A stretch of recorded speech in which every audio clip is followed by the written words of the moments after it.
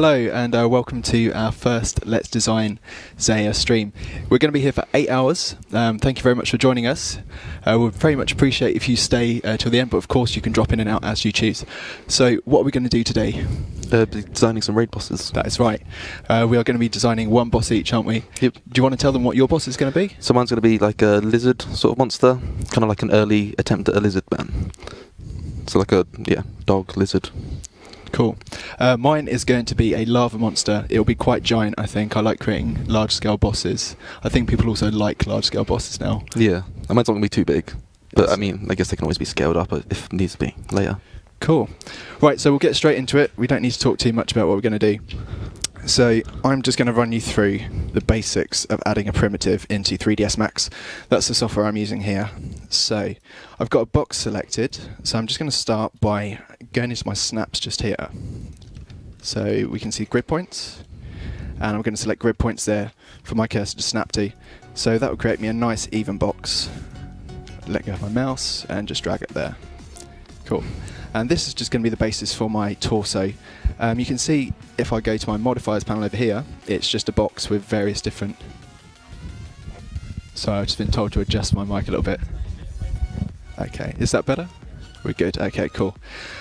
So you can see we've got all the measurements of the box in here, but I'm just going to convert that now to an editable poly. If I press F4 on my keyboard, you can see the lines just there. So first of all, I'm going to establish the line across the chest where you'd normally get your pectoral muscles. I just remember to turn off my snaps as well. So we move that up to roughly just below the chest height, just there. And then we're going to create a midline incision down this as well. So that would be the center of the abdomen and the center of the chest too. I'm then just going to select this one here, this vert, and pull it down so we've got the nape of the neck where the two clavicles will come in and join. You can see that this is quite wide to start off with as well, so we can start tweaking proportions by this point. So if I go into a top-down view, and then we just kind of slim this down a bit, I think. Oh, sorry, wrong one. There we go, so we just slim that in. Okay, and then we just get a bit more of the shape of the body if we slim in the edges as well. Okay.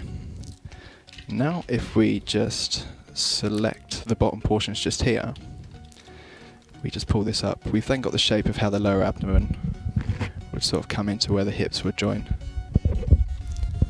Okay, so it kind of looks like a shield at the moment. So we'll just pull the chest out and the lower abdomen as well a bit too. And then we'll pull out the scapulas or shoulder blades just here and raise that up slightly. And then we can just move these down a wee bit. Okay, good. So this is where I'm going to actually connect the arms in. And what I'm going to do for that is just probably inset these actually, just so we can get a nice shoulder shape. Then if I switch to vertex mode, you can see my cursor moves to the middle so I can manipulate both sides at once. Like this. We can also mirror models too. So effectively what I do on one side will be copied over to the other side, which I'm going to start doing now, I think. So if I just select one side of this and delete it, we've got a modifiers list just here, and what I can do is if I just select all the geometry and then go for mirror, you can see mirror just here, it will mirror this. Now you can see the central point isn't aligned here, so we're not mirroring it evenly, so all I can do then is just expand this tab just here and just move the mirror center into the middle just here. Then hopefully, if I mirror it along... Why is that not mirroring correctly? Oh, actually, I've done something wrong. Hey, that's what you get for doing live stuff, right? Cool, so what I actually want is the symmetry modifier. I'm a rank amateur.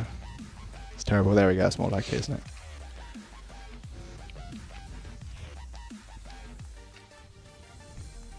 Okay, if we want that more exactly in the middle, you can also sort of right-click this just here, and then just set the coordinates to 0, and then you've got a nice accurate positioning of that. So you can now see, if I go into this and select this button just here, that'll actually turn on anything I've got above in my stack, and then I can just start manipulating things on one side. I'll just get rid of this grid a second, and it will mirror it onto the opposite side as well. I hope it does. Yes, there we go. You never know, it might have done it wrong just this once. Okay, good. Right, so just to give more of a shape to the arms, I'm actually going to create another cut around here. And that will actually allow me to create the curvature of the shoulders a bit better. So we can then start pushing these back, pulling these out. And then probably expanding these shoulders a bit.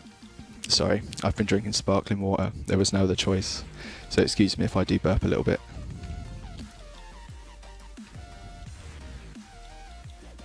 Okay, and we'll just keep developing the shape of these shoulders. It's always important to just tidy as you go, by the way, if you're into 3D modelling. Don't just kind of like pull things about and leave mistakes that you can clearly see. That way you just end up with a tidier mesh in general. So let's just extrude the arms out here a bit too. Okay. I'm not overly happy with that actually. I think I've fudged this topology a little bit. Okay, so what I'm going to do is I'm just going to, because our pectoral muscles actually join in the shoulders just here, slightly high up, and if I just create another cut down here, I'll come back to that later actually, I'll extrude the arms first. Okay, so let's pull that out. There we go, it's a bit more like it. So like I don't know if they can see me on screen, I think it's on my screen at the moment, but say just here, your pectoral muscle just basically have to travel up and just connect with where your armpit is. And as well as that, this shoulder's connecting slightly too low just there. Yep, that's a bit of a better shape.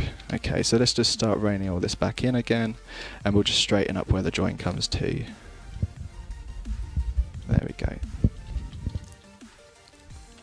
Okay, so now we've got the start of our arms just there. Keep looking from the side and just adjusting proportions as we go. And we can also select from the front as well. Just pull these over a little bit. There we go, so we've just got a bit more of a rounded shape to where the hips are too. How are you getting on with yours, West? Where are you starting? I've started on the head. Okay, so let's move over to Mod West. That's a basic tour, so when you come back to me it'll be a bit more developed, but I'll give you a Okay, so session. I've started on the head of the lizard. It's kind of like a fusion between a lizard and a dog, so I want to keep it not too pointy like you'd expect a lizard set to be, but more almost dragony really, but with dog-like shapes, I'd like to say. So I've started with doing the snout. I want quite a big sort of shapely snout, and like a really jagged sort of mouth line, which I think is going to look really nice. And later I'll move on to the body, and I'm going to have like sort of quite a thick upper body with like a sort of skinnier back end with a tail, like you'd expect a lizard to have. And there's also going to be like a gemstone on its back. This is going to be where it uses its magic from. So it will be a multi-combat sort of, well, you'll use all three combat styles, that's what I'm trying to say. So, what we'll go on to next. Okay, so let's pull out the body here. Actually, before I do that, I'm going to go back out of symmetry mode, because sort of doing sort of body proportions in symmetry mode can be quite awkward. Okay, let's just collapse this down. Let's pull out from here. There we go. Let's sort of get like a sort of neck region, and out a bit more, so that'll be the torso. Pull that back, and then some legs can come out here. Obviously this is going to look very boxy to begin with. Everything kind of starts looking like that. It's inevitable. Obviously after time it will have a lot more shape to it. So you can't expect instant results. So I should bring that back in a bit. It's looking a bit too top heavy. There we go. Let's broaden him out. So I can do. So when I'm not in symmetry mode, it's good to utilize scale tool, because with this you can select two sides and then just scale out the verts. That's just another cheaty way of using symmetry. Okay, let's bring this in. Let's take out a bit more. Section for the legs. Scale that down. Again, I'll be pushing these proportions all over the place as I keep going. You're not really entirely sure exactly what it's going to look like when you start. Bring these up here, like that. It's also good to get like a good handle of shortcuts when you're doing this sort of stuff. It just makes the whole workflow a lot quicker. Yeah, let's bring out some legs. I want to get rid of that grid because that grid's annoying me. Starting to look rather comical. And that's going to be the start of the tail there. Okay. And now I think I can, yeah, pretty much from, let's get a few more sections of the tail first. And then go back into symmetry mode. Okay. Just going to delete half of it.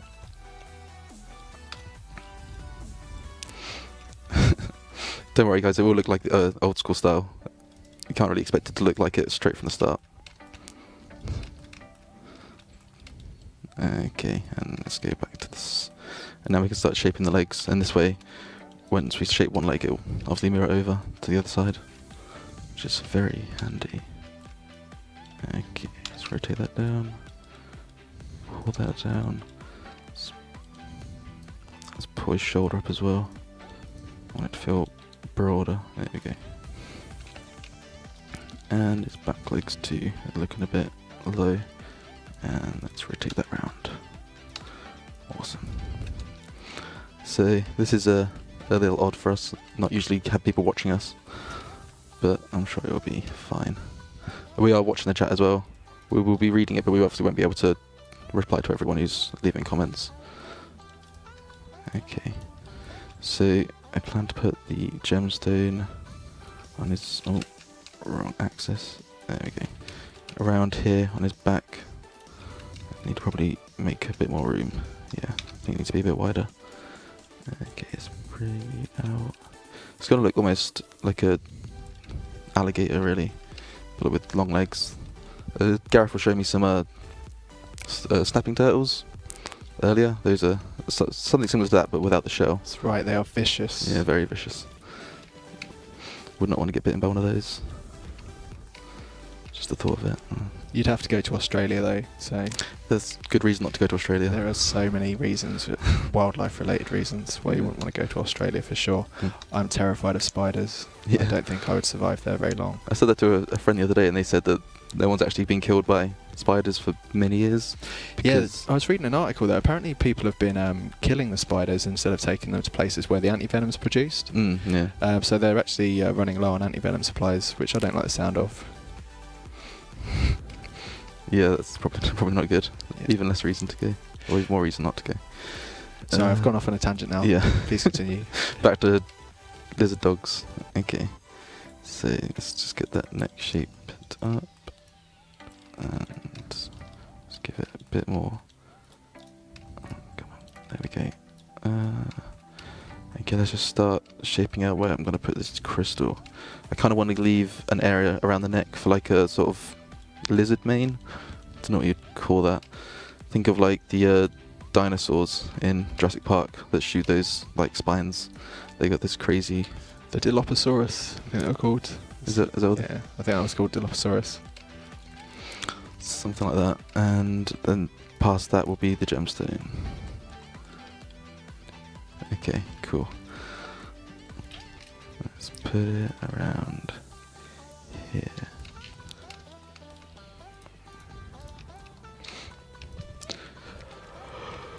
And yeah, okay, before I do that, I'm going to no, I can do this in symmetry mode. Let's just extrude it, and then just make sure to delete that inner face, because that's not going to be any use. So I want this gemstone to be kind of pointy but flat on top and mystical. It's going to be I think I'm going to go for like a red and a green sort of colour palette for this. I wanted to keep the same consistency with the lizard men that are already in the game. Keep the same colours, because this sort of lizard is, I think it's Zerek's initial attempt at creating the lizard men, and it was sort of a failed attempt. Put too much power into it, stuff like that. Is that legit? Is that seriously the law behind it? I didn't read. Yeah, you know, obviously the law's up for debates. It changes over time, so we can't like guarantee it will stay the same. Okay, but fair enough. That's what I'm working with at the moment. You're modelling that fast. Slow down. Am I? I'm just on legs. You're going right for it. Don't really slow down. It's fine. Just take a rest. Let's get this gem sorted out. Okay, its legs still need to be a bit broader in the shoulder area.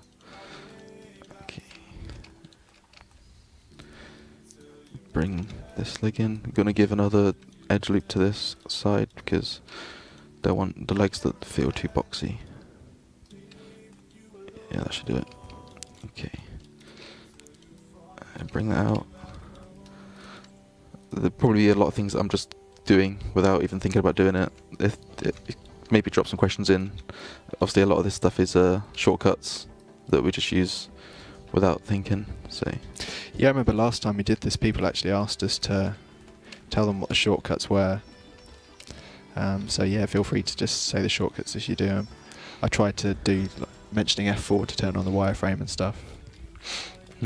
I think as well, if there's a shortcut menu, isn't there, so you can direct people towards that. It's probably more useful than yeah, I should probably use more shortcuts personally. I feel like I click a lot of these buttons to the side.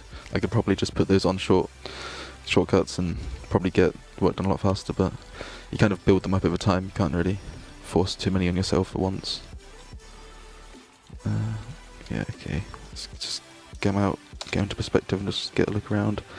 Let's actually make it all smooth first, because when it's all boxy like that, it's quite hard to really see its form. Soft selection, go away. There we go. Okay. So yeah, still a long way to go. Nowhere near what it's going to look like at the end. So don't worry about that.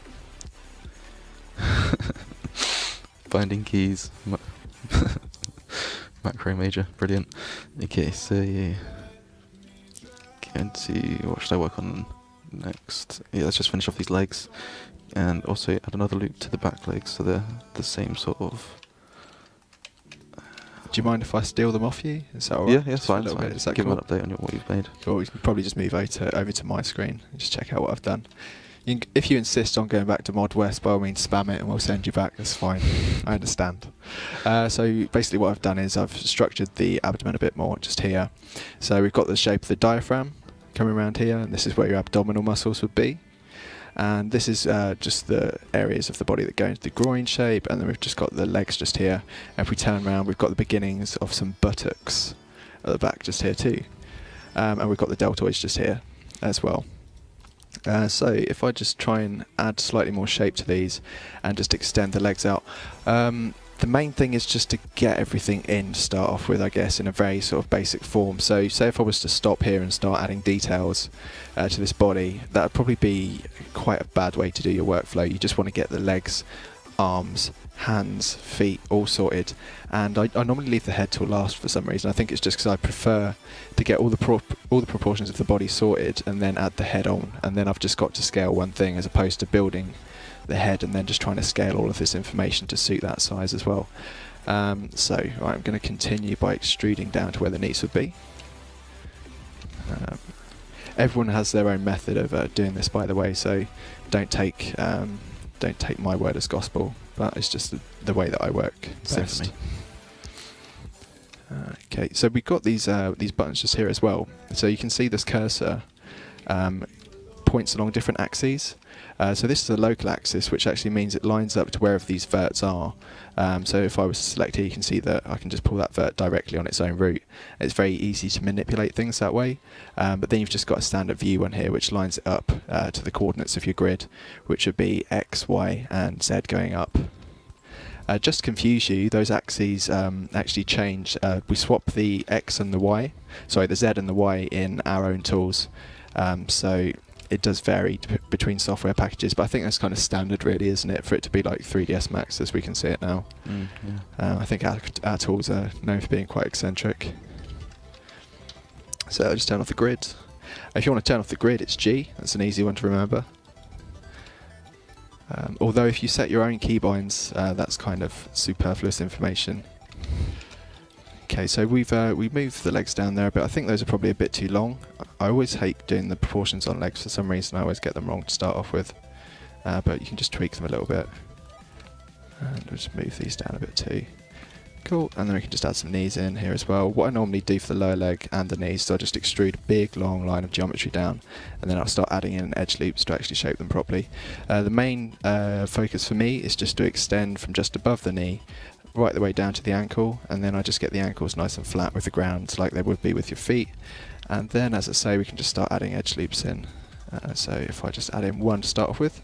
When we move geometry, you can see it actually distorts the mesh, but you can get around that. So if you sort of scroll down this panel just here, you see we've got constraints. So currently it's set to none, but if I set it to edges, then these edges will just move along each other like they're on tracks, which is really a nice way to position your geometry.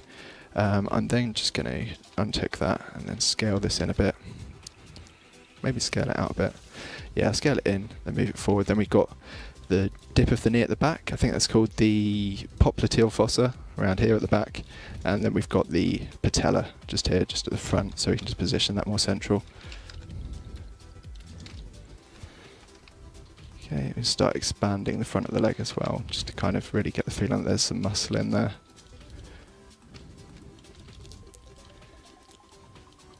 Okay, good. Right, okay, so let's focus on getting the calves shaped up now. A lot of the time with calves, I especially see it on people's drawings, people always place, well not always, but often, place the calves slightly too high up, just so they get this sort of diamond shape up here. So often people's calves on drawings do that, but it's always better to sort of place them quite low down just here, sort of just slightly below the centre, I'd say, and that gives you more of the accurate shape of where your calves are. And then you can sort of shrink in the ankles as well, just here too. There we go, and we've got some shapely looking calves there. That's good. Do you like the shape of my calves? What do you think? They're beautiful. Thank you. I've been working hard. Cool. Right, so we've then got these hamstrings at the back just here. So I suppose it really helps if you want to do this to sort of learn your muscle groups, just because you can memorize the basic shapes of where these sort of groups of muscles go. And already you can see, like, we've got a sense that there's some hamstrings there, we've got a sense there's some gluteal muscles just here, we've got deltoids at the back. The arms are looking a bit ropey right now, we've definitely got our calves in place. So we can switch to the side, you can see it's looking a bit like sausage at the moment, which isn't good. So let's just keep shaping around the back now, and just trying to bring everything in line. I think I've got symmetry on, I have, good. Okay, I think all of these could do with coming forward a bit. Just here, then again, bring the calves in. And probably these could do with coming down a wee bit. I'm going to avoid adding too much shape to the side just for now, let's just get the feet in. And I'll just add a bit more shape to these, tops of these as well. Definitely dip in a bit at the back of the knee. Okay, let's move that in. And obviously down the front of your shins is quite shaped in a very sort of like straight fashion, but I always tend to dip them in a little bit. I don't know if I should really, but I just think that's my personal preference, because I like how it sort of draws the eye down when they're sort of like when the shins dip in just a little bit. It just breaks it up. And actually uses the geometry there instead of just having a straight line, which can be a bit dull. I suppose that's kind of creating anatomy more like a caricature though, so you can take or leave that. So again, just kind of adjusting as we go. Sorry if these seem like small changes to you, but it's all part of a greater whole in the end. So yeah, let's just check the bottom shape of these. It sometimes helps as well, yeah, see what I've done here is the inside leg is way thicker than the outside leg for some reason, which is a bad call. So I'll just select these verts and just bring that out a little bit more. There we go. So it's kind of like, if you keep your camera locked in one position and then focus on making your model like this, you're going to be missing out on all of these problems that are going to be cropping up as you're doing it. So my advice would be, never stay working on one piece of the model for too long, and keep rotating your model around just to check that your proportions are staying accurate from all angles. Okay, so let's just go into vert editing mode. Oh, by the way, on the keyboard, if you want to sort of switch between what we've got just here, vertices, edges, borders, polygons, and elements, which are sort of large pieces of geometry that are all clumped together and joined, you can just press 1, 2, 3, 4, and 5 respectively on your keyboard, and you can switch between those. For those of you that don't know as well, geometry on a model is made out of these vertices, just here. And so if I select 4 of these, those are joined together by edges, just here. And then in between the verts and the edges we get faces, which are these, which is basically a face which is rendered between the coordinates of the verts and outlined by the edges. So those are the 3 different parts of a polygon you'll get. And an element would just be this whole thing. So that whole thing makes up an element. Cool, I'm just going to drop the feet in. I always think feet and hands are a bit dull. So I'll switch back over to Mod West and we can see where he's at with this croc. I was just about to start doing my feet and legs. Darn, okay. Well, okay, so what I've done in the meantime is just started reshaping the head a little bit, trying to get it a bit more into the shape I want it to be in. So I think I still need to bring out this head. Yeah, it's looking very thin from the top, so I want to bring him out quite a bit. Let's just swap to wireframe mode so I can see all the edges I need to. Pull it out a little bit. Deselect a few of these and pull out a little bit more. Okay, let's get this a little bit better. Still think I could probably do with having a bit broader. Yeah, let's get in there. Okay, so I'm just going to be, again, just shaping things as I go, keeping things looking good. I want to make sure that I don't drift too far from what I want to do. Okay, let's go back into this mode so I can see what I'm looking at. Just go into... Again, see, now that I've stretched his head out, it's now looking very flat, so I need to make that taller. But I think the main problem is that it's too long, so I need to bring that back a little bit. So let's just pull his head back in, unselect, and do that. And same with this now. Yeah. Obviously not everything is quite easy to just reshape, it can be quite finicky. Yeah, let's bring this in as well. Might not even need that extra loop in there. Well, again, removing things is also another part of the process. You start adding things and you realise later on that you don't need it. Also, the fact that you're working in symmetry mode can make things seem better. Well, initially they look quite round and then turn symmetry on back on, it's like, oh yeah, it's quite flat, isn't it? So again, just bring him in a little bit further. So... yeah, I'm just, if you see me looking to the right, I'm just looking at some reference images.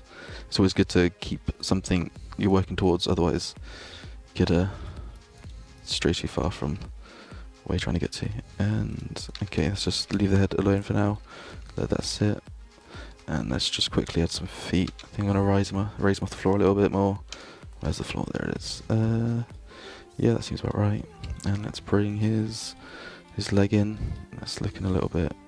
Let's rotate that as well, so it's sort of... There we go. Feels like a bit more butch. And bring it up. And yeah, I've got to raise that one up a bit more. So when you're making the arms, you've got to take into account the joins and make sure that the forming is again not going to be too much of an issue. And you've got to keep animation in mind when you're creating the model. You don't want to get... Well, you can still make amendments to it after once you've started the animation, but it's good to just keep those amendments to as few as possible. Okay, let's make that a little bit more round. And let's bring in the base of his foot, and then go out. Okay, what do I want to do for his claws? I think I want to give him long ones for the front ones, so he can actually... Well, I guess for his attack he'll either be using his... I think using his mouth would be a lot more damaging than his claws, so I guess I could keep his paws more dog-like, like how I initially planned. Let's pull it in a little bit.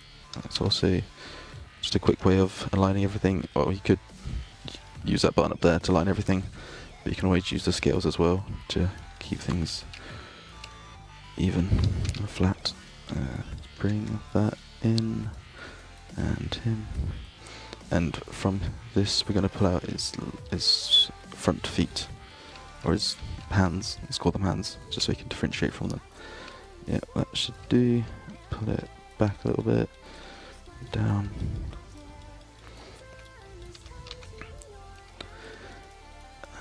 Hopefully it's starting to look more like a dog lizard. I think he is. Crocodile legs go sideways. This isn't a crocodile. I keep I'm reminding myself to look at the chat, see what everyone's saying. Someone asked how long it took us to learn 3ds Max. Oh, You got an answer? I couldn't quantify it with an actual time, but I've been using the program since 2011, so 5 years. My answer to that would be I still don't know how to use 3ds Max. I know how to do what I need to do with 3ds Max, but there's so much you can do with this program, it is insane. So I'd say probably focus on something that you want to do with 3ds Max and focus at getting that done, and try not to just actually learn 3ds Max as a whole. I think that'd be a better option. Pardon you. Did you hear that? I wasn't sure. Just to confirm, that's definitely a burp. I have my mouth closed. It's alright. Okay. Yeah, okay, his legs are looking quite... probably too fat, actually. Gonna bring this in quite a bit. Oh, sorry, Connor, I don't mean to interrupt. Someone just asked. People asked on last stream, why didn't I just use a template and model from that? But I just think there's a lot of people watching that won't really understand the principles of working industry speed to just use a template because it's faster, because we're sort of like at crunch time or whatever, or we just want to get a project done. And it's just nicer to like start people right from the beginning and teach them how to make their own templates, as opposed to just kind of jumping in with something that's pre-made. I think you kind of lose something if you do that. Sorry. Yeah, that's right, yeah. Also, like sometimes we do start from other models already in game, but that can also be quite a slow process because you have to go through and optimize a lot of the older meshes and lots of dance games. I mean, we have got I have got templates I could load up and show you if you wanted. They're already pre-made. I made some when Connor was coming on the team, just so it'd be easier for us to sort of make models at a faster pace. We didn't really have templates before. But yeah, as I say, it's just nice for people to kind of see how this stuff's made from scratch. Then it's kind of got a nicer starting point as well, hasn't it? When you see this started from a box and then it sort of turned into this, as opposed to this started as a vaguely human-shaped template.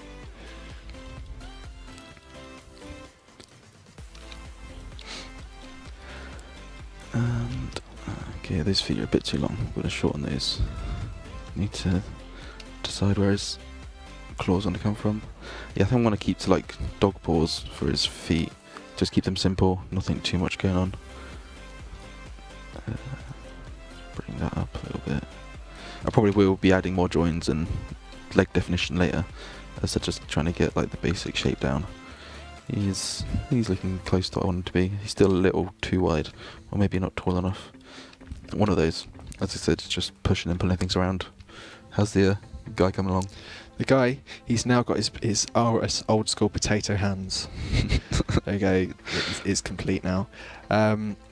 One thing that people underestimate when they actually see or try to make a human or draw a human is how long the arms and legs are in comparison to each other, and it really sort of like kind of took me by surprise how much I underestimated how long our arms really are, until I actually sort of like looked in a mirror and saw that my arms, I'll stand up actually and show you, hopefully this cord will reach. Yeah, we should be good. I think you can see me. Can they see me roughly? No. Yeah, so you can see like how long my arms are. They're really sort of like a lot longer than you'd think. I can practically like touch my knees just if I was to move down a few inches. So when I make arms, it's just kind of important to make sure they actually have that length, because a lot of the time people will just kind of think their arms kind of come to their waist like this, and you'll kind of see that a lot, but it's really not the case. They do come down a lot lower, and your legs are actually a lot shorter than people would think as well too. So it's just trying to get those proportions right. Now there is some sort of accentuated proportions on this, like the shoulders are very broad, but that's because I want this thing to kind of seem like a kind of giant tank-like creature, as opposed to something that's kind of like proportioned like a human.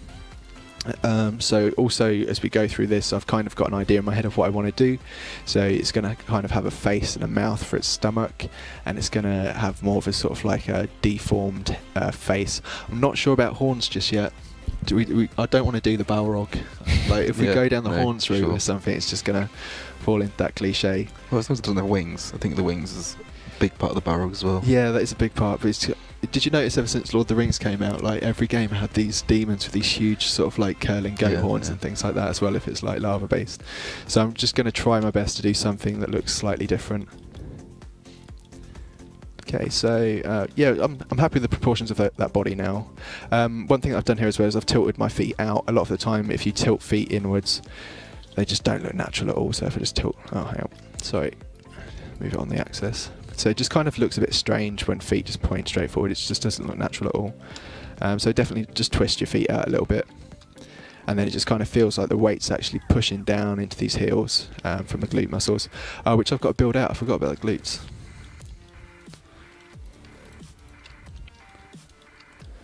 Okay, so we'll just connect a line across here. Let's build them out. There you go. It's not too much.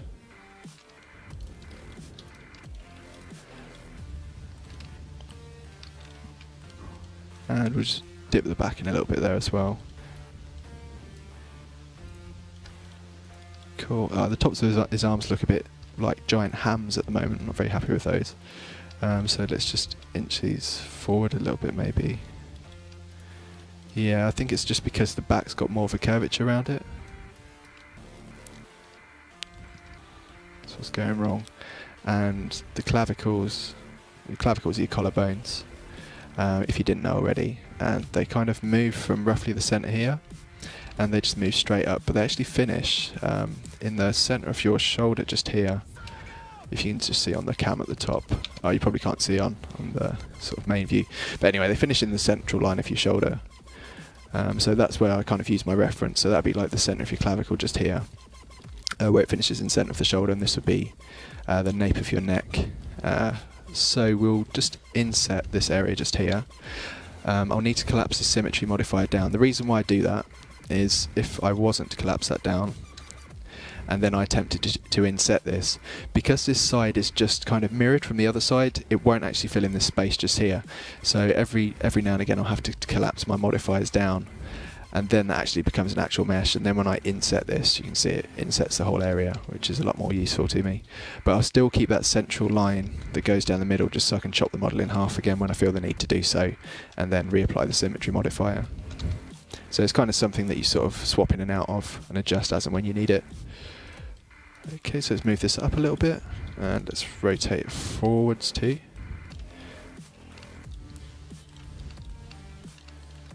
Now, this bit just here is where, this is kind of like more the nape of your neck just here. It's kind of like the inner side of that. So you've got the bit just here that will connect to your sternum, and then you've got the bit just here which curves over just here. And to this section, I'm going to start shaping the neck round just here. I mean, I could really apply symmetry now, but it's just because I'm going to be extruding things to create the head, so it's just best to guess and then just chop one half off and it'll be roughly right. Because if I extrude things in symmetry mode, I'll have two sections coming out here as opposed to the whole thing extruding upwards, because one side will obviously be just rendered from the other, so I can't actually build on the rendered side. Sorry if that sounds a bit confusing. Okay, so just build the neck up here. You can see that's way too wide, so let's just shrink that in a little bit. It is kind of nice doing fantasy creatures because you don't have to stick to proportions exactly. So if you do something that looks slightly abstract, sometimes if you do something that looks slightly abstract, you kind of think, oh, that looks great. But you can kind of allow yourself more artistic license when you do this sort of stuff if you're doing fantasy creatures, I find. Although someone once told me that if you do that, sometimes it can appear too uncanny, and then you kind of lose the sense of realism. So it's kind of a balance between the two, really. So we just move this neck up. I do believe I just contradicted myself there, didn't I? Maybe. Never mind. I do that a lot. It's fine. Contradict ourselves a lot as well. Yeah. That's what we do. It's what we're known for. We're known for that. Okay, so let's just move the back of the neck out. And you can see that's a slightly odd angle for the back of the shoulders there, so we'll just move that down, smooth it down a little bit, and then I will just move this neck back so it's kind of upright. So we've got these muscles down here which really help with the shape of the neck. They're called sternomastoid muscles, and they connect from the back of your skull just behind your ears just here. They travel all the way down, and then they connect into the nape of your neck. So that's what I always use as reference for shaping the neck and the jawline. So if I just move this up, this will be the start of my sternomastoid muscles just here, and they will be travelling down. That neck is way too wide. I need to shrink that in a little bit. Let's pull that in just there. I think I will give him quite a thick neck actually. Okay, let's start connecting some of this up.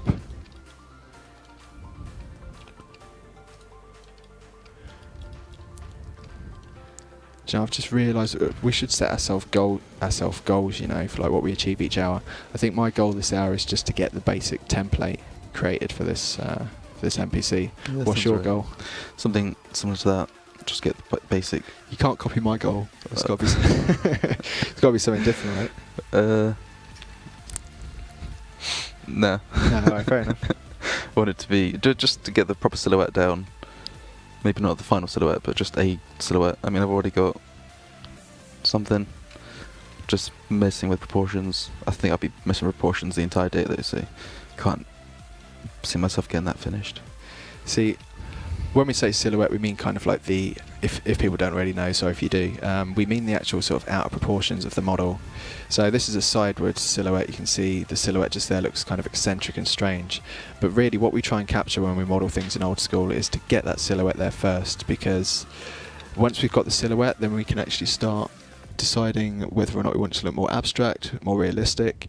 It's definitely like the pinnacle of importance for me to get a really strong silhouette, because it makes things the most interesting. How about you? Do you agree? Yep. Cool. For sure. Definitely good to get a silhouette. If the silhouette's just confusing, then it might look a bit too foreign, and you just want to get those kind of strong sort of shapes. Well said. Yeah. Strong shapes. That's what it's all about. Shapes. So what I've done here is I've just created a cut. So this will be the top of my neckline just here, and then I'm just going to pull the drawer out just here from this other vert, and we start getting the shape of a head. I'm not really sure yet what kind of head this guy's going to have. We've already done a skull, haven't we, on one of the bosses. I don't think we've shown you that boss yet. We may do at some point over the next few weeks, but we've done one with sort of like skeletal features already. So I don't really want to go down the route of a skull. I like doing abstract things. What's your favourite sort of style to go for? I don't know. You said you kind of like Lovecrafty and stuff, don't you? Oh yeah, that is a cool style. It's sort of aquatic, but also alien. It's quite a I was looking at some pictures of Cthulhu the other day when you showed me them. It kind of looks amphibious in places, doesn't it? There's like bits of squid thrown in as well. I love it when we kind of like do sort of chimera-like creatures where there's just like tons of different types of animal thrown in. Because that way it kind of seems like it's grounded in reality, but it's really abstract at the same time.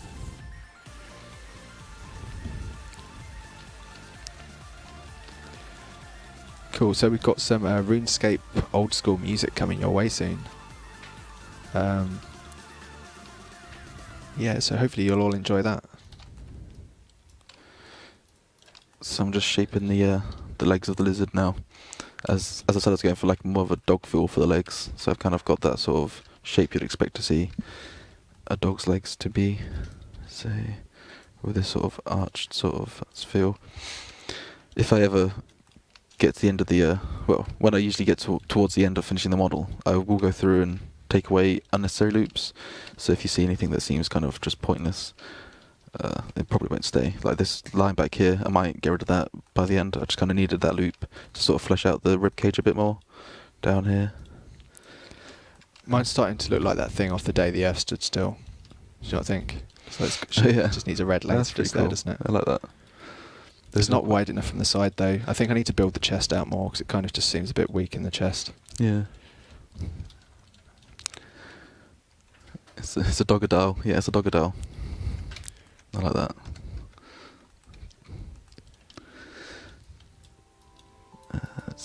Yeah. I feel like I should probably start building on this crystal a bit more, because the crystal is kind of I think I want it to attract the most attention. I'm going to actually cut my model in half again now and start building it that way. I feel like my speed's slowing down. I've roughly got a template, but it's not the template I want, so I need to hurry up a bit. We've still got 15 minutes to get to that goal by the hour. Cool. For those of you who don't know, who've just tuned in as well, we're actually doing an 8-hour live stream. It started at 12 o'clock. The time is now 12:45, so we've been going for 45 minutes. Still quite a long way to go.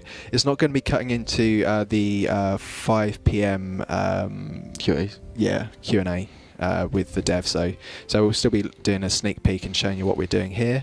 Also showing the next batch of skill pets as well, aren't we? Got those sorted, ready to have a quick look at. Yeah, that's it. Done a few animations. I think we've just got one left to finish and one left to animate. I've done the rune crafting pet, which I need to do animations for, and you've done the thieving and the farming pet, and I've just started working on the agility pet. Awesome. So yeah, you've got that to look forward to. Yeah, it's gonna be great. Of course, the usual question answer session with the devs as well. Yeah. But we will be over here still, just carrying on work during the That's it. We're not going to taking. cheat our way out of it. When you're not looking, honest. We're not going to go anywhere, are we? No. No, not at all. 8 hours. Sat in this single position. That'll be fine. Okay. So I'm going to start shaping this guy's stomach a bit more. So I've brought this in probably a bit too low, actually. I want this to sort of actually take that down and bring this one up. Yeah, that seems about right. Let's get rid of that annoying grid. Always gets in the way. I mean, the grid's helpful when you're like looking at it from the front and the left and the top. But as soon as you go into the sort of perspective or orthographic sort of mood, it's like, and you get there, and it's like, oh, it just gets in the way. Yeah. Okay, let's get rid of it again. What should I do next? I don't know. I think I'm going to make the work on the front legs because they are still quite a odd shape. What do I want to do with those? Okay, I need to make those a bit more dog-like, don't I? So I need to bring this up. I saw a question a second ago about making it look different from the current crocodiles in game with the dog-like features and the crystal. It would definitely look different, and also the size. I think I would like those. I'm liking the proportions of the torso there. You're actually starting to get a nice silhouette now. Yeah. Mine's lagging a bit. I'm not happy with it. Oh no, I need to pull this around. That's right. It's not okay. We've done more of a tutorial on how to start. I just kind of went straight in. Yeah, I guess. Don't make excuses for me. Should be better than this. What's going on? Alright, cool.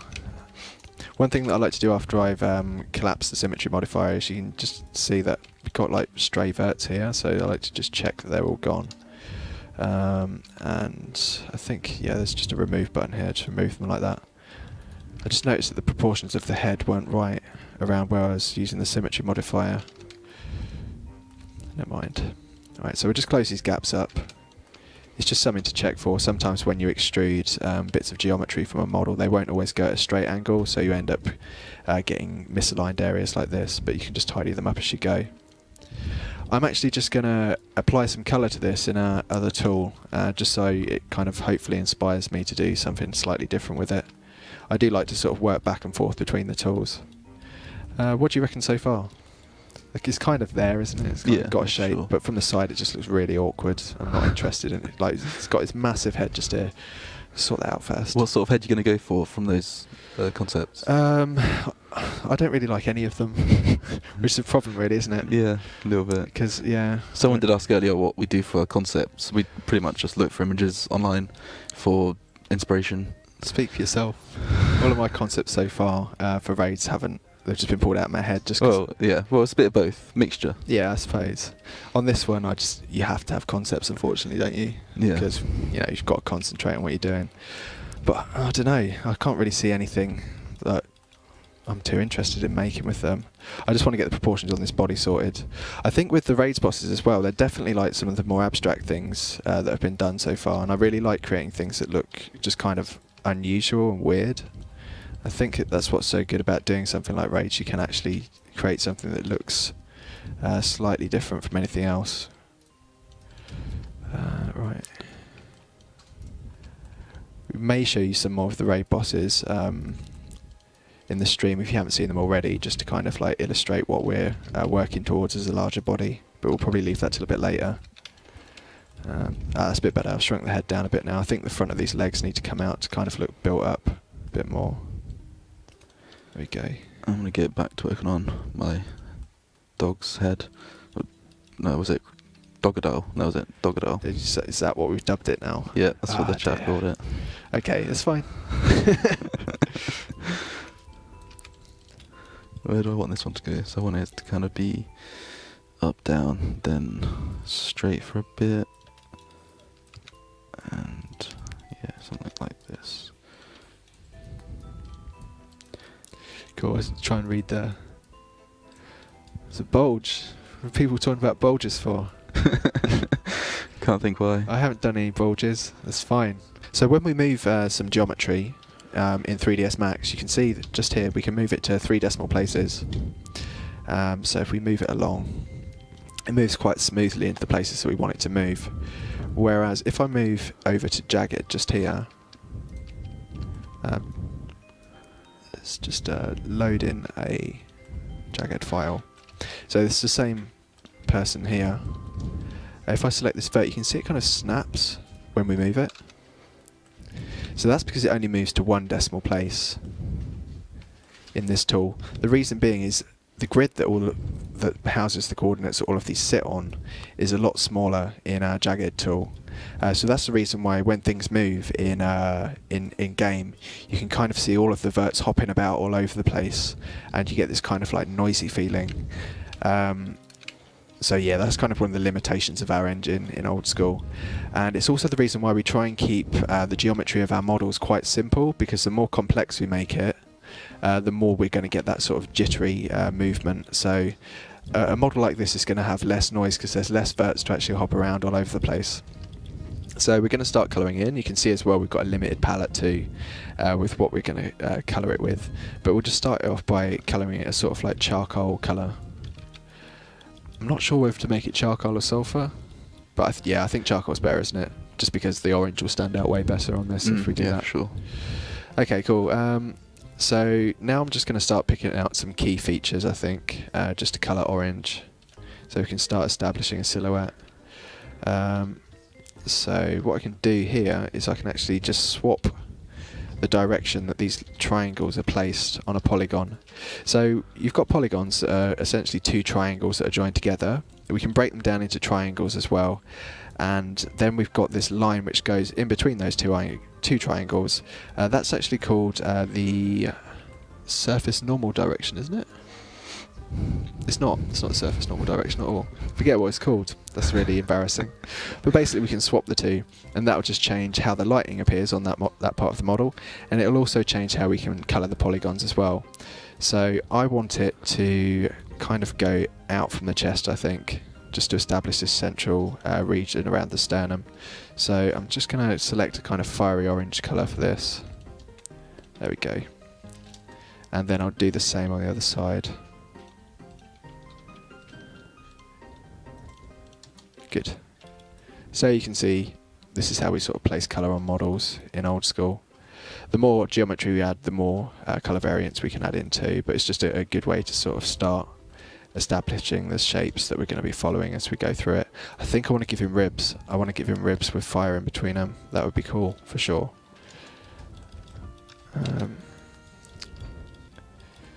So I can actually start cutting in new bits of geometry here too. So if I just, you see I've added a new line in just there.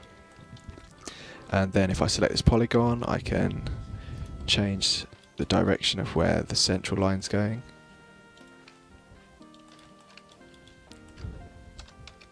It is surface normal direction. If I was to invert the polygon, then that'd be just normal direction, I think. Yeah, it would be. Okay, cool. Sorry, that's not very well explained terminology, is it? That's terrible. Not entirely. So every polygon has a normal direction. If I just show normals just here, you can see all these lines pointing out from it in the tool just here. So if I was to then select one of these faces just here and invert it, you can see those lines are pointing in the opposite direction, and we can't see the polygon anymore because it is rendering from the opposite side and facing away from the camera now. So that's called the normal direction. The line between these two polygons just here, if I was to swap these two, that's the surface normal direction, because that changes how the light affects across the surface of the polygon. So the way the light detects across it. So I'm just going to colour this in, start shaping around where the rib cage is. I think we need more of a sort of like paunch on the stomach here as well. So let's kind of bring that out to kind of make him seem a bit more rotund. This is the nice bit. For some reason in this tool it's always a lot easier, I'll switch those off. It's always a lot easier to kind of build the silhouette just because we know exactly what we're working with. Whereas in 3ds Max, because there's a completely different lighting state, I mean you can see this is very much flat colours in this.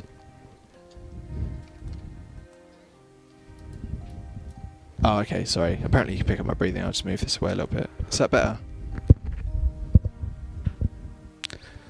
Is that better? Yeah. Yeah? Okay, cool, fair enough. Awesome.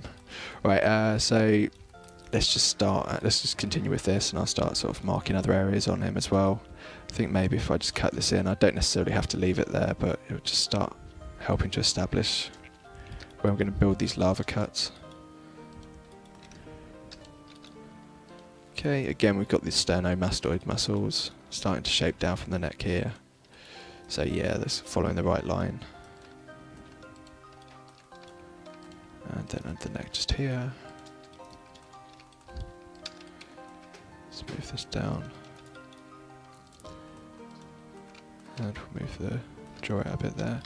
Yeah, I kind of like him having an angular face.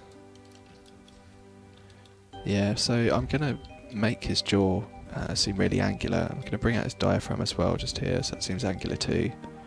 And then also his sort of stomach region just here too.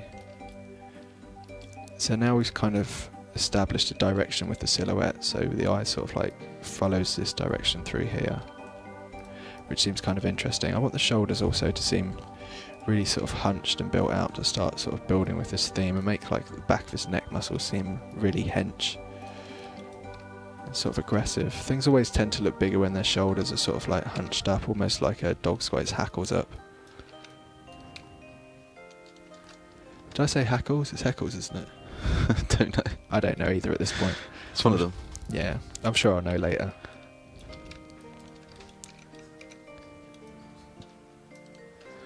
Okay, so let's just keep adding cuts here.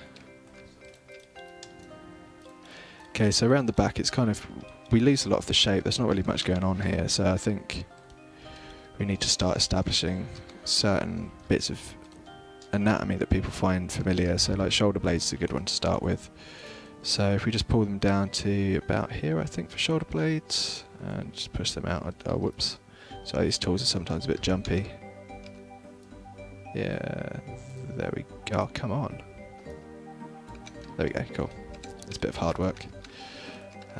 Then if we just tidy up as we go, so I'm going to just change the surface normal direction here. If I actually turn off Garud shading, you can kind of see the areas between the triangles just here, and we sometimes get sort of dodgy lighting effects. So this small sort of like discrepancy in shading just here, if I change the surface normal direction, it appears to sort of follow tonally the curvature of the body more, as if I was to leave it otherwise.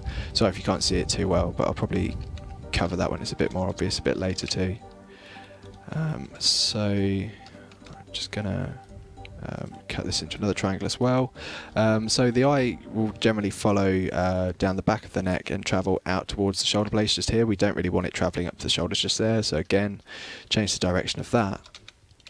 And then I'm just going to add in a smaller bit just here to sort of shape the shoulder blade out a bit more. And then we'll bring this in, because it seems to be travelling out away from the spine. I think I want it to travel into the spine. And then I can kind of colour this in and start putting down sort of like indicators for me as to like where the heat from this creature is going to be coming from. I think I want his spine to be a feature at the back just here. So maybe if I create a spine that goes all the way up the back that kind of sticks out with ridges on it, you're starting to have more of a sort of like more characteristics to him now. You can really see he's got that sort of like big gut that sort of hangs out here, and his sort of like hunched shoulders, his broad neck, his sort of small cranium as well. I think I'll broaden his jaw out as well. So I'm just going to create a new jawline just here, just by creating some cuts. And if I just flip that around there and flip that here too, just move this down and let's expand out. And then yeah, we've got a broader jaw. I like the way that's kind of a bit more detached from the face now. It gives it a bit more weight and physicality. So let's just swap that round. Oh, actually no, that's far better when it just goes up the top of the head there. Yeah, okay, so I'll leave it like that. And then we can probably start adding some eyes in, would be the next step just here, just so we can start adding in some facial features, and then I'll just be working over the rest of the body as well. Do you want to cut in here if you've got anything that you're doing in particular? Yeah, yeah, I can just give an update of what I've been working on recently. That'd be cool. So what I've been doing here is just, oh, I don't like what I just did there. Just giving it more shape to the overall silhouette. Trying to get some more features that I want in. Looking at some references of dinosaurs and see how they sort of like the contours of their body. So trying to get, I still feel like the head's still a little flat. Kind of want that to be more thin. Still quite a bit of pushing to do. I mean, it's been an hour now. Are you happy with where we got in an hour?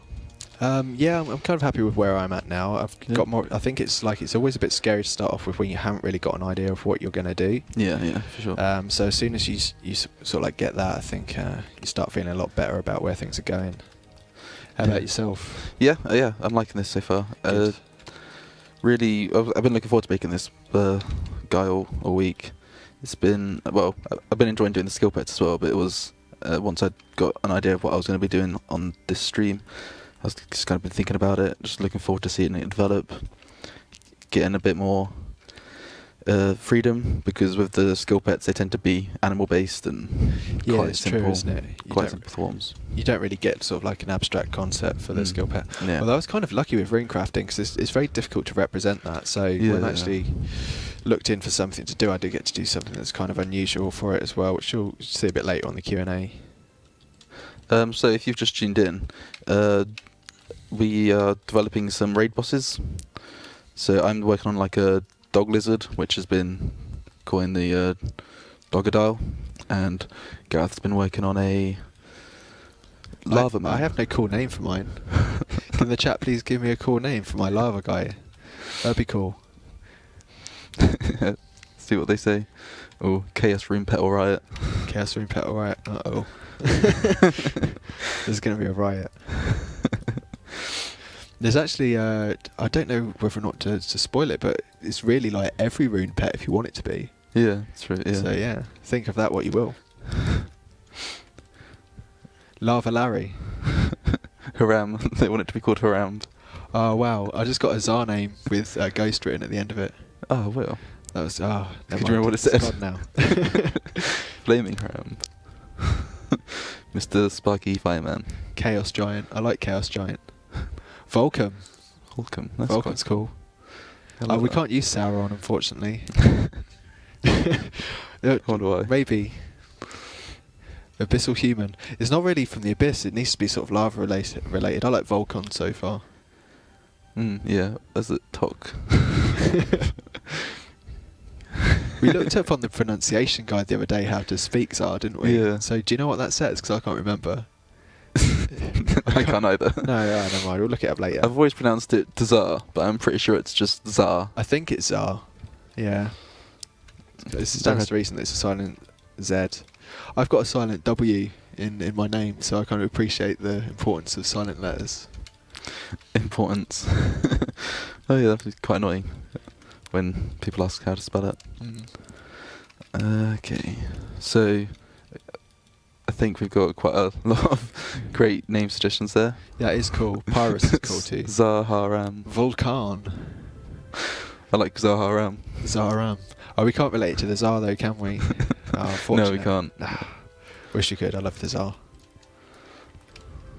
I mean, yeah. I don't know if we can or not now. It's kind of making me want to, but I don't think we can. Zaharam. Okay. That's what I'm going to be calling it, Zaharam. It doesn't have to be its final name. I don't think Doggadale's going to be his final name. No, It's we the can almighty only hope. Doggadale. I mean, it is cool, don't get me wrong, but it might not suit like the sort of theme of the area. Mm. Although I think there will be water in this environment. Oh, will there? Yeah, well, Oh, okay. puddles. Streams? But we've gone from water to puddles to stream. Yeah. It's quite a leap. I'll commit to that. Okay, let's... Where am I going with this head again? Okay, I'm just going to find another picture. Oh. Don't want to do that. So if I go to jagged... No, okay. What to do next? If you're stuck on things to do, you can always jump back over to me if you like until you've... Well, we're chance. on both of us at the moment. Oh, we really? Oh, okay, that's good. I didn't know that. I need to start looking up there. Thanks. Okay, so what I'm doing with mine is just trying to kind of establish a slightly more interesting silhouette. So I've given it the sort of larger stomach, a broader chest. That chest sticks out a bit too much just there, I think. Let's bring that in. And I've given it sort of more of a hunchback. But I think like the length of the limbs is just too regular. It looks just too much like a man. It needs to kind of look a bit more otherworldly now and a bit more sort of aggressive. So how do we do that? I think first of all we need to shorten these legs, and I think it should have like really big arms that kind of like curve around it to look like it's got a really weighty punch. I think this is going to be, but I think I'd like it to be a melee boss, to be honest. I'm sure it says that on the document, but I could be wrong. But I think it just kind of suits that sort of look. So let's start building out its arms properly. I'm actually going to move this back over into 3ds Max now, I think. Now I've got a rough idea of the proportions of the chest and stuff. So let's just save this as a... Yeah, save it as boss 5. Wow, this is boss 5 and 6 now. We've done lots of bosses so far, haven't we? It's quite good. Right, so let's move back over to 3ds Max, as I said. Just switch it on here. There we go. So that's what the guy looked like originally. Just move him over.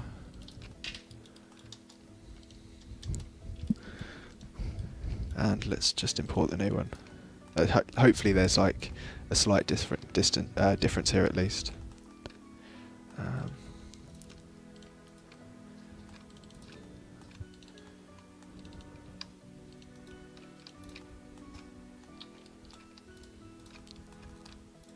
Yeah, there's kind of like a very mild difference, isn't there? I suppose on this one you can kind of see how there wasn't really much of a silhouette from the side especially, and now we've actually started to establish a slightly more rounded, weighty look. So I think we'll just hide this guy, and it'll be interesting to sort of like keep a record of how we're going hour by hour. Yeah, I'm going to do that as well, actually. Yeah. I should have saved like the first 10-minute stage and then compare it. I don't know, we've got 8 hours, so there'll be quite a massive difference, I think. I think once we get to the Q&A, it'd probably be good to like do animation, sort of, because we're going to do animation today as well, and show you how we rig things up, which will be kind of interesting. And it will show you how we have to adjust the model when we get ready to animate it as well too, because we can't always sort of like see straight ahead as to what we're going to need to change. So you can see as I've imported this as well, you can see this is an editable mesh now. I don't really like editing and that actually lose a lot of the options, so I just tend to right click and then convert it to an editable poly, and then you just get a few more sort of topology options that you can work with. So I'm going to start tidying up the mesh a bit now. I've got more of an idea of where it's going, because there's some messy regions just here that I don't really like. Okay, so we'll just cut them in just there. And then I can actually start pulling these shoulders down because they are just way too angular. I don't really like them being there. And then I can actually start lowering the chest down too. It's always interesting to sort of see how your proportions started off and how wrong they are when you actually, because you need to pull that down and in a bit more, I think. And we've got way too much space just here, so you need to bring the chest down to around here again. Yeah, so you can see like straight away this arm was just all kinds of wrong when we started. So we've got more of a natural sort of like line to the neck just here. This is kind of like hunched and weird and slightly too up. But that's kind of for the fun of doing it really. As you go along, you sort of always change its appearance. So there we go. Right, now I'm just going to try and make these arms seem like they're really going to pack a punch. So what I'm going to do for that is just actually take these muscle groups that we've already established and start building them out. And I think a lot of this is just going to be evident in the back. So I'm going to actually remove some of these lines just here and insert some new geometry across the back here. Let's just connect that in. Then I can actually add more of a curvature around here. Sorry if that scratching just echoed through the mic there. Okay, let's really give him a hunch. That's way better. Let's connect this up. And he needs to feel like he's got more power in his legs, so let's kind of build these glutes and hamstrings out a bit more too. At the moment he kind of feels like he'd topple a bit if you pushed him. I also want to cut this thing in half and symmetry mod it again. Just to speed along, yeah, it's way better. I think the bottom of his legs too need to be really sort of chunky. So I'm going to enlarge the size of his feet. This is my favourite bit, where we actually start giving them slightly more abstract proportions. So let's just try not to lose the actual shape. Just make it ever so slightly uncanny, as opposed to making it completely off the wall. There we go. I kind of want these feet to just feel like they flow up into the calves as well. Yeah, that's good.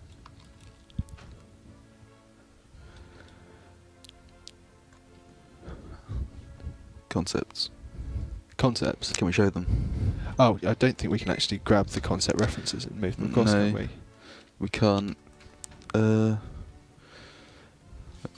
Would be allowed to show them because they're not really our concepts. They're just kind of images we found online. Yeah, I don't think it really matters too much, to be honest, because we don't really make concepts anyway. Yeah, and we working on like multiple concepts as well. It's not going to look like just a singular image Yeah, we're that's working right. from. Actually, I suppose we can. I wonder if there's a way to set it up on XSplit so we can actually can. Can we just like drag and drop these files? To keep the RuneScape feel is to make sure just things look consistent with each other. Obviously, there are parts of the game that are inconsistent, being as they were developed from like, the years between 2004 and 2007. Yeah. But we like to keep more towards the 2007 look. That was when things started to look more artistic and less like 2004 graphics, really. Yeah. So if you look at some of the newer quests that were in 2007, that's the sort of level we try to keep to.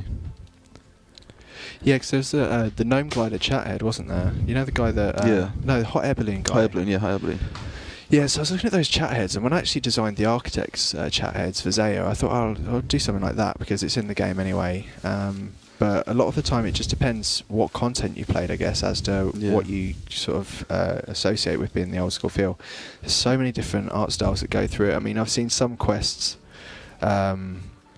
where you just kind of look at the models and think, wow, whoever's done this has really sort of made the most of this sort of like limited technology and really pushed the graphics, which I suppose what we try to do with the graphics as well, because we want to kind of deliver the best quality product we can, as opposed to just rushing things and making things feel kind of like, you know, half-handed, really. Yeah. I don't know how to show these concepts for the life of me, unfortunately. No, but we can post them on Twitter, can't we? We could, if you create.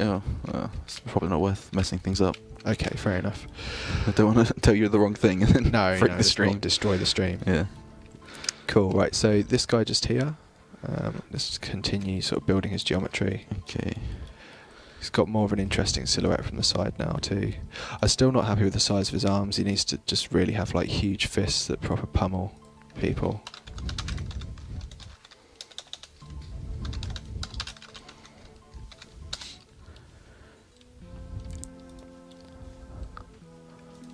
That's cool.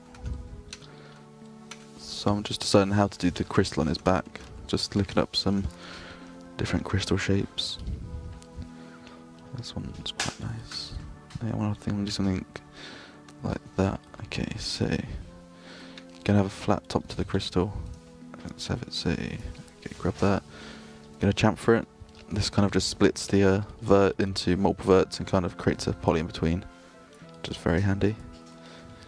Actually, I want to do a bit more than that. Let's see, 17 seems good. Connect this up here, and then just raise. Let's make that flat and raise it. Okay, that's good. Let's bring the back of it in a bit more. I don't want to go too much detail with the crystal. I mean, it's going to be like the main viewpoint of this monster, but I also don't want it to be too noisy, because that can just make things look bad. Some people are asking in chat, what's the lore for raids? Where did these creatures come from?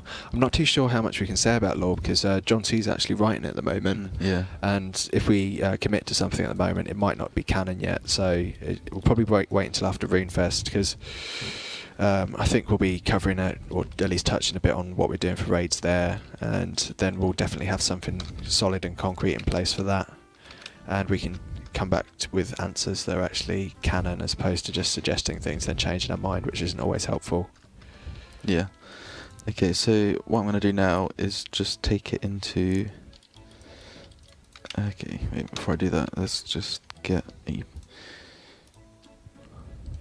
I assume this isn't appearing. No, it's not. I'm just going to get the program open so I can...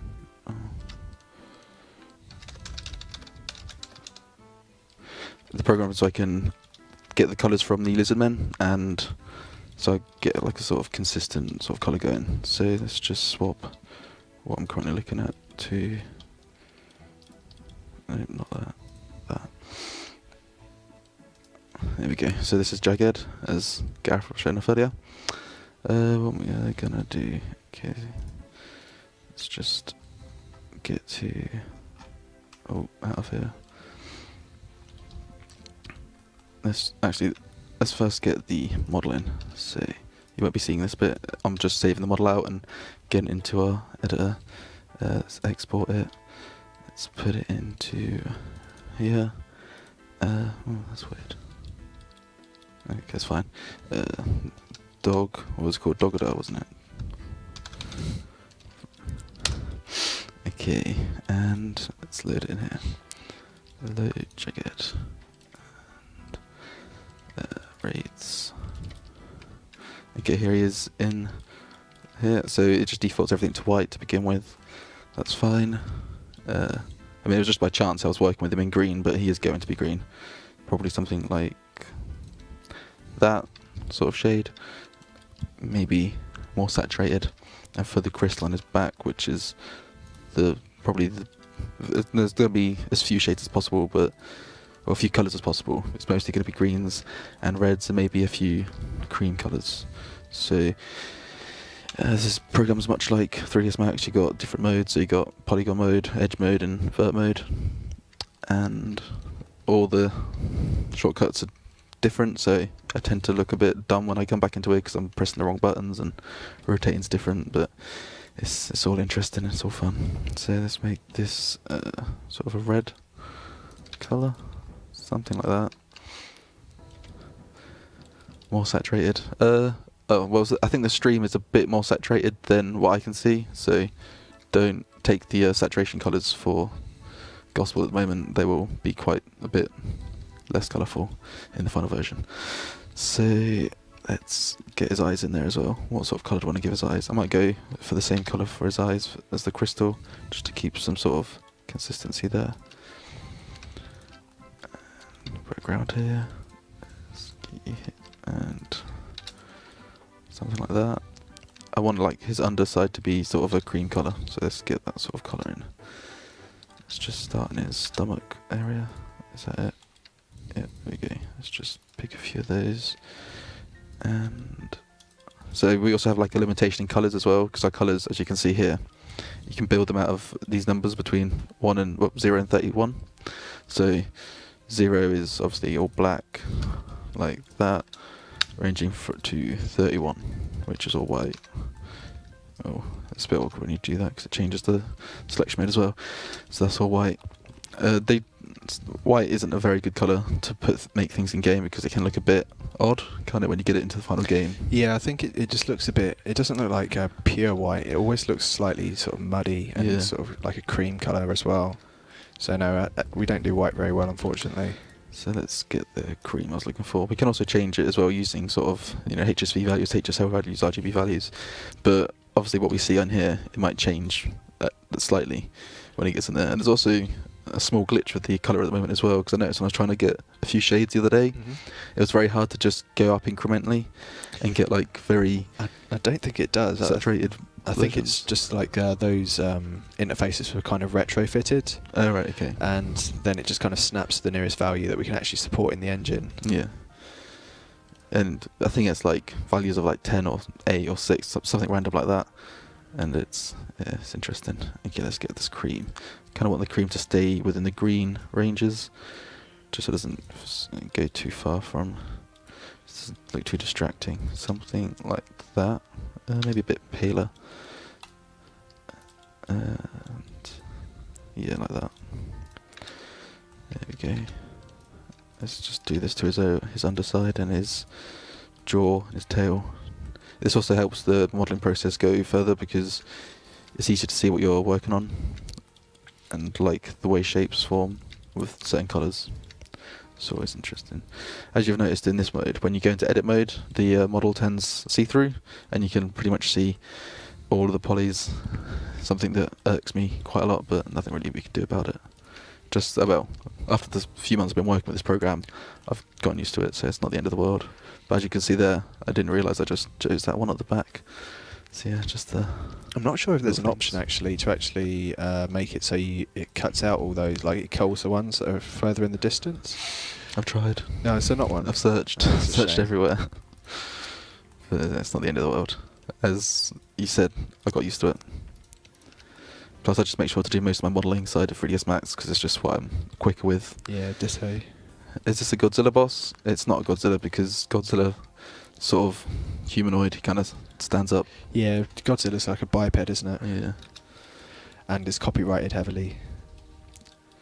So we definitely can't call it Godzilla pet at all. For sure. The reason we can't do the colouring inside of 3ds Max is because it is information that our engine needs to read, and the only way we can set that information up is within Jagged. It's a very similar process, it's just not the same. We can kind of do it in 3ds Max, but the problem is we've got a tool that kind of allows us to do it, but as soon as we import it, it's only about 70% accurate, and then we just have to recolor things anyway, so we may as well just kind of do it in Jagged. As well as that, we get a clearer representation because of the lighting state in Jagged as to what it will look like in game, whereas in 3ds Max, although there's varying lighting states and like a flat shader as well, it still just doesn't give us the same sort of intuitive view of how the colour will appear in game like the actual in-house tools do. Yeah. It's just one of the few drawbacks, but it's not the end of the world. I think with everything you just learn to adapt, don't you really? It's not too difficult. When you first started though, it must have seemed like hellish when you were trying to use those tools. I mean, I got used to most things quite quickly. It was just this see-through sort of thing. With this model, it's not so bad because its shapes are quite large and obvious, but when you're working with the more intricate sort of models and you're like trying to select a few edges in a loop, and it's sort of awkward to get the correct edges and the correct polys. I remember when I first did Zora, and there was, I think it's 2,000 or maybe 1,500 polys on Zora, and I just wasn't used to the tools then at all, and that was so difficult to just kind of select the right polys, especially when I had to do like the recolors for all the different styles of Zora there is. Oh yeah, I can imagine. That must have been yeah, it just wasn't nice at time-consuming. all. It was really time consuming, and we were pushed for time as it was anyway. So yeah, it's definitely not a good thing if you're not used to it. Cool. We can probably. I've got a few bits to say on mine if you want to cut back to me if you're about done on yours. Yeah, pretty much done. Okay, that's cool. What I'm doing with mine is I'm just actually going to start building out a kind of suit of armor from this thing because I kind of love the idea. I remember when I was a kid, I think it was the movie Labyrinth, where they'd get to the gates of Jareth's city. Oh yeah. And there's kind of like these gates which close and they form this suit of armor creature that's kind of filled with like steam and sort of is steam driven. So I'm really tempted now to actually make this thing feel like it's kind of a sort of rock sort of suit of armour, sort of like an Yeah. obsidian suit of Sort armour. of reminds me of the enemy in the first Thor film.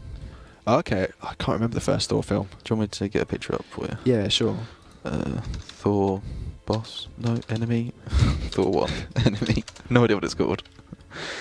That'll probably work. There we go, this dude. Oh, okay. Oh, no. That's kind of what I had in my head with the big like mask and the eyes Really? at the top. Okay, well, let's... Especially with it, because it's kind of also reminiscent of those sort of Sentinels from X-Men. Oh, yeah, the Sentinels too. Oh, well. Looks like I'm just going to have to change direction again. I mean, and do you can something work different. those in, just have like more of a lava feel to it as well. Yeah, I suppose, but it's kind of like nice to do something that's not already been done. Right, Yeah, I'm that's going to basically make a slightly pointier face down here then. Maybe I can make some sort of slits that kind of follow this and give it no eyes. Yes, I would do that. It will have no eyes. Imagine there's a face under here looking out at you. So I'm just going to create some geometry around here. It's not kind of like like too much of a principle that I don't sort of make things look similar to other things, because unfortunately as we grow up and we watch different television, we get these subjective memories implanted in our heads where we kind of, whether we know it or not, we are actually making something we've probably already seen before. Yeah. But I like to think that it's more of a combination of things and it's not sort of like a direct sort of rip-off of something that I've seen previously. So yeah, that looks slightly abstract. What do you reckon to that? It's alright. It's kind of like insect-like, doesn't it? What, Sort of like, oh. multiple slots in the face. Yeah. That's nice. It's kind of different, isn't it? Yeah, if that's what you Yes. want to know. Yes. That's what you want to hear. It's the main thing. Make you What believe was it's different. what are those things called in The Day the Earth Stood Still? I think those may be called Sentinels as well, but I don't think they actually gave it a name because it came from another planet, so they might not have actually been able to describe it like that. Are you just trying to make me lose hope in ever doing anything I original? know. I thought that might have the sort of slanted sort of thing you're going for, but it's not. I'm well acquainted with them, and I intentionally made sure it didn't. So I kind of knew that was going to happen. Oh yes. So I got more films. Oh, What do dear. these final ones look like? Oh no, they look quite different. Those were quite cool as well. Have you seen Oh, that is cool. World's End? Yes, I have seen The World's End. Do you know, I wasn't sure about that film when it first started, but it slowly picked up and I ended up enjoying it by the end of the film. It was good. I love the entire trilogy. It's such a The Cornetto trilogy. Yeah. That's what they called it. It's a Yeah. quality name.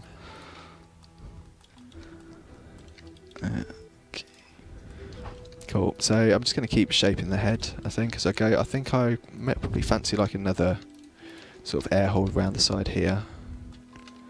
Keep it interesting. It's important that I don't make it too science fiction, I guess, as well. Still got to feel slightly sort of like fantasy, medieval.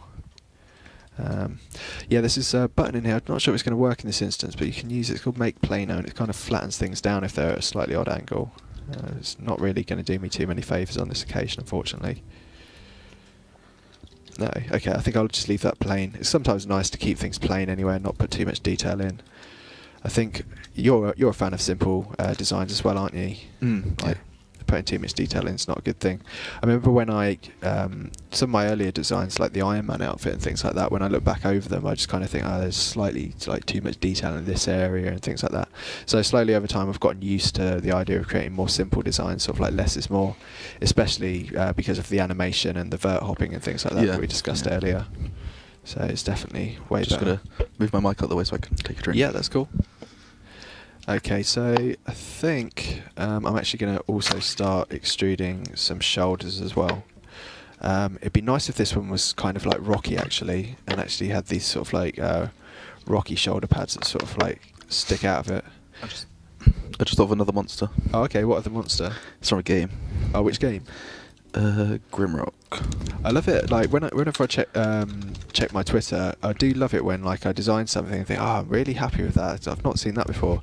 And then someone will send me a tweet just showing me something from a cartoon they watched as a kid or something. I go, oh, fair enough. That is exactly what I've just made. Oh, I can't find it. Where is he? Monsters. Do you know what would be poetic justice? This guy. Nah, you don't look like that. He said you're going to add rocks to it. That's just what I thought of. Those aren't the rocks on my head though. Okay then. Yeah. Fortunately, there's completely different rocks. Okay, that's good then. Yeah. Do you know what the poetic justice will be though? Like you'll be showing me all these reference images, and you won't get your model done. You're too busy doing it. It's alright. You'll manage. You manage to do both, right? Yeah, for sure. I'll keep on it. Okay, so just building out these shoulder pads here. I'm not too sure how they'll go. Try not to make them look too much like some of the armours that are in game, really. Otherwise, it's just kind of, yeah. So maybe slightly spikier. Do you reckon the armour should be kind of more organic than sort of sculpted? It should be, really, shouldn't it? Feel like it's sort of asymmetrical. So I reckon Need if a bit of both. yeah, I think so. So it's kind of like organised chaos, really. Yeah. Yeah. Organised cool. chaos. Good. Right, let's kind of pull this down. Make it feel like it travels down the arm a bit as well. That'd be kind of interesting. And build it out. This is like the good way to make these arms feel heavy and not just disproportionate if we actually start putting loads of rock on it. Cool. And I think I'll move it over into jagged again soon and start colouring these new pieces that I've added in. Just to see what they look like. I think the scale of these NPCs, because I noticed some people are looking at these bosses and asking what the scale of them will be. It's kind of we're not too sure yet. I think once we design them and actually get the mechanics in place, then we can actually start making those sort of judgment calls. Some of the bosses that I've made have already been scaled, but that's because I've kind of appropriated the requests from the development team and design team to actually start putting together the graphics specifically for their designs. But this is more of just kind of creating the artwork, and then we can scale them afterwards, depending on what the briefs say. Cool. Yeah, the important thing is I don't make it look too much like Virago. Someone said in chat Virago confirmed. But yeah, a lot of the time we do have to kind of look at RS3 specifically and kind of make sure we don't just kind of do something that they've already done, because it's kind of really important that the two games keep their identities and don't cross over too much if we can avoid it. Thank you very much. Someone gave me a nice compliment in the chat there about it, or it might have been for you actually. It's presumptuous. Well, you're on the stream. Oh, sweet. Okay. Well, thank you then. Believe it, Chi. Right, I'm just going to collapse this down. There we go. And then I can actually start extruding bits again without it creating strange geometry that I don't want. I like this shape around here. Let's collapse down. That we've established. Yes. So I think if I just pick, often I'll see shapes in the geometry and then decide to pick them out and accentuate them. So I reckon you can extrude by various things. So we spoke about normals earlier, and how if you focus on the center of a polygon, it's got imagine a line shooting directly out of it, and that's the direction of the normal. So if I extrude by normals, you can see it extrudes by where those lines would presumably be, and then we can kind of like scale it in, and that way we kind of create ridges and make it feel like this armor is kind of like armor plates that are surrounding it. Do you know what it reminds me of? It reminds me of Lord Zed from Power Rangers. Yeah. I think that's what I'm doing in Lord Zed, unintentionally. Oh, it looks like Zed from League of Legends. Maybe Zed from League of Legends is based on Lord Zed. Yeah, maybe. I don't play League of Legends though, so I'm not sure. It's very cool character design, so. Is it really? Okay, cool. I've not even seen much of that game, to be honest. Is that often streamed? Is that one of those really streamable games? Yeah, that's like the most. Cool, right. So, someone just give me another name. Go Power Rangers, indeed. I loved Power Rangers when I was a kid. That was the thing back then. Oh, what's that you got there? This was someone said it looked like this guy. Oh, okay. Yeah, I can kind of see that. Yeah, because I've started adding in shoulder pads as well. I'd say it looks more like one of the giant smiths. This guy. Well, maybe not. That looks way cooler. I'm sorry. I just got to admit that is way cooler than this. It's a little giant. Oh, it's a giant. It's little anvil. Good. That's Dark Souls. If you're wondering what we're looking at, it's the giant smith.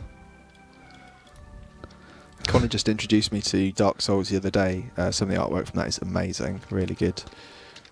That's it's kind of Lovecraftian, like you like, isn't it? Dark Souls is medieval. It's the. Oh, is it medieval? Bloodborne. It's Lovecraftian. Ah, okay. Sorry, I sound like an old person now, don't I? Getting all the names wrong. Right, so I'm just going to remove the portion of this that I don't want, and then I'm just going to duplicate it over. Then we'll carry it over into Jagged, which is our in-house tool for colouring. And then we'll just keep moving them back and forth until we're happy with the design we've got. Where are we at now? God, we're almost coming up to 2 hours already. Oh, are we? Can you believe that? This is going really fast. I should probably make a... For those of you that have just joined in, we've just tuned in rather. We're actually doing an 8-hour live stream, and we are an hour and 40 minutes in so far. We won't be stopping interrupting the dev Q&A that's happening at 5 o'clock British Standard Time this afternoon. That'll be continuing as usual. But for those people that are just tuning into that, we'll just be showing them a few sneak peeks of the skill pets, the bosses that we're designing today, and potentially another raid boss. So I've just applied symmetry to this. I'm just going to collapse it down again, and I'm just going to export it so we can move it over into Jagged. Modeling. There we go, export Jagged. I almost forgot to do something that I've done 100 times then. That's really strange. Right, so this was what we started off with roughly half an hour ago, I'd say. And let's see where we're at now. So yeah, we're starting to develop more of an interesting shape to him. And I'm going to start applying some more orange to this. I wonder what happens if we turn off the Garud shading. Yeah, he definitely looks more angular like that. It might be tempting to kind of give him this sort of angular look as his final look. We'll see how it goes. So we'll turn on the shading for now. And just start colouring in these slits that we've made on his face. And hopefully that'll look really cool. Yeah, so it's giving him more of a interesting look to his face now for sure. And again, it's slightly more abstract as well, instead of just having some plain old eyes there, which kind of appeals to my design tastes a bit more. Right, so let's move this guy out of the way. It's kind of tempting to keep him and export him over as another example. But anyway, delete him for now.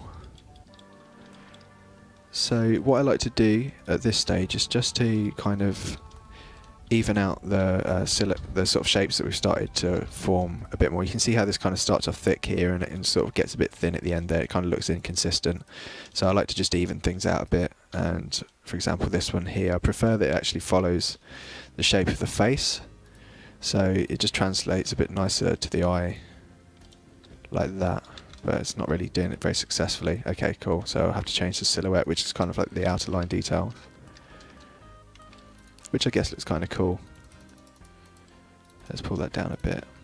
Yeah, I kind of like that. Do you want to talk about yours a bit more? I feel like I'm hogging the attention a bit here. That's right. So I've just been going through, just putting a few more colours onto his crystal, and just on his underside, getting like a line for the mouth, and yeah, just getting some key colours in. It can be a bit awkward when you take it back into Max after you've coloured it, because if you start shifting polys around, it can start to look like they can start to merge the colour together, which can be a bit jarring. But I think that just getting some base colours down, just so I know what I'm working with, is always quite handy, and just getting the highlights in. So now I want to take it back over to 3ds Max. So let's save this out just over the Docodile. There we go, and let's take it back into Max, which I will swap to now. So that's what it looked like before I took it in. Let's just push him to the side and get the new guy in. So import.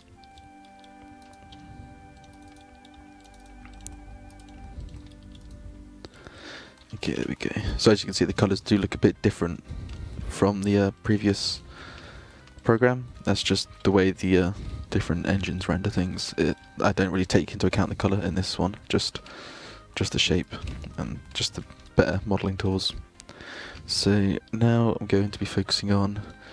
Actually, I'm just going to look at the chat for a bit, just see if there's anything else that's aimed at me. The dog's attacks will be covering all 3 corners of the triangle. So from the magic crystal, he'll be using his magic attacks. He'll do something to a ranged attack. I was thinking of giving him like a mane that's going to come up, and then he's going to fire a dart at you from his mouth or something, and then he'll just attack you with melee with his mouth. Let's try not to mention too much about well, mechanics. Yeah, we might change all that. It's hard to not say those mechanics when they're based on his looks Yeah. Like, why Okay, has he got yeah. crystal on his back, sort of thing. But, Okay, I yeah, can see yeah. that's a fair I point. won't go into detail. Plus, obviously, the mechanics are up. You know, they could change by the time Raids is released in a few months' time. They'll likely have to now. I'm only joking. It's fine. Right. Okay. So what I'm going to work on now is getting the. I think I might change. I might keep his front legs that way. I was going to make them a bit more dog-like. I mean, they're definitely looking a bit cartoony at the moment. Let's just get him by himself and pull his legs forward a little bit. Let's get these down. Nicely, let's bring it back like this. Yeah, and then give it more of an elbow up here. So I'm just going to use the chamfer tool again, just to, and then make it a bit more defined. So I've got myself an elbow, which is great fit for me. What I have realised is I've not yet symmetried him, but because I always work on his left side, or his right side, my left, it's easy to just delete the right side and make sure I just don't change anything there, and just keep all the important information on the left side. And then once you've finished most of the core details, you can move to more asymmetric designs, but tend to keep, I don't know, do we like asymmetric designs over symmetrical designs? I'd say when you start animating things, they can tend to, because we'll go into animation later, but because we have to kind of label up polygons to create groups of polygons which have a central coordinate, if there's too much asymmetry, that coordinate on either side of the body will shift ever so slightly. So you might end up with eccentric animations for like walk cycles and things like that, which can sometimes be interesting, but other times it can be a bit inconvenient. So if I was going to deform anything, I'd kind of add some asymmetry to the shoulders, for example, and then just kind of probably label what I've deformed as a different label, and kind of try and keep it as separate as possible, so that way the transforms all add up. Or failing that, you can actually create individual polys if you want, and actually use them as your label marker points, and just place them in the middle. So there are workarounds, but it'll make it slightly more complicated. I did do that for one of the skill pets with one of his shoulders was quite different to his other shoulder, which you'll see later when I show him off. But yeah, if you were to put those asymmetric details on the moving parts, it would be quite awkward. Yeah. So let's get back to him. Okay, let's add the symmetry so I can make sure I can see what I'm changing. And yeah, get back to his elbows. Okay, let's pull those out. Do I want to pull it out? No, I want to just keep this for deforming actually, so I don't want to get it too complicated. Because when you want a joint to bend, you don't want it to collapse on itself. If there's too much on the inner elbow, it's going to collapse, and if there's not enough on the outer elbow, it's just going to stretch. And well, a lot of things stretch in our game anyway, but it's good to try to avoid it if you can. Okay, stuff like that.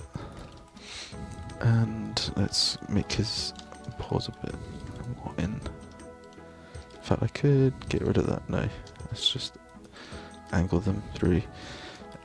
Oh, it's gone a bit wonky. So obviously with the different grid sizes between the two engines, you can sometimes get this sort of awkward sort of angles to your lines, which you just have to go through and fix, and sometimes you just can't avoid it. Obviously it depends on the size of the creature.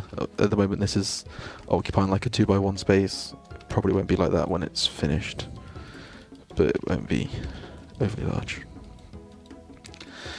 Okay, so I want to give him some claws. So I'm going to do that by taking his foot in a bit. I'm going to split this poly in half, like so, and then just pull out the claws with an extrude, and then you can like flip between different modes of this, so you can get it to be all together or separate like that. So let's do the separate version. And then if you're on like, say you've got these selected, oh, not that. So you've got like these faces selected, you can control click the verts mode and it will just select all those relevant verts, and then I could just weld those all together. And I've got claws. Let's just put those in the right place. Get you up here. Obviously they look a bit funny at the moment. Still need a bit of pushing around. Like so. Just going to bring this one up. You also want to avoid n-gons. I mean, I'm pretty sure our engine automatically triangulates these things, does it? I never actually thought of this. I'm not sure, to be honest. Probably if you just explain to people what an n-gon is as well. Yeah, an n-gon is like a 5-sided shape. They don't really work well with like deforming, and it's just easy to put things into triangles and polys. Well, I think everything gets turned into triangles at one point, but yeah, it's best to decide where you want your triangle to split, because with this face, for instance, if I would leave this face as a 4-sided shape, the engine's going to decide for me which way it wants to split it. So it could split it from this vert to this vert, which obviously then completely changes the shape of that part. So you want to decide these things yourself by making sure you go through and notice that the polys have deformed, and you want to choose which way you want it to deform. It is an interesting question that you raise, though, just because I'm always used to keeping my topology like as quad as possible in 3ds Max and as try as possible in Jagged. So I suppose I wouldn't really even think to sort of like check whether or not that's possible. Probably like Ian, our engine guy, would be able to tell us how that works when we actually get things over into the engine. I've noticed when you pull in old binary like files from the old model files, they come in pre-triangulated, so you tend to have to fix them up a little bit. Yeah, sure. Do you mean into 3ds Max? No, just into the Jagged. They've been completely triangulated. Fair enough. They probably get triangulated by the engine then. Yeah, perhaps. There's an n-gon there that I didn't notice. Oh wait, actually no, I'd solve this one by just pulling this into like that. That's always the best way to do it. So what I'm using to connect these verts together is the target weld tool. Very handy. It's probably my most used feature in this program. It's just very helpful when you want to quickly get rid of some verts. I'm just going to keep the smoothing groups all as a singular number. So when there's no smoothing groups, it's got this sort of angular look to it, which is obviously, I mean, it's quite a cool style, but it's not quite the style of a game. So everything on a game is best to keep it just as one smoothing group, unless you want certain hard edges. So when I get to the end, I will make it so this crystal has hard edges, but until then it's good to just keep it as one, just so you can see the forms better, which is always important. Occasionally from time to time I've been tempted to sort of turn the smoothing groups off, but a lot of the time it ends up looking like 2009 RuneScape, where I think they turned off like all the Garud shading in game for like this period, didn't they, whilst they were like projecting textures onto models. So I kind of figure that if we do that, then people will feel that it's not really old school anymore. So it's important to kind of keep things like that in place. The one thing we want is consistency when it comes to the art style. We don't want to just start doing something different all of a sudden. Yeah, I mean that's it. I mean with the old school art style, there's always certain sort of like visual triggers that definitely make you know it's old school. Like one is the shading for sure. The second is the lack of textures. Well, there's some textures. Yeah, there are some textures used on things like trees and sort of like walls, like Lumbridge and things like that. But it's not kind of like everything's textured. Especially the more 2007 stuff sort of strayed away from that sort of style as well. They want to just keep it block colours. That's it. I kind of feel that like what we do with polygons anyway, like this sort of very basic style, kind of makes it feel very sort of stylized whilst keeping with the original sort of feel of it. So that's kind of, I think that's kind of something that we can do well. It's best not to try and imitate anything else, just because we're not going to be able to like produce the same results. So you can kind of see on my model just here that what I'm doing is actually now adding areas of shadow. So where we've got midtones just here with the sort of charcoal grey colour, we've got this sort of like glowing region, which I don't really class as a highlight. What I class more as a highlight is this area where kind of like the light's reflecting. And then to sort of like counter that, we've also got dark regions just here. So it definitely gives a sort of like three-dimensional shape to this, and you can actually follow the silhouette of this helmet now. So I'm kind of like happy with the shape of the head and where it's all going. And then hopefully this will slowly start translating and sort of like bleeding down the model, and we'll get to somewhere where we kind of feel that we've achieved what we wanted to do with this boss. I think we're just coming up to 2 hours now. I'm kind of happy where my model's at finally. How about you? Yeah, cool. I'm happy with how it's looking. Cool. I'm just going to take a sip of water, excuse me. Just doing a rotation of my Dogadal, which is the name if you're just tuned in. We're making some raid bosses. I'm making a dog lizard, and Mod Ghost's working on a sort of lava giant, yeah. A lava giant. A Zaharam. Zaharam, is that what they're calling it? It does kind of look like Zar now, doesn't it? It just needs like 2 more arms coming out of here holding swords. Oh well, I suppose it's at this stage, the reason why it looks like almost mechanical is just, it's kind of like defining areas and sort of sectioning off bits. And then once I've done that over the whole model, I'll be able to start then breaking those areas down as well and sort of making it seem more rock-like and adding cracks in it and stuff. So it'll go through so many different transitions. So I suppose this is kind of like stage 2 in my head of where it should be at. So I'm going to actually start applying some of these darker tones around the bottom of here, and you'll see how that kind of makes it feel like it's got a top light shining down on it. So if we just need to select the black again, let's just go to here, it's easier. There we go. And I think I'll add one in here. And then we can kind of like, because there's so much light coming from these sort of like lava-filled bits up here, what I can actually do is then use this as my sort of like highlighted area to balance out that shadow just there. So we get like this nice sort of sectioned off area just here. So it's all about deciding the shape language of the model at this stage. And then we'll just add one more in just there. Yeah, I think we're starting to get somewhere with this now. Starting to be able to breathe again. I really wasn't happy with this when we first started. Now it seems like it might be okay. It's got to believe. I have to believe. Yeah. I've done it time and time again, but I think you just expect it to go wrong when you're doing it in front of other people. There's only that one item that never worked out. Oh yeah, the RuneScape. Oh dear. That was a nightmare. We attempted to make a cape out of all the different runes for treasure trails, and no matter how hard we tried to make it look good, it just looked awful. It looked like the worst model you could possibly imagine in game. It always looked good, how bad it looked. Yeah. Yeah. It looked so bad it was good. No, there wasn't the case at all. It was just really bad. And the poly count in it was just insane, so we had to take all of the symbols from every single rune and just try and fit them onto a cape, and we tried making it look fragmented and all sorts. I don't know if we still got it. I think I just killed it with fire, to be honest. I think I've still got it on my local drive. Oh, go for it if you want to show it. Should I? Yeah, go for it, man. Okay, let's get rid of old. Well, people want me to make the shoulders smaller. I might shrink the shoulders down later, but I'm just going to like build out the arms a bit more and probably the legs too, so it won't seem like quite so broad once the rest of the proportions are built out. So it's going to have sort of like these big sort of like calves down here that possibly might bleed into the ground and stuff, so we'll see. Okay, that's not that one. That's old. So my version of it is the first version. I then passed it over to Mod Ghost to see if he can make it better, but I couldn't make it better. Okay, here it is. Let's just move it out of the way. I guess it's very. Oh no, there it is. Very, very early. So, huh? Oh right, okay. Sorry about that. There we go. Yeah, I've done it. Okay, cheers for that. So here it is. Let's just get rid of the body there. So the first attempt at the RuneScape looked something like that, and then that wasn't really working. And then something like this with the runes floating away. They're saying they can't see it.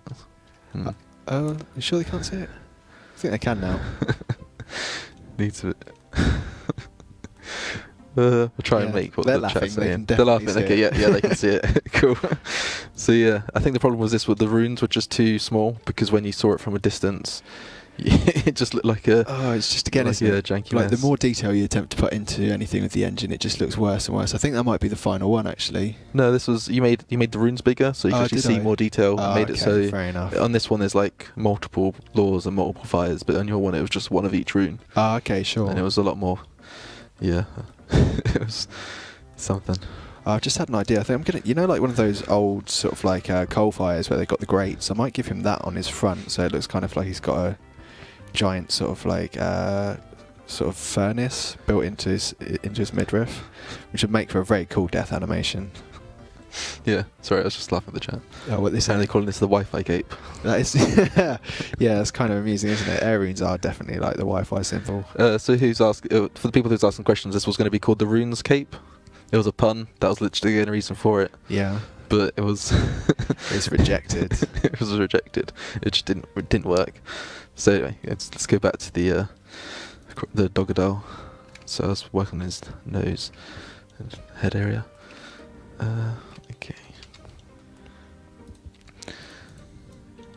So I've changed the shape of the Doggodile's head. I made it a bit skinnier. I might still make it a bit longer. It's hard to. Oh, it's not showing the Doggodile again. Okay, cool. Remember to do that. We Okay. just get with the program, don't we? Yeah, So don't we do. switch screens. Yeah, it's better than having them see everything though. Yes, That would be scary. Okay, so gonna work on his eyes now because his eyes need to look meaner. He looks a bit cute at the moment. I can't have him looking cute because that's just not right. Okay, let's move him down a bit. I'm gonna have to add some more information there to give them the sort of angle I need. I might need to make some more room for his head. Yeah, I need to make this bigger. Let's pull that out a bit and pull out his arch of his nose. Let's bring this down. Obviously when you're moving things around in certain views, like in the left view, you move it and then you got to go into the front view again and make sure it's still it's not like deformed in a weird way, because you can never really tell whether your lines are going straight or not from every angle. So let's just give that a save. You saved yours recently? Yeah, I saved the jagged file, so I suppose that counts, right? It's always good to keep saving. Never forget to save. It's just a horrible time when like something bad happens and then you realise that you've lost like hours of work. I've never lost hours before. I'll say that. Yeah. I've lost about 35 minutes. I think that's the max amount of work. But it's still really annoying when you have to redo it, isn't it? Yeah, it's the worst. But the good thing is it takes like half the time to redo it because you've already done it before. You don't have to and ah about what you want to do. Yeah, just kind of get to it. It's just tedious. Let's just push this around. Oh, I got distracted. I'm doing his eyes. Okay, let's add a edge in here. Bring this one forward a bit. That edge is going to get in my way, so I'm going to remove that for now. And again, need to look at perspectives just to make sure it still works. Because we bring it out a bit and bringing these down. I might, make it teardrop shaped would probably be the best way. Something like that. Okay, I need to fix this. Okay, this is like how many sided shapes is this now? Oh, it's too many. Okay, I can connect this to that, and that should solve that issue. Oh, there we go. Perfect.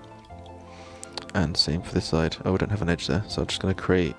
Should I create another edge? No, I don't need another edge there, I don't think. So I can just... oh, will I? I might need that in the future, actually. Yeah, I'll have another edge. Keep the socket circular. So I always have to question whether adding another edge there is worth what I need to do with it. Obviously when it's not part of the silhouette, you're just kind of thinking about colour information, because the colours need to well, each poly can only have one singular colour. We can't like unwrap it like a normal model and like draw our own texture for it, because it's just not how the engine works with the textures. So we have to do purely colour-based things, and if we do want to apply a texture, it's got to be a tiling texture and it's got to apply it to just a singular polygon. That's why the fire cape doesn't look right now. You can zoom in, unfortunately. Yeah, you can now see that it's very bad seams. Yeah, so it's kind of like it applies to every single polygon as opposed to applying to a group of polygons. So that's why when it moves, it doesn't tile correctly, unfortunately. Okay, let's just get like a little look of his new eyes. It looks, I feel like it's a lot nicer with the more oval eyes. Might bring that bottom part in a bit more, actually, well, up a bit more. Just of there we go. Yeah, that's good. Okay. Oh, past the 2-hour mark. We are past the 2-hour mark. If we can just switch to showing both our screens. Did you save your previous iterations out? Yeah, I have done. Cool, I saved mine as well. So we'll just give you a quick recap. You've just tuned in. We're doing an 8-hour live stream. We're now 2 hours in, and I've got here like a model for my first hour. We're creating bosses for the Zaya raid dungeons. So this is where we started out after I think it's my first 45 minutes maybe. This was my hour and a half mark just here. and now this is the 2-hour mark just here as well. So we'll be just saving out these models each time we sort of bring them back in. I think I'll just rip this guy out as well. Just create a duplicate of him, because we're going to keep developing him anyway. And I'll just collapse I want to do that as well. So pull out him, put him there. Cool. For those of you that might be wondering, we're not going to be interrupting the Q&A live stream with our devs, which starts at 5 PM British Standard Time. We're actually just going to be continuing as normal with the devs answering all your questions during that period, and we'll be doing a sneak peek where we'll be showing people that just tune into that some of these bosses. We'll also be showing them the skill pets that we'll be releasing in the coming weeks as well. Yep. Cool. Which I did do a little teaser on Twitter. Where Yes, you did do a teaser. showed some silhouettes of the 3 that we're going to be showing. Did many people guess them in the end? Yeah, pretty Okay. much most people. Yeah, that's good. I suppose it's good if people guess them, just because that means we've kind of like got a finger on the pulse a bit as to what we've chosen, so it's not too bad. The silhouettes weren't too obvious though, were they? Maybe the sort of tree one was. Yeah, probably should have chosen a Big different tree angle for that canopy. one. The canopy kind of gave that one away a bit. Yeah. The one on the far right was quite because I took it from a pose of it running, so kind of hard to obscure a few of its limbs. That was less obvious, but Yeah. people still guessed it anyway. So, but people will. That was the point of it. It was just like a little sort of Pokemon reference that was cool, because when they release when they start to build up for new starter Pokemon, they'll do that sort of the silhouette sort of what will they look like, and then like fans go off and do like paint overs and think, oh, it might look like this, and I've always enjoyed seeing what people come up with. That is cool, and we're all for like fan interaction or player interaction rather. Yeah. On Old School, really, aren't we? Yeah, for sure. Do you think his rounded shoulders looks good, or should I make them more square? I'd say with its with the way its arms come up, it almost looks like kind of like a drumstick sort of look. So if you kind of create maybe a dip just here, just below the gem, and actually make the shoulders kind of feel like they've actually got a shoulder piece just Okay, here, yeah, that's a good point. and yeah. then kind of just have the muscles travelling up past there. Cool. So what I'm creating on the front of mine now is, I don't know if any of you are old enough to remember, or you may have them still, is what you used to get these old sort of boilers in people's basements, probably more in America actually, but I've seen them before as well. And you'd kind of like have these grates on the front of them where you could kind of see the fire sort of like inside, kind of like on steam engines as well, yeah. I guess. So I'm actually going to build him so he's got one of those on the front, which kind of matches his face as well. Hopefully the detail on there is kind of balanced, because I don't want to draw too much attention away from the head, so we'll see when we colour that in as well. It's kind of important to keep details on models sort of like moderate, so you've got areas of focus. So I feel like his head should be an area of focus, probably his midriff just here, and then maybe a few details on the arms, and possibly some lesser details on the bottoms of the legs, but we'll see as we go along. So I think I've developed the torso on mine enough now. It's not going to stay as sort of angular as that, or as sectioned off of that. That's just kind of to help me establish some sort of areas of the body that I want to develop later on. So there's still a long way to go with this model, but I am just going to move away from that central region before it becomes too overdeveloped, because you can see these arms and legs are really lacking in detail and in proportions as well, because this torso is quite chunky and it seems very strong, but these legs especially seem very weak down the bottom, and also he's kind of a bit too sort of like unwarrior like really, so I need to kind of start reining in this silhouette as well. I'll just hide these so it's not as distracting as well. There we go, just hide selection. There we go, so you can see from the side a bit better now. So that side silhouette's probably not as cool looking as I want it to be. He kind of looks like he's sort of semi-pregnant from that angle as well, so I'm going to pull his stomach in a little 4 bit. months. 4 months, you say? I'm no expert on that matter, so I don't know. It's just certainly like move it in a little bit.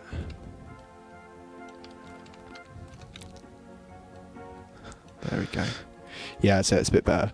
The reason why I did pull that in then is not really because it kind of looks pregnant, but it's more to, if you could kind of see before, your attention immediately just gets drawn to this bit here, and I want your attention to sort of travel from the head down. So if I actually just bring that in just there, it becomes less apparent all of a sudden, and it just translates better to the eye, and you kind of just follow the shape down a bit more. It could probably even be do with being pulled in a tad more as well. But it's just all about balancing where you put the details. So let's drop that in a bit.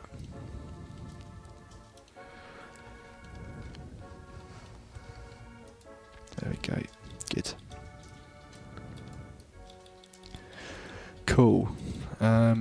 Whereabouts are you at with yours there? Just thought I'd show some love to the tail section. It's I've pretty much not touched the tail at all for the past 2 hours, so I thought I'd just sort of start getting that shape in. Someone did suggest that I should put some crystals down its back, like there. Yeah, that sounds cool. Which would be quite cool. Quite similar to Scatizo's Yeah. sort of design. But I would make them more like gemstones than like pointy crystals. Yeah, I think that's kind of like important because you've kind of got this central point of focus in between its shoulder blades there, and it's kind of nice to have it go somewhere instead of just being an island in and of itself. It kind of is nice when it bleeds into the rest of the details, and it actually seems like it's part of the same. I need to add some sort of transition from the gem to his back. Maybe some sort of like jaggedy, maybe not rock, but like jaggedy skin sort of.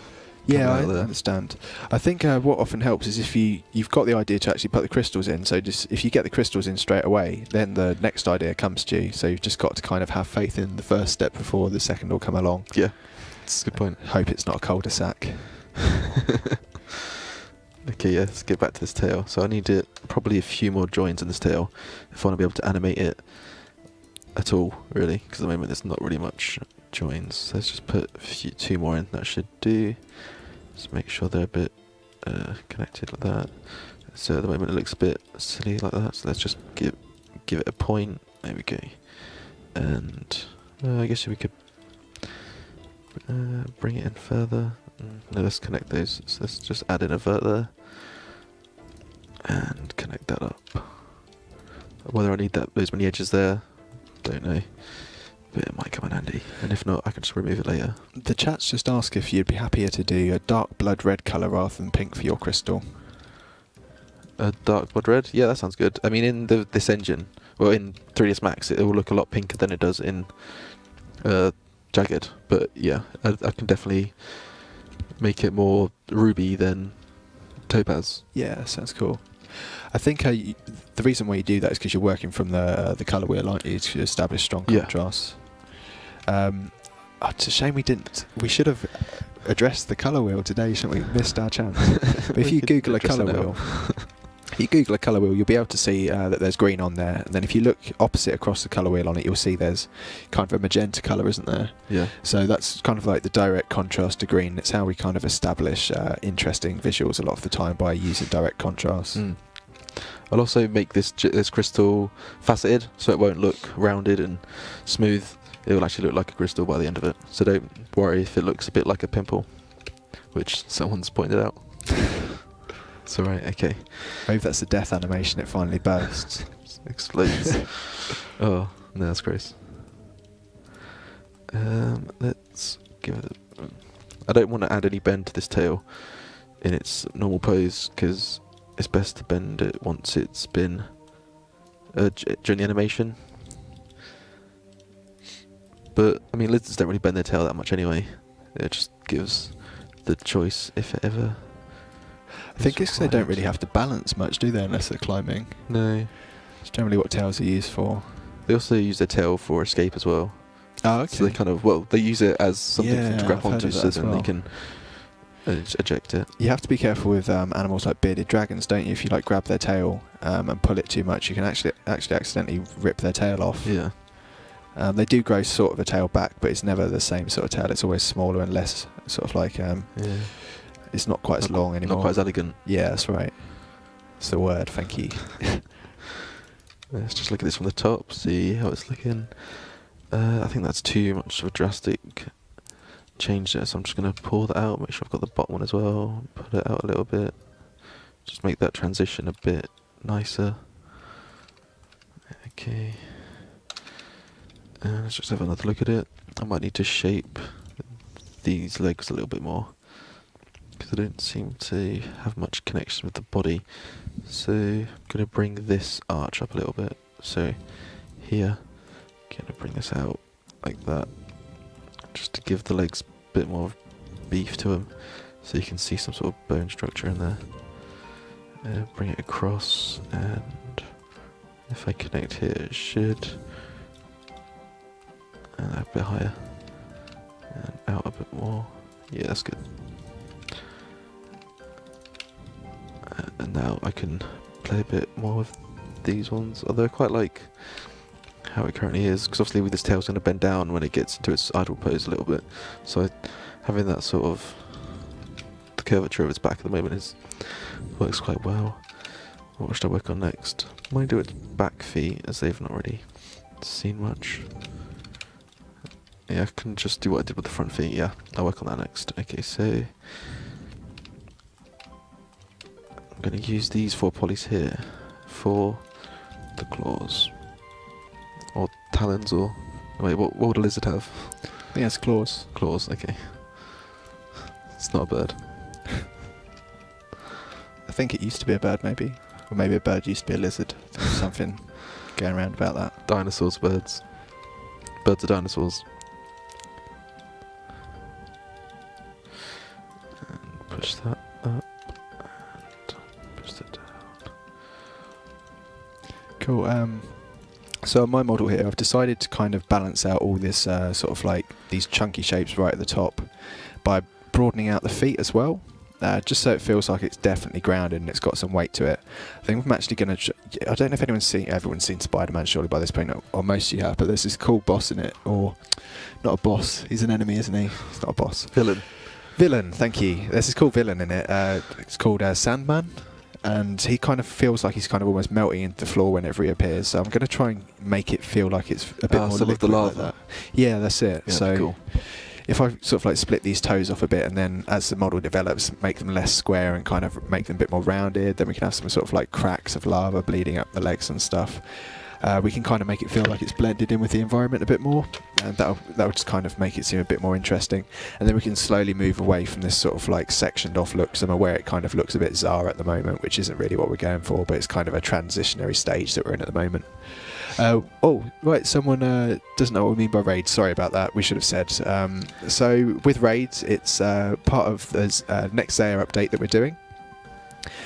And it's basically going to be some raid dungeons, and there'll be lots of boss and cool NPCs and some brand new rewards that you can acquire in the Old School Raids dungeons.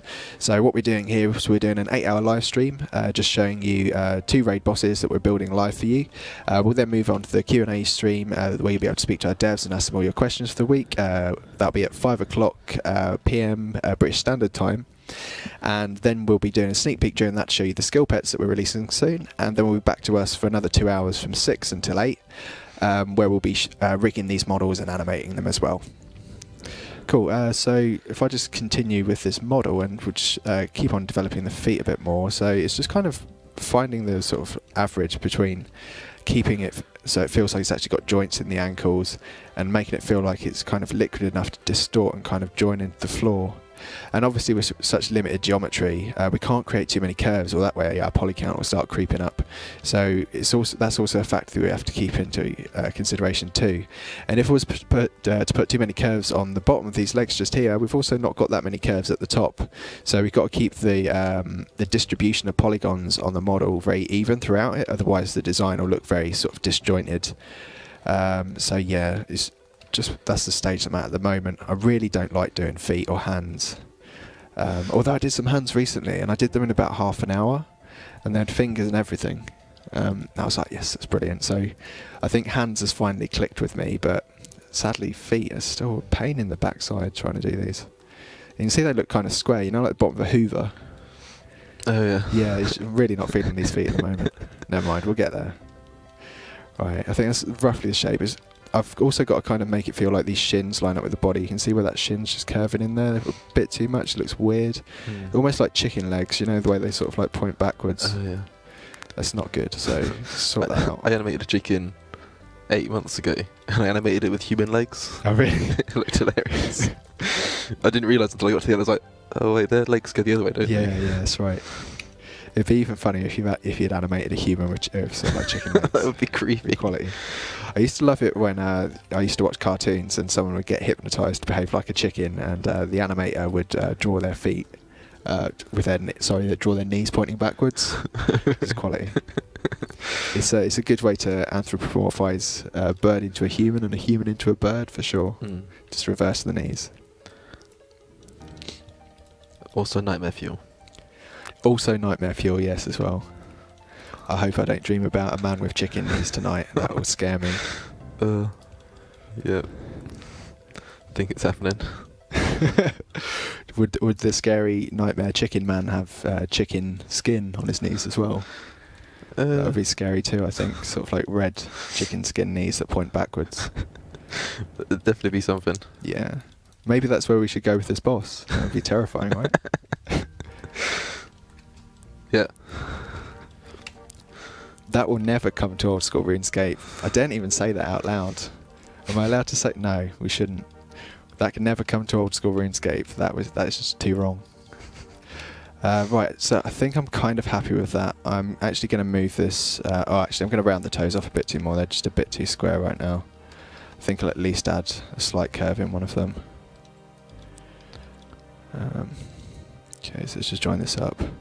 As well as that, you can see like whenever I create a cut just here, I don't just let it travel up the rest of the geometry because that's just a waste of poly, so I'll just join it the nearest one and then just kind of like move it out so it's got some curvature just there. I think I'll kind of make it these toes looking even as well, almost like there's a split down a piece of rock like that, so it kind of almost accidentally looks like there's toes there as opposed to it looking like we've actually cut some toes in. And then I think that's definitely a lot more even than it was looking before. Yeah, cool. So I'm just going to move this back over into jagged as well. I'll just collapse that down. And then we're just going to add some more cracks at the legs and probably move back over to west now. So Yeah, just talk fine. about some stuff. So what I'm doing now is working on the mouth, giving it a bit of a... just opened up a little bit. Gonna start working on the insides because I'm gonna have this animate open when he does certain attacks. So when he bites, he's gonna need to open it. Otherwise, it's gonna be a bit weird if he's just hitting you with his snout. So let's just get these centered up. So a quick way to center verts is to just go down to the or figure out which axis you're on. So I'm on X, and then you just right-click the arrow there, which usually moves them. It just sets them to 0. It's a very quick way of doing things. And then once you've got like a big hole, I know I can't do that because I'm in mirror mode, so I'm just going to do this with all of them. It's not such an issue because I can just bring this one out. And just set this back to 0. You don't have to set them to 0, you could just pull them in and then symmetry will just get just put the mirror down the middle anyway, but I just like to be overly OCD about things, I guess. Conscientious. Yeah, conscious. Conscientious. Yeah. Oh, see, here's is where when you start joining polys together, well, edges together to create new polys with this, with the color information on the model, it starts to just get confused and starts to just goes, oh, I'll just blend these two together then, and you get this sort of weird sort of blend. But that will look horrible if you put it into the game. So I'd always make sure to fix that once I take it back into jagged. So is the Judder man getting you? Is the what? You juddered just then. I was just stretching a little bit. Okay. The Judder man sometimes gets me. What does that even mean? The Judder man. Oh, this is an advert for a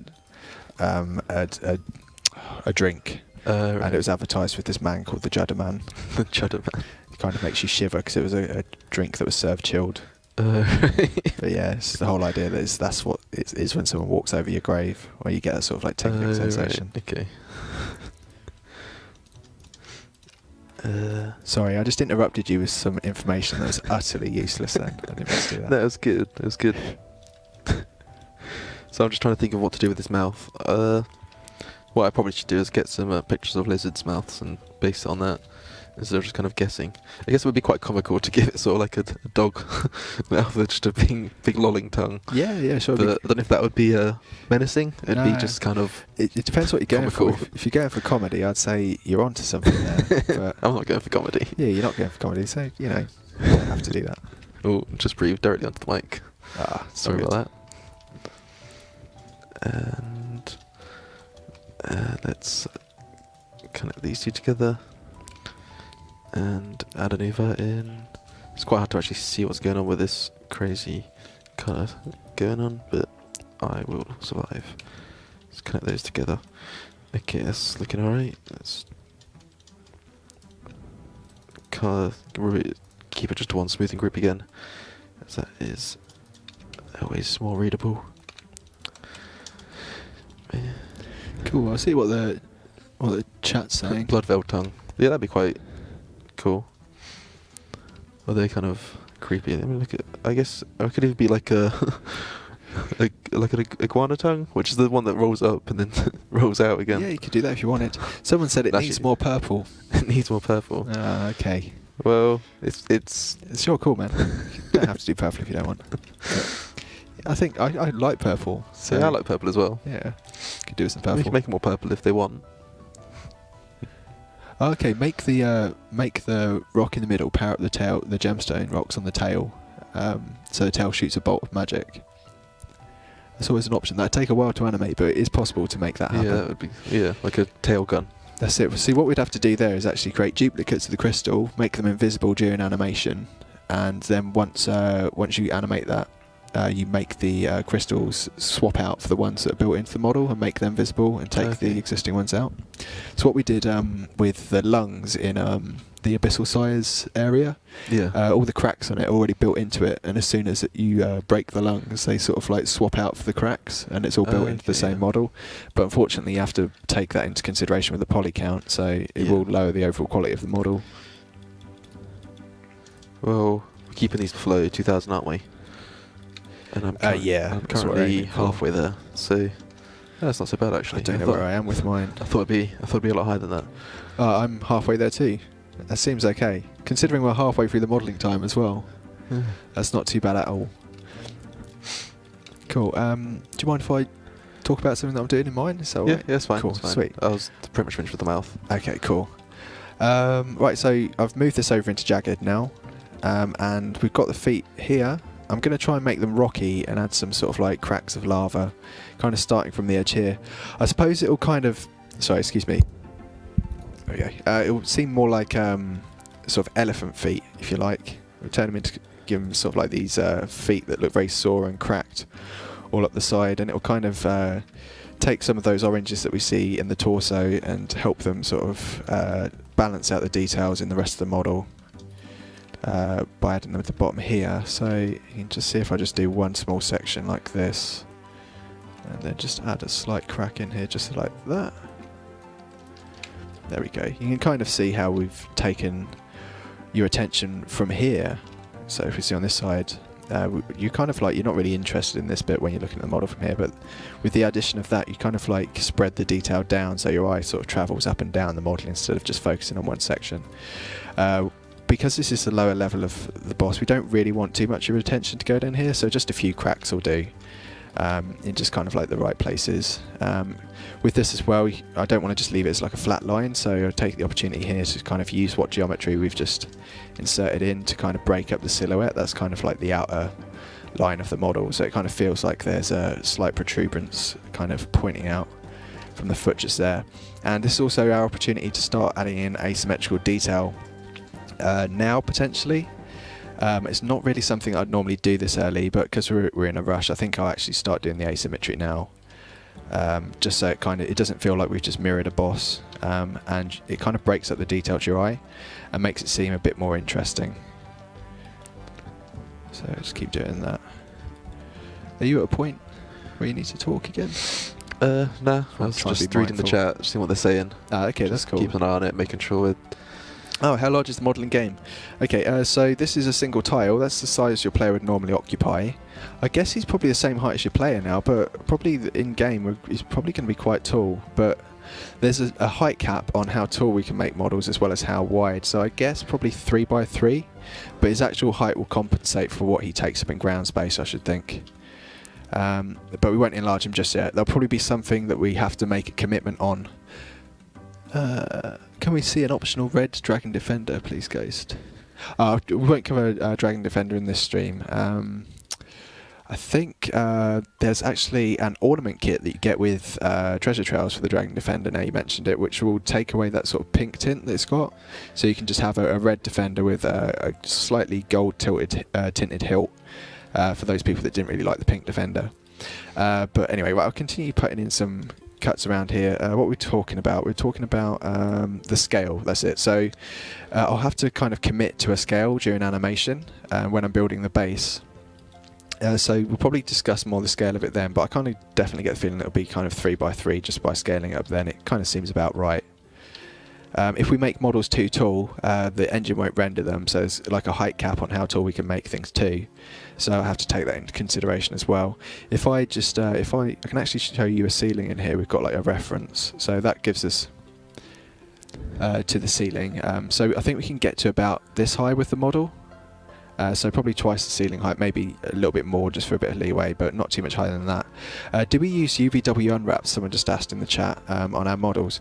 We don't, unfortunately. We just have to colour individual polygons like I'm doing now. We don't have UVW coordinates that we can build into our meshes to actually support textures. If I were to apply a texture to this, so if I just go into our these are our texturing options, and say if I'll apply something that's kind of easy to recognise, there we go. So let's just apply a bookcase to him. You can see every polygon here gets that texture. So we can't actually apply a single texture to even groups of polygons. We can only apply a texture to a single polygon. So if this was to be a bookcase, it would just have to be a single flat polygon that we then put this texture on. Kind of looks like the Wicker Man now. So yeah, unfortunately no textures with this game. Which kind of lends itself to a more unique art style, because Old School's just uses sort of flat polys to kind of make its geometry, which means it has very sort of definite silhouettes and that to kind of give it its shape. And we just use kind of basic two sort of like almost like cell shading in a way, where we've got a highlight, a mid-tone, potentially a light source if we're doing sort of lava, and then sort of a dark shadow with things, and that's really all the colour we'll put into things. So it keeps the style nice and basic, and I'm a big fan of basic designs, much like Mod West is as well. So yeah, it's kind of nice that it kind of turns into its own thing. So I'll keep putting up these cuts in the leg just here, so we'll have one up the inside. I don't want to make it too busy because we don't want to draw too much attention away from the top of the NPC. But we can certainly start adjusting the silhouette a bit more. There we go. So it kind of is starting to feel a bit more rocky now on the feet, and a little bit more organic as opposed to like the contrived shapes that you see in the torso. Because up here in the torso, it kind of almost looks slightly robotic, which I'm going to try and steer away from. Just because a few people in chat, I'm aware, said that it looks kind of like the RS3s are in some respects, which isn't something that I'm really trying to achieve. Although I do love their design, I don't think it's something that we'll try and replicate in Old School. So I'll just keep adjusting the geometry down here just to give it that more organic shape. And we'll just move this forward a bit too. There we go.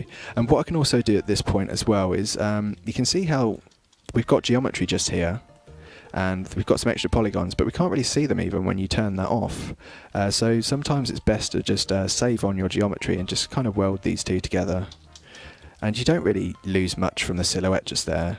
And I can even just pull this bit back a bit, and then we've just saved on a few polygons that we can just use elsewhere on the body. So it's always just remaining mindful to kind of keep our meshes nice and clean. I think on this one as well, we'll probably just add in one more cut on the heel just here, just to balance out the detail.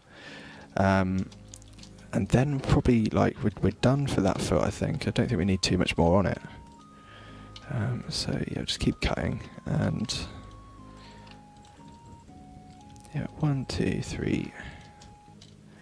Okay, so even that looks a bit too much now. I think that's way too busy, so I'll just take that out. It's all just a bit of trial and error, unfortunately. So probably just something that's a bit smaller. We'll translate a bit better. Yeah, I think that's a bit more balanced now.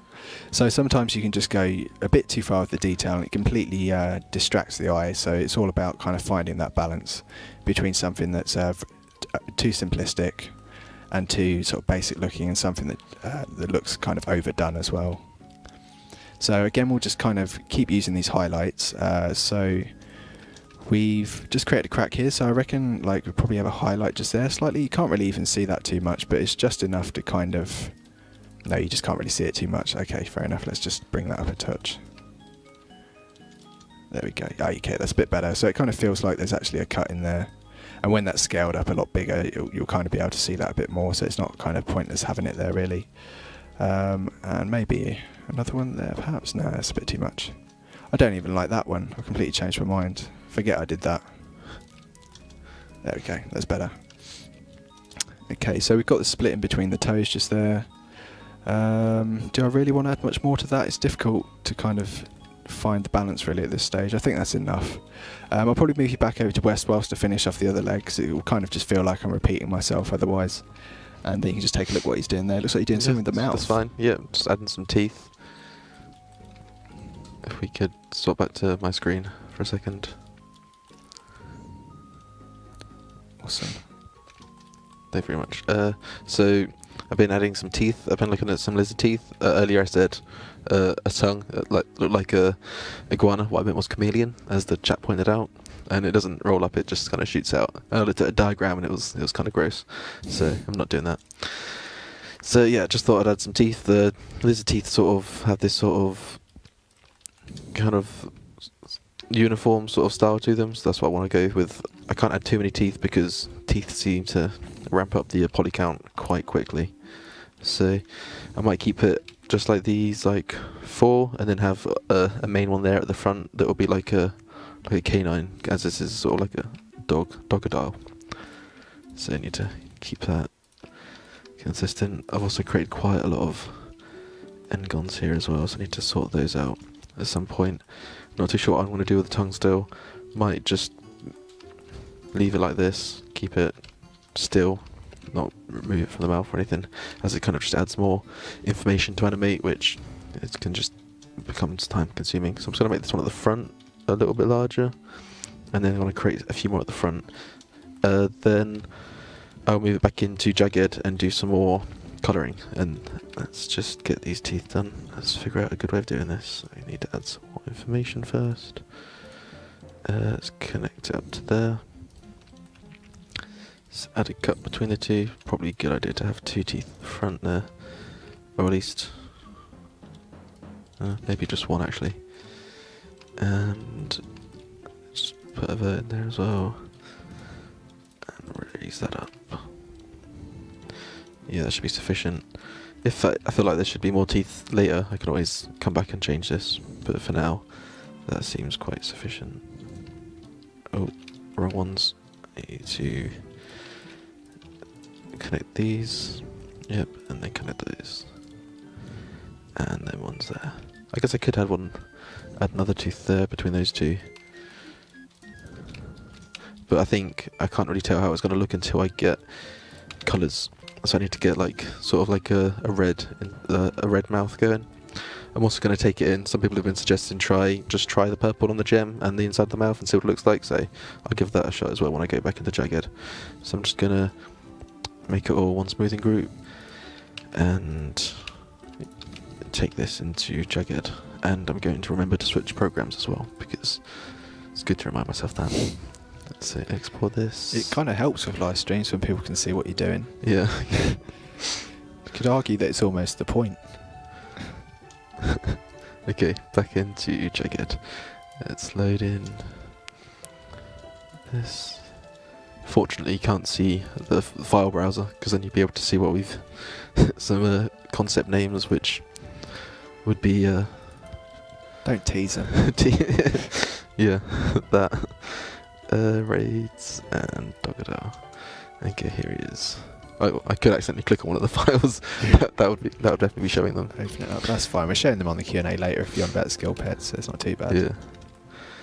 And okay, so obviously there's going to be some render order issues here, because I've detached the draw from the actual body, but that's not going to be an issue for now.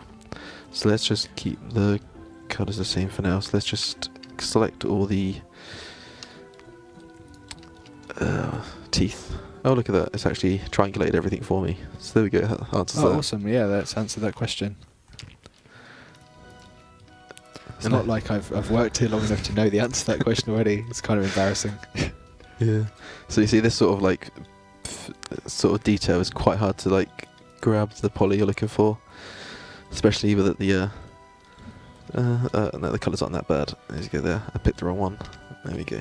So once you start picking a few of them, you start to understand which ones you need to select. But it's just always something that's going to be a slight issue. Okay, there we go. That's one side almost. That one. Yep, that one, and that one. And the same process here. I'm just going to colour these first in case I accidentally click off. Because if you accidentally click off, you can't go back. Which is Unfortunate. But it's just another one of the limitations which we deal with. Let's go back to poly mode. Do that one. Again, these teeth probably won't stay white. I don't know what colour I'll go with for the teeth. Maybe black would be interesting. Yeah, I suppose black teeth would be interesting. It depends what they're made out of. Would its skeleton be black as well? That's a good question. It depends if you want to say they're rotten or not. Is its dentine black? Its teeth aren't technically bones. Just hasn't brushed in a while. Yeah. There we go. Haven't done any teeth at the top yet. I'll do those later if I want to do them. I don't know if they'll be necessary. They might be, so I might just add them anyway. But again, these teeth take up quite a lot of the poly count, so it's oh, onyx teeth. Yeah, that would be quite cool. That would be cool. Or even the same colour as the gem. That might be too much information though. Would you have it with a tooth missing? A tooth missing. Save your poly count then. It's got black teeth anyway. Or it's gonna have. Could have lost a tooth. Yeah, it's possible. Oh, have I done that? Oh, yeah. I've coloured too many. So let's grab this red for now and do the gums. That's probably will be too bright of a red, so I will change it later. This will not be the final colour. It's just something to just get them all the same to start with. Oh, didn't press anything. And that one. So the colouring process can be quite arduous. Arduous, that's the word. But it's quite fun. I just like the kind of just changes the entire look of the model once you've got the colours in. So it's quite a rewarding process, even if it is kind of tedious. I think when we look at meshes as we're making them, we kind of like notice sort of different sections of the mesh which we can develop to help sort of produce characteristics for the model. And when you colour them in, it's kind of like fine-tuning them and sort of like almost like baking them, isn't it? Yeah. So they're kind of like definite regions that we're going to keep. So yeah, I love it when we get to the stage when we colour things in, just because you actually get to start adding real character to the boss. A lot of the time people are watching you when you're sort of building a mesh, they don't really see where you've kind of started to do that yet. Yeah. Speaking of which, we're coming up to the quarter 50 minutes until 3 o'clock. 50 minutes till 3 o'clock, that will give us just 2 hours to do this. Can't believe I did that lizard man in like an hour and 45 minutes, because this is taking like ages. Maybe it's because it's a slightly more ambitious design, I don't know, but maybe it's just that thing where, you know, you've just got more time, so you take longer, yeah. Sometimes it's good to be in a rush. Sometimes. Yeah, absolutely, sometimes. So, as you can see there in the mouth, the way the reds sort of blend together there, even though I've not changed the colour, it kind of shifts from a red to a pink. It is a lot more saturated on stream, so don't take the saturation level that you're currently seeing as the final. Oh wow, yeah, that is really saturated, isn't it? Yeah. Okay. It's a good thing to take into consideration. Cool. Did you want me to take the reins for a bit, or yeah, if you want to. I mean, they can see everything at the moment. So sweet. Okay, they can. Cool. Talking. Yeah, so I'm just adding some more cracks at the legs. A lot of the time when I was adding just like solid cracks like that one just there, it kind of looks a bit too obvious, and it just doesn't really feel like a split in rock. So what I've started doing is actually just colouring sections of the cracks with that sort of like with the actual highlights that I'm using at the moment, and that kind of just makes it feel a little more sort of randomly fractured. That one kind of looks like that dodgy stripe you get in sort of Frankenstein's bride's hair just there, which is I'm not really a fan of that kind of look. So I think I'm just gonna break this down a bit more like that and kind of make it just look like, yeah, so that's just a bit more subtle. Maybe another slight break just here might kind of help it. Yeah, and just close it up a little bit as well. There we go. Yeah, it's a bit more subtle, so it's not too bad. I think I'll push this area in here and pull the toe out, so that's just a bit more asymmetrical to the other side. Yeah, that's fine. Then that kind of like adds a detail that we can kind of see from the back anyway. It's kind of nice if you rotate around a model and it introduces new details as you go. And that's a good way of just having details there, but not sort of like overpowering the player with just showing everything all at once. Yeah, cool. I think that's kind of all the cracks we need in the legs now. I might start actually adding, if we can just, I think if I just grab little sections like this, Are you nipping off somewhere? Oh, you're just taking your jumper off. That's cool. Cool. Sorry, that sounded almost accusational there, didn't it? Like, where are you going? It really wasn't. It's fine. Cool. So I'm just going to start dividing the model up a bit here. I'm just curious to see, maybe I can start extruding small regions like this and actually making it feel like there's bits of rock that are kind of sticking off this creature. This is kind of the annoying thing. You can see where it's there's this thing called the surface normal. I'll show you that again. So whichever direction the polygon renders in, you can see this white line's pointing out from it. It points towards the camera. When we extrude things in this tool, it flips the surface normal, so you can see it's pointing in the opposite direction the whole entire time. So then I kind of have to manually select all of the things that I extrude from it. I'll just turn that off. And then I have to invert that normal, so it actually points in the right direction. So if I just switch this on again, and then you can see that's not visible, then I invert it, you can see these white lines point out again, and then it's visible, which is kind of tedious, to be honest, that we have to do that. But you know, it's just part of a legacy issue with these tools. And then as well as that, it leaves the original polygons underneath here that we were using, which we then have to remember to delete. So what I'm going to try and do is, if I just select the blacks as well down here, I'll create an area of shadow underneath here, and then I'll just kind of pull this up a little bit. So it actually starts creating some dark tones on the legs, which aren't going to distract too much from the top like the lava will, but it'll just add like little sort of flourishes of detail that will just pop up every now and again on the legs to kind of give the legs more of a feeling like they actually have an organic texture to them, instead of just being completely smoothed off rock. And then at the top as well, I think I'll probably stick to just using this colour, just so the colours are kind of consistent throughout. I won't go for a lighter colour yet. We'll just see how this looks. So maybe something like that. It kind of translates nicely. So yeah, if I had a few of these all over the body and kind of like up the leg, just maybe a large one on the thigh just here, maybe one on the shin, then you'll start kind of getting the idea that we're indicating that it's made out of rock, but it won't be too overboard and it won't be too detailed. And then we can start moving away from what was established here initially, which is that kind of more suit of armour rocky look, and maybe we can break up the sort of symmetry of it to kind of establish a new look.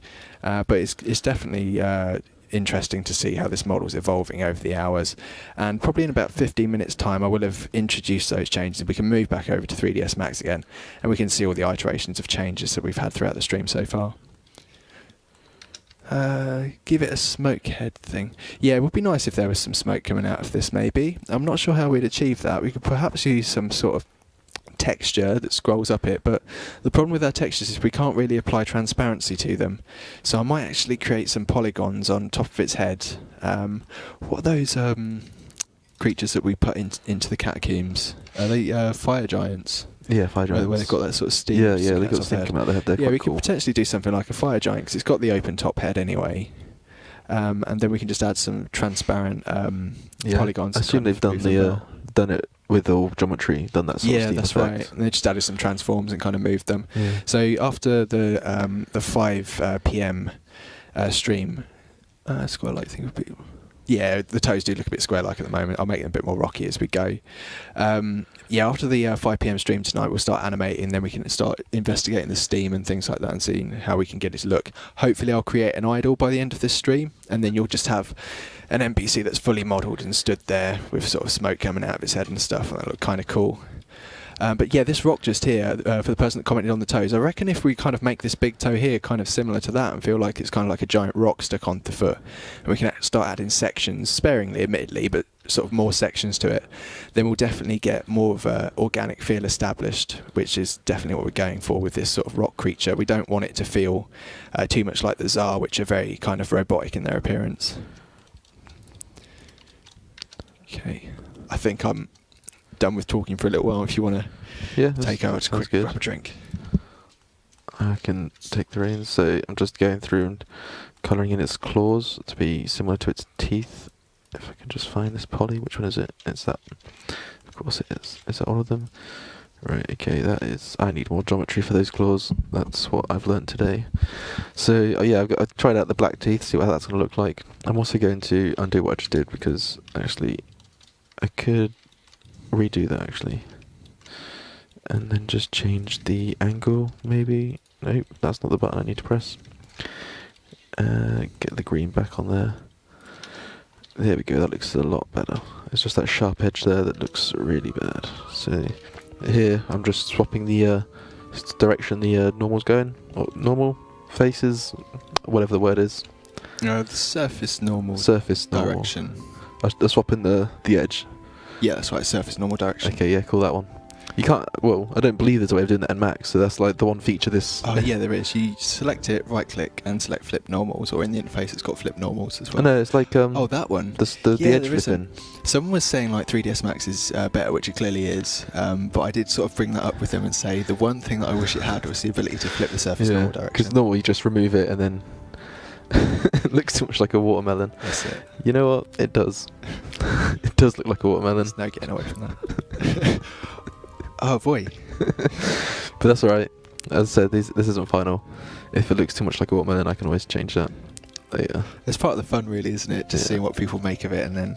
Yeah, it's good to get this sort of feedback, because... Sorry, I was going to say I'd love to have this kind of feedback all the time. Yeah, really, just someone standing over your corner saying, that's wrong. Yeah, that's wrong. It's change so that. much more, it's so much easier to work, because a lot of the time you just have to sort of think of this by yourself, or we'll kind of like advise each other what we think and ask each other's opinions. But it's just nice having like a whole stream of opinions coming in as well. So it is kind of like, it's a cool way to work. I hope we could do this every day. We can do if you want. I'll just take a quick break now, literally like 5 minutes, and come back if that's cool. Do you want to go? Oh, sorry, mate. I didn't mean. Yeah, absolutely go. Yeah. I'm good. I don't drink anymore. Yes. Oh, thank you very much. Yes, please. All right. Thanks a lot, John. 2 sugars. Yeah. Cheers. Thank you very much. So just getting some refreshments. Cool. Oh, awesome. Thank you.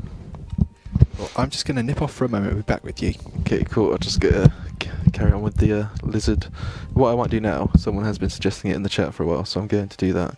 So I'm just going to make a duplicate of him, put him over here. Oh, whatever. Okay, cool. So I'm just going to try out this purple gem, see what that looks like. Someone's saying they want to see what it looks like, so let's do that. Might as well. So I'm just going to pick again the colour picker. Let's pick that sort of purple. Yeah, let's go with that and colour that. And then let's go for a lighter version. Let's see, make the gemstone power up the tail. Just look at the chat a second. Darker green, purple CX. Okay, so let's just lower the value a little bit. Oh, that's high in the value, and the saturation goes down like so. So that should get that. Let's just select the red. So we can do this thing where we can select by colour, which is very handy. So then we can just change all of that colour in just one click, like that, which is awesome. And let's take the purple and drop that down like 4 shades. Yeah, 4 seems good. Whack that on that. Yep, that's a good colour. And now we can change it for all of them. Like so. Okay, so it's not changed the mouth. That's because I use a different red there. That's right, I can grab that red, select him, grab the purple. Should I keep that one red? I don't know, let's find out. See what the chat thinks of this. Onyx coloured. Oh, it actually looks beast when it has poly visible. Darker green? Oh yeah, I can do that. So let's take the dark green here. Select the dark green. Select the colour. Let's drop that down 4, 5. Let's just put that to 0. See what that looks like, and then grab this one. Select that colour. More darker, less darker. It's got a bit more saturated now, hasn't it? Oh, it's looking very saturated on the stream at the moment. Give this is a boss. At the moment, it's the size of like a regular monster, but it will be. I don't know. The brief we have says it's kind of not overly large, but these things are, these can always be changed at later dates. At the moment, I wouldn't mind keeping it as by a 1x2, but it would easily get confused for a mob rather than a boss. Still darker. I'm going to desaturate it at the same time actually. So let's select the darker colour. I should have brought my colour palette in to make this a bit easier. Let's see if I can do that. Yeah. Let's take that by 1, 2, 1. Add that up a bit. And let's take this green. Take it down. And take that up. That should be good. Okay. So that's darker now. And let's desaturate it a bit more as well. Let's see what people think. It looks too weak. The green destroys everything. Skin looks so monotone. The problem with doing patterns and scales is we don't really have that sort of detail to make it look correct. I can always try something like that but later. At the moment I'm just trying to get the colours down before I start adding too much detail to it, because it can make it tedious. Onyx gem. Onyx gem would be cool. I can always try that out actually. But then keep the mouth red. But I don't know if that would be as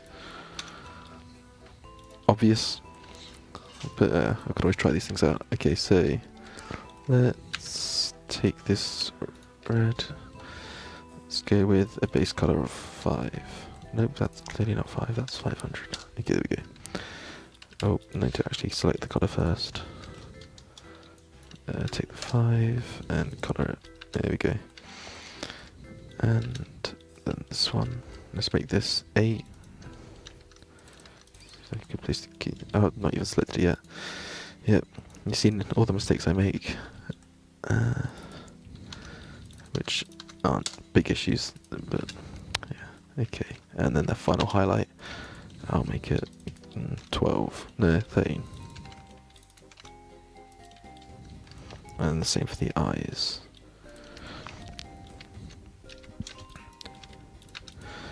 There we go. Oh, what happened there? That looks a bit odd on the top there. Is that the colour I chose? That is the colour I chose. Why does that look so green? That is odd.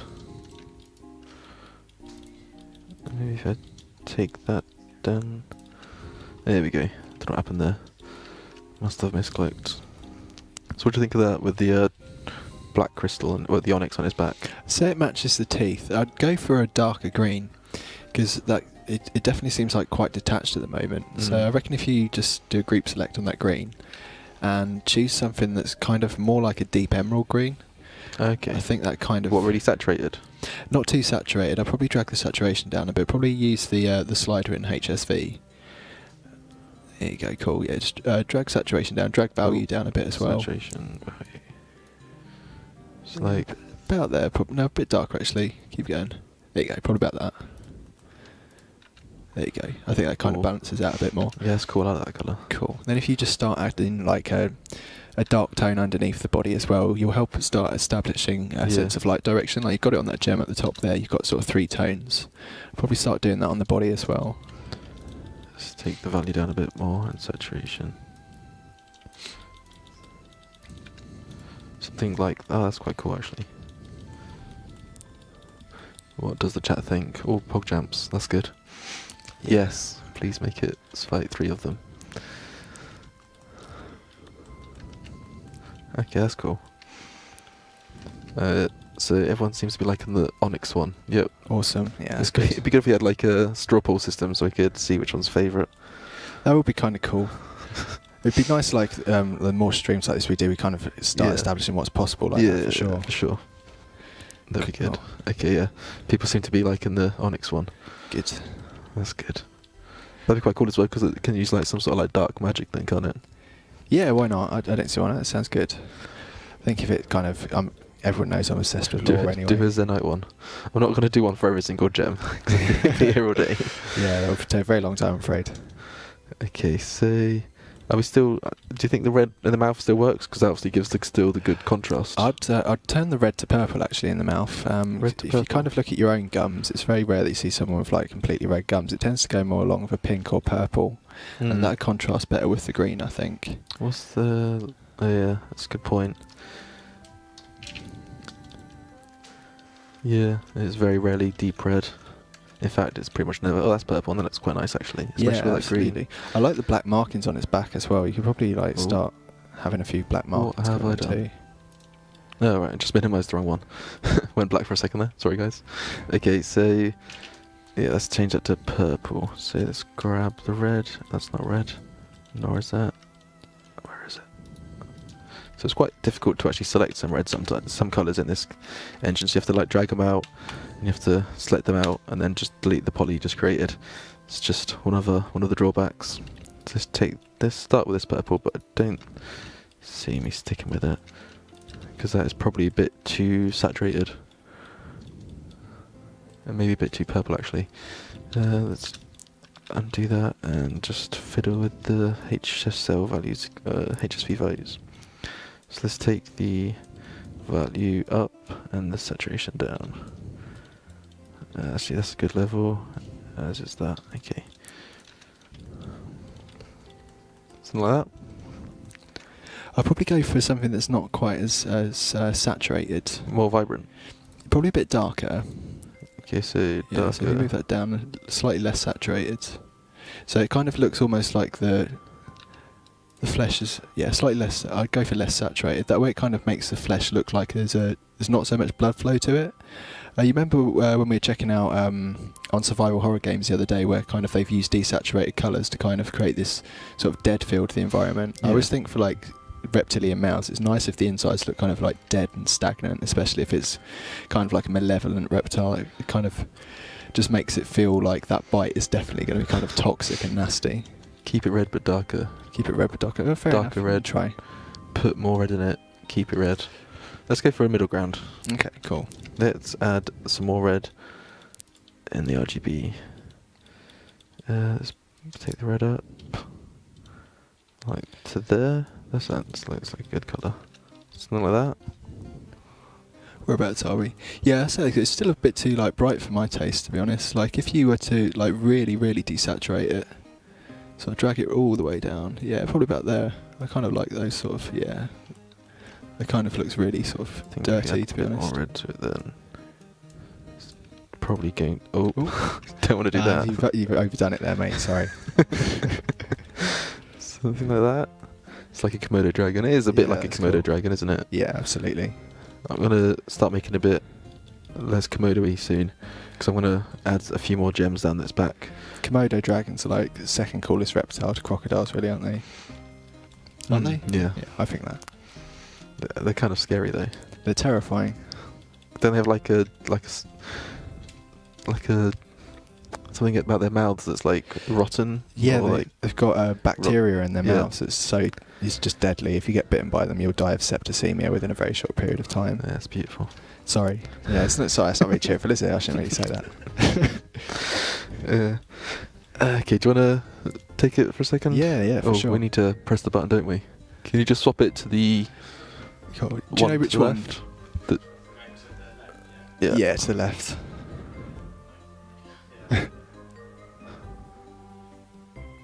Awesome. Well, I don't think that's changed it. There we go. There Sweet. we go. Cheers. Okay, awesome. Thanks for that. So you can see I've started adding more rocks to the legs just here. I don't want to overdo it much more than that because I just want to give people the feeling like it's made out of rock. I don't just want to kind of kill it with detail. So we're still going to have like blank areas like this, but just sort of like little sort of flavours of what it's made out of around the place. People were saying the toes were a bit too square. Definitely agree with that. So I've tried to add a big chunk of rock just here, and I'll continue building on that round here now. So you can see how we kind of adjust the model. If you've got any feedback on the models, just absolutely keep telling us. It's really useful having like direct player feedback like this. Normally we'd have to post on Twitter or Reddit, and it'd take quite a while to actually get a decent amount of feedback that we can actually react to. So definitely just keep going. So yeah, I'm going to create some cuts around here. You can see like we've got the lava just here, so it's kind of the most useful place to put the highlights is kind of near the lava. because the detail is very limited, it's kind of difficult to ever sort of get a good sense of light direction. So where I can, I will always try to do that. So it kind of feels like this is shining over here. If I just change the surface normal direction here as well, you can see that we then get a feeling like this lava is really shining across it. I might even create an area of shadow under here too, just because this polygon's kind of wasted by itself. There we go, and it kind of get like a rocky feel to it again. So let's just move this up a little bit. Yeah, that's good. Okay, cool. So we've got that one there, and we'll just take this big blank area just here, and we'll just create another cut down there. And if we just move this across, again, I'm not sure what colour to make this. It's kind of black. Yeah, it kind of works, but I think it kind of needs to be the highlight to keep the light direction established from that lava. So let's just do that and kind of move it across. Yeah, I think that kind of works a bit better. Then if I just make this into, I think I'll make this like a huge plate of rock on the front of the leg here. I think that's probably how we'll do it. Instead of just having like big straight sections of rock, why not just make them into like these giant sort of plate sections of rock that stick out? I think that's going to work a lot better for the purposes of this particular creature. So I'll just create another cut in here. You can see we've got the surface normal direction going in the wrong direction there, so we just flip that round. And then we'll select these two verts and drag it forwards. Now we've got a sense that there's actually some serious rocky geometry sticking out of this thing, and it feels a lot more randomised now on that shin, which I'm happy with. Okay, we'll just select this and pull it in a wee bit more. Okay, good. And right, okay, let's just start moving some of these highlights onto the edge of this rock just here again. That's good. So it feels like it's kind of shining up at that. Good, good, good. And then probably from this side too, we can do that as well. So, oh, oops, it's just errored at me. The reason why that's errored is you can see we've got a quad just there. That's a polygon with four edges, a triangle here. What I need to do is actually break this quad down into two triangles like that, and then I need to flip it. I need to flip this one again too. But you can see that's quite far away from this sort of light source now, so it kind of feels like there's this big gap in the middle, and it kind of looks a bit awkward. So I think I'll just reverse that, and let me think about what I should do with this. Yeah, so if I kind of add the light just here, and then we can maybe take some of the light off this side as well. I think at this point I'm actually going to start adding in a lighter tone of this. So we've actually got a highlight which is not associated with the lava itself. I'll move that up to probably a 10. So all this dark one is all 6s across the board in the RGB. So if I add one that's all 10 across the board, we can actually have a nice highlight that shines on top of it. It's a bit too bright there, sorry, I'll move it down to all 8s. Oops. Let's do it again. There we go, cool. So it kind of feels like there's a secondary light direction, like the world light direction that's actually shining on these rocks now, and then we've got a light coming from the lava as well. It's often very difficult to kind of establish light on these models because we don't actually have much light in game. We've just got one light which is in the world, and then the rest of the light we have to sort of colour into the model. And because we've got limited polygons as well, it kind of creates other complications as to how well we can do that. So we try to establish it where we can, but it's not always possible. Right, so I think I'm just going to move this area over a bit so that actually really stands out a bit. It looks a bit square, you can see there's like a big square in the middle. I don't really want that, so let's just kind of make that a bit more uneven. Let's move that across, and we'll move this one down a bit as well. That might affect the deformation during animation, because really this area here is where I want to deform the knee, so we'll just keep an eye on that a bit later on and might adjust that again. Cool, so I'd say like this light fall off would happen around here as well. So if I just introduce that grey here, it kind of feels like there's a transition of the light there, however basic. It's still kind of something that your eye can detect. And oh yeah, I think like on top of these toes as well, I think we can start, yeah, so it kind of makes them feel like they're more like separate pieces of rock as well. We can just chuck one in there too. This is all starting to come together a bit more now. That kind of feels a bit awkward to me, so maybe it's like extra one just there, and then we can just flip the normal direction here again. Okay, yeah, I'm not sure, to be honest. Let's make a decision, hurry up. There we go, cool. I think that'll do, that's fine. It's going to be a giant, it is going to be a giant for sure. I can probably add like, I don't really want to start adding more shading in here, but I just can't help it, this thing's just going to look better. Yeah, that's going to look better, I think, like that. So, oddly enough, I'm now I really like these feet, and they're no longer the bane of my life. I just want to keep working on these feet and start dragging all this sort of randomised detail up the legs, I think. Hopefully, do people in the arms being different sizes make it very... Yeah, I think the arms should be different sizes as well. I might give it these really sort of big, boulder-like, mace-like hands, so it actually slams its hands down on top of you. We could make them like hammers, we could make them like maces, or we could just make like simple spherical objects with sort of cracks of lava in them and stuff. But I think its hands should act, instead of like hands, more like primary weapons. So it's kind of almost like this thing exists purely to break things and destroy them, which is kind of a cool concept for a boss, I think. So let's just chuck some more of this in. There we go. It's really starting to feel rocky now. Bit concerned that this is getting a bit busy around here now, though, with that extra sort of tone in. I might actually just select this one here. See, what I've got to do is I've got to drag that out, select that colour again. But then I might actually just apply it to here, because I don't think those colours work well together. And then we've just got a transition from this lighter grey on the feet, and that would be sort of like light shining straight down from the top and sort of colouring this. But because this is kind of parallel sort of with the height of the body, I've reduced that a bit so the light doesn't quite catch the leg as much. And I think that kind of translates nicely for us now there. I'm probably going to do that on this one as well, because that seems slightly too light for me. Yeah, there we go. I think we're starting to get something that's half decent now with this. Ah, finally. I feel like I can really get into this now. We're on a roll with this model. It's good. Give one arm a stump. It's like a cannon that shoots lava. I'm not sure if I want to go down the route of giving it a range attack. I'd like... it's nice to have bosses that are just purely one combat style as well. We've already got a few bosses that are sort of like multiple combat styles already in our documents. So I'd like to do one that's just pure melee based, and because it's kind of got that sort of orangey, I always associate orange, red and yellow for some reason, and lava with sort of smelting and smithing and making metal work. So I always associate it with melee. So I kind of feel like this actually looks like a melee boss now. Whether or not you agree with that is, you know, a different matter. I'm not sure. If the chat just lets us know whether they think it should be all melee. Yeah, someone said all melee, please. But so just let us know your opinions, and let us think if you should think there should be multiple combat styles or just one combat style.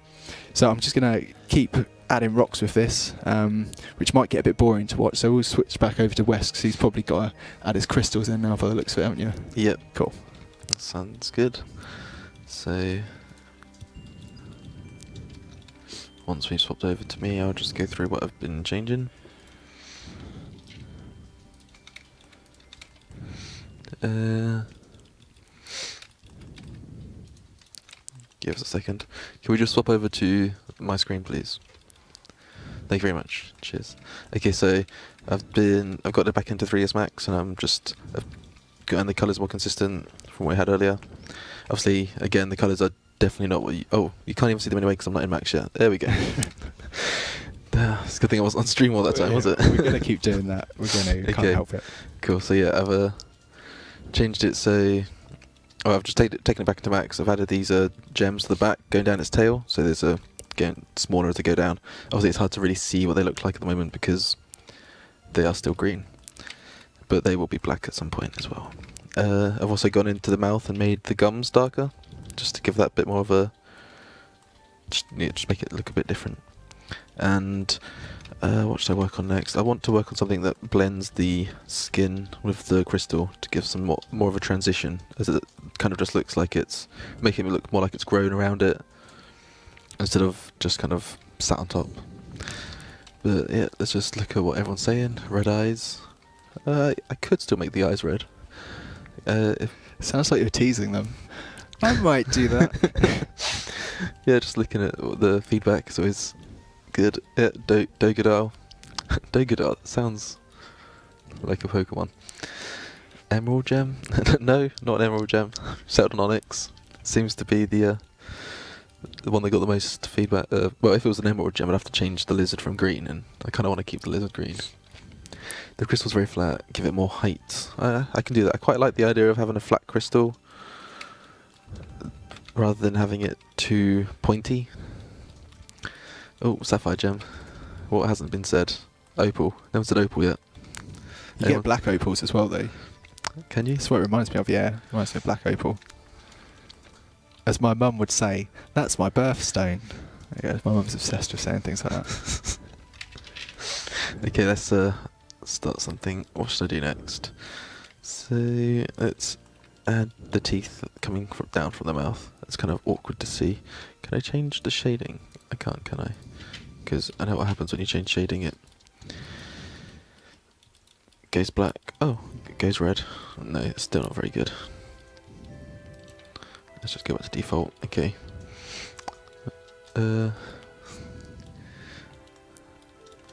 Barney the friendly Komodo dragon. Yep. Although he's not friendly. He will eat you. I want to make these teeth a bit bigger actually.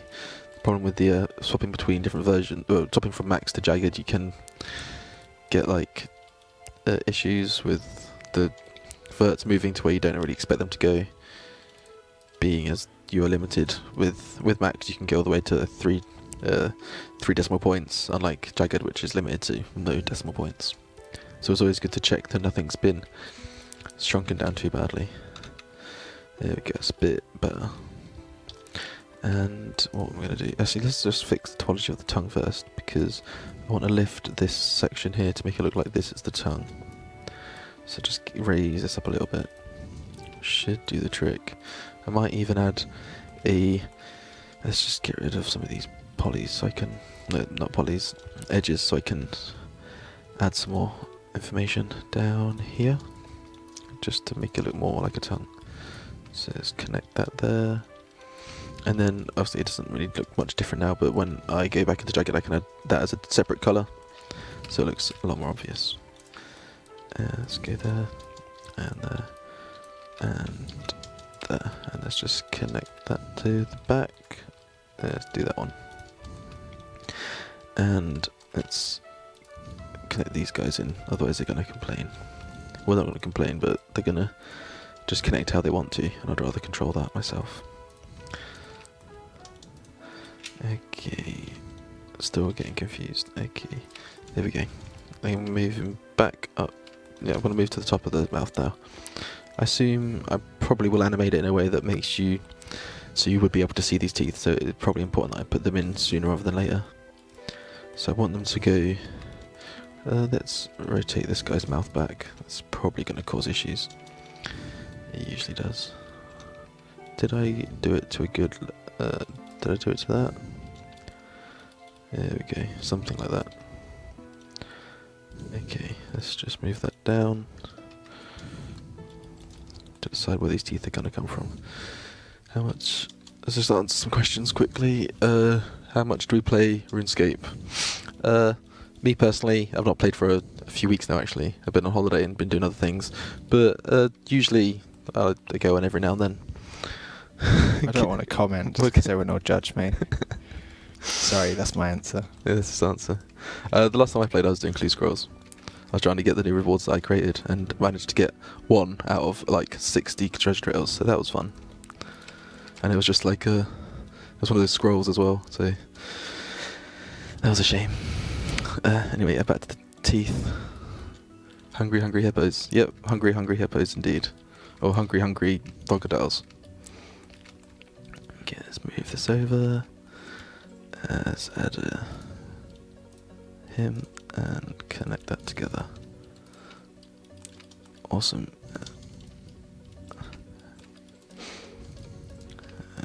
So I need to get the teeth to, well, I don't need to get the teeth to match up with the gaps in the bottom teeth, but it's probably just a good idea to make sure I do that so no one mentions that that doesn't work.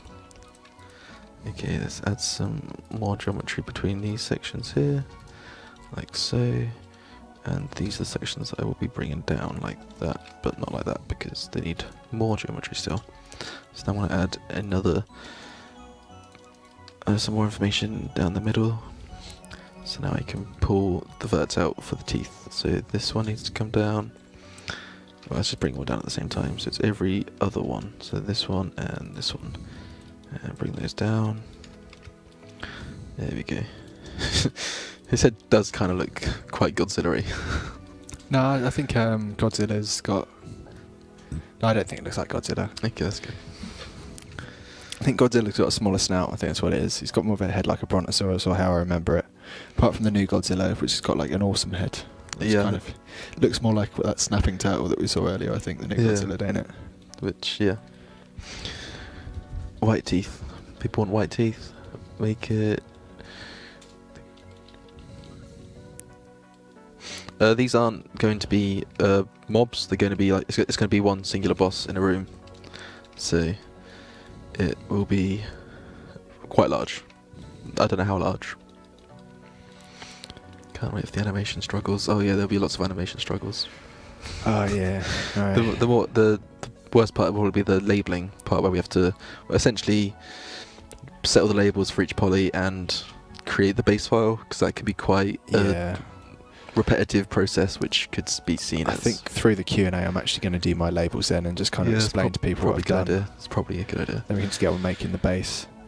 The problem is with like setting up a model for animation, we really hope we don't lose too many like people watching, because it's going to be quite a dull watch. I think that'll probably be a best opportunity for us to like answer your questions. We won't be focusing so much on getting the models right then. So yeah, maybe we can sort of do that then. Well, it's 3:30 now, so we got an hour and a half till the stream. Yeah, we have. Yeah, it's fast approaching. Yeah, I know. It's not too bad now because I know what I'm doing with my model, so it's not like I'm kind of like just guessing and still kind of figuring out what it should look like in my head. So hopefully an hour and a half is enough to kind of get all this sort of like these rocks in place that I'm trying to build on it now. And kind of move away from this sort of like Tsar look that it's got on its torso. Again, got a resident sleeper. So I was just getting a sip of tea. Sorry guys. What's resident sleeper mean? I don't know what a lot of these things mean. Boring. Ah, boring. Oh no, don't say it's boring. What can we do to make it not boring? I think it's because I was just sat there doing nothing. Oh really? Okay, sorry. Hopefully that's why. We'll keep talking. We'll do our best to keep talking. Oh, I kind of done the gums dip. That's fine. It's just less... No, don't add more resident sleepers. You'll make us feel bad. It's not, you shouldn't have mentioned it. No. I feel awful. Why are you doing this to us? Don't say you feel awful, otherwise they're just going to keep doing it. Yeah, I know. I secretly like it. Okay, so just going through the teeth again, making them nice and pointy. I've avoided making this row of gums for the upper mouth, because it's information that you're never going to be able to see. So it's just kind of, I mean, you'll be able to see the teeth from the side, so they're worth putting in. But just the extra information to the gums it would be a waste. So I'm just not going to do that. Oh, we're getting PogChamps. Thanks, guys. That's amazing. I hope that's PogChamp. I'm going to look like a fool. Yeah. Good. I like PogChamp. Okay. Do I need an extra loop down here? I'm not entirely sure. Let's just attach these up here. Oh, yeah, up here for now. I probably will change this later. I'm not oh, maybe not. I don't really need to do much with the upper mouth, as you won't be able to see it. Just adding the teeth as well. Add another tooth here as well. Just need to make some more geometry for it. That's awkward. That's not gonna work. Okay, there we go. Got a space for it now. So if I'm just gonna pull out of this polygon here, and then just merge all those verts together. And that's a very wide tooth. So I'm just gonna bring it in. And oh, it's wide and also thin. Interesting. I'm gonna have to change the shape of this. If I add, I can do this. It's fine. Add this there, and then just reshape the mouth part a little bit. Yeah, that's good. That's actually probably better like that. And now I can wait. Where's the? Yeah, there it is. And then I can make it thicker, like so.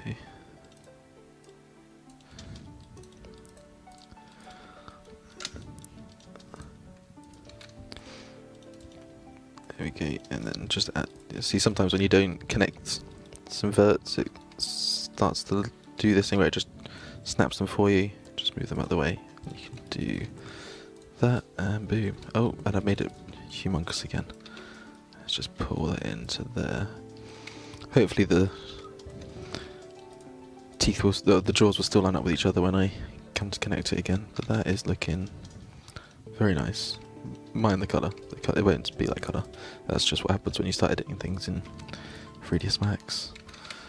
There we go. So what it's going to look like with its mouth closed will be something like this. Maybe the teeth will be showing. I'm not entirely sure. Yeah, maybe. Do you think that the top teeth should be showing? No, someone's just said Gothic spook in chat though. So I think, sorry. Just Kieran. Gothic spook. What was your what was your question? Sorry. Do you think the overlapping teeth's good shout or not? Obviously, there won't be the Z fighting errors. Yeah, I think you might get a problem with render ordering with them, but yeah, that's a good point. Maybe if you gave it kind of like an overbite. Yeah. So it kind of like the teeth sort of went round the bottom and then the bottom bit opened out. Then once the sort of polygons are a certain distance apart, we don't have to worry about render ordering. Yeah. Oh well. I guess I could just leave the mouth closed like that, actually, in its resting position. So Yeah, you can that's always cool see too. the teeth. Yeah, that's quite nice. What I've been wanting to do for quite a while now is detach this jaw a second and just move its pivot point. Nope, don't want to send it to object. Oh, I didn't even detach it. I guess. Let's try that again. Detach. Well, let's actually collapse it down first. So you turn it to a little poly. Detach to object.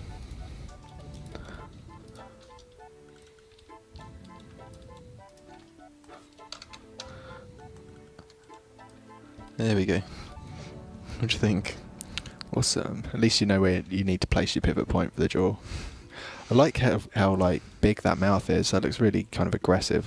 Like it's definitely going to break you if it bites you. Okay, let's just undo what I just did there until it's... There we go. Yeah, that'd be cool. That's what you want. The only concern is the deformation on the lower mouth. You can get around that if you put like a label in between the jaw that moves and the torso and just call it something like jaw deformation or something like that. Mm-hmm. Then you can have that sort of deformed separately if you like, and then you should be okay. So I had to do what did I have to do? I think it was Zulra's mouth opening, and that had the same problem. Alright, okay. So yeah, I got around it by doing something like that. We'll see. I think the stream's got the chat's quite behind because they just started talking about the flappy mouth. Yeah, sweet. I think like reptiles often have like a huge bite anyway, so kind of that's cool. And Well, you've seen snakes, haven't you? They can just unhinge them, can't they? I think as well, like as soon as you make a model move, it brings it to life, even if it's like in a really sort of like rudimentary manner, like just adjusting the jaw like that, and then all of a sudden it kind of like it's a bit more inspiring to look at. Yeah. When I've made models sort of like in my own time in the past, and then I've sort of like moved a section of it away from the rest of the model, like the jaw, and started moving it around, I kind of think, yeah, it's going to look great when I get around to animating it, so it's kind of a good thing to do. Just going to move this jaw down for a second and reposition these teeth a little bit so they don't overlap each other. So this one could come out. Let's just grip some verts and just deselect the ones I don't want to... let's take that actually. To there, and there we go. That should work a little bit nicer now. Do you want to update the one what you've been working on? Yeah, absolutely. Okay, cool. So if we move back over to my screen, thank you very much. We can kind of just see that we've got a definite like rocky feeling of these legs now going on. Just rotate around the model for you. And that sort of like glow from the lava is really sort of like picking up. Oh, that's a good question. Will the raids bosses give pets? Because there's so many bosses, you'd I think we'd flood the game with far too many pets if we did that. Yeah, it would be a lot all at once. Yeah, I think maybe potentially the last boss would give a pet, but I think like we'd have to filter it in like really slowly if we're going to do pets for these bosses. The problem being is like there's some people that love pets and some people that hate them. It's kind of like we should do a Marmite pet, shouldn't we? A jar of Marmite that follows you around just to illustrate the fact. Maybe for people that don't like pets. But yeah, we don't want to put too many pets in games. It's kind of like a delicate balance with a community, trying to sort of make sure there's something for everyone and not trying to rock the boat too much. So I think, yeah, probably for the last boss, which will be very cool, so it'll be like a worthwhile pet. But for these sort of in-betweeners, much like Scatizo doesn't have a pet for the same reason, I think we'll probably just leave the pets for these, unless there's sort of like a massive campaign by the community to kind of get pets in-game. I'll probably shy away from it in this particular circumstance. Unfortunately, I'm someone that likes pets, but I do appreciate that some people don't really want loads of pets running around and having petscape, as it's been coined as a term. So yeah. Right, cool. So I'm just trying to find a balance between all these different colours we've got going on here, because I don't want to make it too busy and just have tons and tons of different colour triangles. A lot of people often give feedback and say they don't like that anyway, and I really want to make this a likeable boss for people. So I'm just trying to only include the colours that are kind of essential for this. So we've got here a sort of like top light colour where it's not lit by lava. We've got a lava lit colour, so those are our two sort of highlights. Then we've got two mid-tones as well, so we've got this generic grey which covers over everything, and then this side light grey, so it's kind of light that's kind of coming from the side of the model shining on things. And then we've got one shadow colour which is just a jet black here, just to really kind of carve in the different shapes, and that's kind of all the colours that I'm going to use, because if I start adding more colours than that, it's going to look too busy and it's not something that's appreciated by you guys, so I think I'll leave it at that for now. So I'm just going to grab some of these highlight colours here. You can see we've got two mid-tones, and that big lump of rock on the back of the leg, it's just not picking up at all. So what I need to do is I'll just create a cut down the middle of these like this. There we go, just swap that surface normal direction again. Then we'll colour that in, and just that little bit of highlight on there just makes that stand out so much. And you know, we've got like a definite shape to that rock. I'll just check my poly counts. I'm worried that all these rocks are going to add up to something horrific. 984. How is that possible? My poly count is exactly the same as it was like an hour and a half ago. I don't know. That's made me suspicious that something's going wrong here. But apparently that's right. Well, good. So I'm just going to keep building rocks, and you'll kind of just see the process as I go. So the back of the legs, no one's really going to be looking at this region. So I want to create like big areas of rock, just because it will save on geometry, and also it will keep the details to a minimum, because it's not an area that I want people to focus on at all. I'm more interested in people kind of looking at just little bits of detail here and there, just to kind of balance it out a little bit better. So if I just select, say, around the back of the leg just here, and I reckon probably if I create a cut just here, and then if we just turn like this whole sort of like back section here, just sort of like leading to where his gluteal muscles would be. That's the back side for those of you that are wondering. And we'll just select around this region. And there we go. I think that's probably a bit too much there, to be honest. So I'm just gonna, sorry, a bit too small there. So I just want it to be like a huge sort of region. The rock on his leg looks like a, oh, buns of rock. Yeah, that's a cool term. I like that term. Maybe that should be the examine on this monster. He's got buns of rock. What do you reckon? For sure, yeah, definitely. Yeah, good. Okay, cool. We're in agreement. It's not just me being weird. Bigger buns. Bigger buns. People want bigger buns. We'll give him like loaves, rock loaves. Cool. So I've extruded that, and you can see it does this irritating thing where it flips the surface normal direction, and those polygons are rendering in the incorrect way. I could take this into 3ds Max and do this maybe a tad faster, but the problem with that is I can't intuitively like recolor it at the same time, and I prefer to like do the coloring as I go in this circumstance. We do have tools in 3ds Max that help us color, but a lot of the time when we import it back in, we then have to save it as a binary file.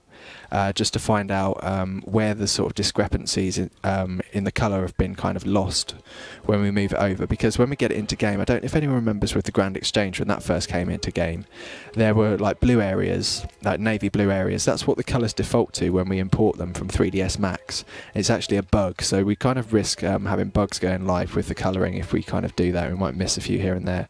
So I prefer just to get it right the first time and kind of work with this, even though it's just a little bit slower. It's just a lot better for me to get a grasp of what I'm actually working with, and not to have like potential bugs going live into the game, which is something that no one really wants. So if I just move this up a bit, I reckon we can join these verts just here, just to save on space. We've still got the knee joint around the back here for deformation when we come to animation. Yeah, so that's looking good. You can see this sort of like weird sort of shading here, this two-tone shading. That's because the surface normal is pointing in the wrong direction. We don't want it there. We want it to follow the edge of the rock. So we just adjust that as well. I'm going to select some black now. Remember, that's our shadow colour. I'm going to put that in first because that will help me kind of establish the silhouette of this particular rock, or not the silhouette, but rather the shape language of it. Let's make sure we've cut our geometry properly just there. So let's just grab that. And we'll do the same here too. And there we go, carve that in. So he's got like a bit of a rocky sort of like back area just here, which is just enough to sort of translate and tell us that, you know, there's sort of like a a sense of continuity going through the model. But even in my opinion, I think that's kind of overkill. I kind of wish it wasn't even there now, to be honest. Yeah, it just looks too busy on the leg just here. Right, okay. I think what I'll do then in which case is I will drag this just here, and that might help calm it down a bit. It's always difficult to get the detail on these right sometimes. Always sometimes. It's often difficult to get the detail right on these, I think. So if I just maybe cut it here, and maybe just have a slight crack just here. Yeah, I think that's a bit better. And that way we just haven't got all this detail going on the side of the leg. But kind of like, a lot of the time you've got to kind of lead the eye across the detail, and then sometimes just allow it to rest and lose it. So it just has like a respite here before it runs into some more detail. So you've kind of got detail just here, and then a little rest for the eye just here until we meet more detail. So it's just all about finding that balance, and I think that's kind of a bit better now. So we can also just grab these sections just here, kind of pull these together and learn what we did from the other one. Maybe add a slight bit of black in just here too, just to kind of tease that there's a slight bit of rock there. Yeah, I think that's enough. And then if I just grab this bit here and move it down, we can probably even get rid of some extra verts just here too and just weld those together. There we go. So what I have to do here is if I have to select these verts like with a marquee tool, and I just press Shift and D, and it gets rid of any excess verts that might be hanging around from joining those two together. In 3ds Max that just does it automatically when you weld things, but it's a bit more rudimentary in this software. Let's just check out. Oh yeah, absolutely. I really like the idea of having hammer-like hands to actually make his hands weapons. So it makes him seem a lot more volatile as a boss then, sort of, I said earlier, just so he kind of feels like he's actually made to destroy things and seems more imposing. I mean, if you saw someone walking towards you with hammers for hands as opposed to just hands for hands, it's obviously going to be a lot more intimidating. So I like where that's going. Have you ever seen anyone with hammers for hands? Yeah. Oh, who? I can't think of what it was, but I've definitely seen something. You sure? Now, you're not getting confused with dreams and reality again, are you? You're No. not doing that again? I'm not doing that again. Okay, I don't want to get the chart out explaining that again. Let me Google. Hands for hands. Cool, so I'm just going to add in a slight... I kind of feel like there should be a mid-tone in here as well, but that might be too much, so I'll take it out if it is. So let's just put that there. Yeah, maybe. I think that kind of works. I've got to be careful though because of the deformation of this knee. So this line needs to be here definitely, because this region here is where the knee's going to deform. Yeah, I reckon that looks fine like that. I think I'll probably add one on this one too, just to kind of balance out the two, so it feels like it's got continuity to it. What do you reckon? Do you reckon the back... Oh, he has got hammers for hands. He's got a sword for one hand and a hammer for one hand. It's the Dwarven Centurions from Skyrim. Oh, okay, cool. That just looked kind of cool, actually. Yeah, they got quite a cool style to them. They're all like gears. It's kind of like a medieval fantasy steampunk. Okay. Their entire area's like that. That's a lot of genres put together. I know. Yeah. It reminds me, like, when I was a kid, there was this film that was kind of like the sequel to The Wizard of Oz that it used to come on around Christmas time, I think, and it's called Return to Oz, and there was these strange creatures that had these sort of clown masks for faces called wheelers, and they had these unusually long arms with wheels on them, and their legs had wheels on them, kind of like these giant trolley wheels. And they used to freak me out so much. They're just horrible, and that reminds me of them. Are you happy?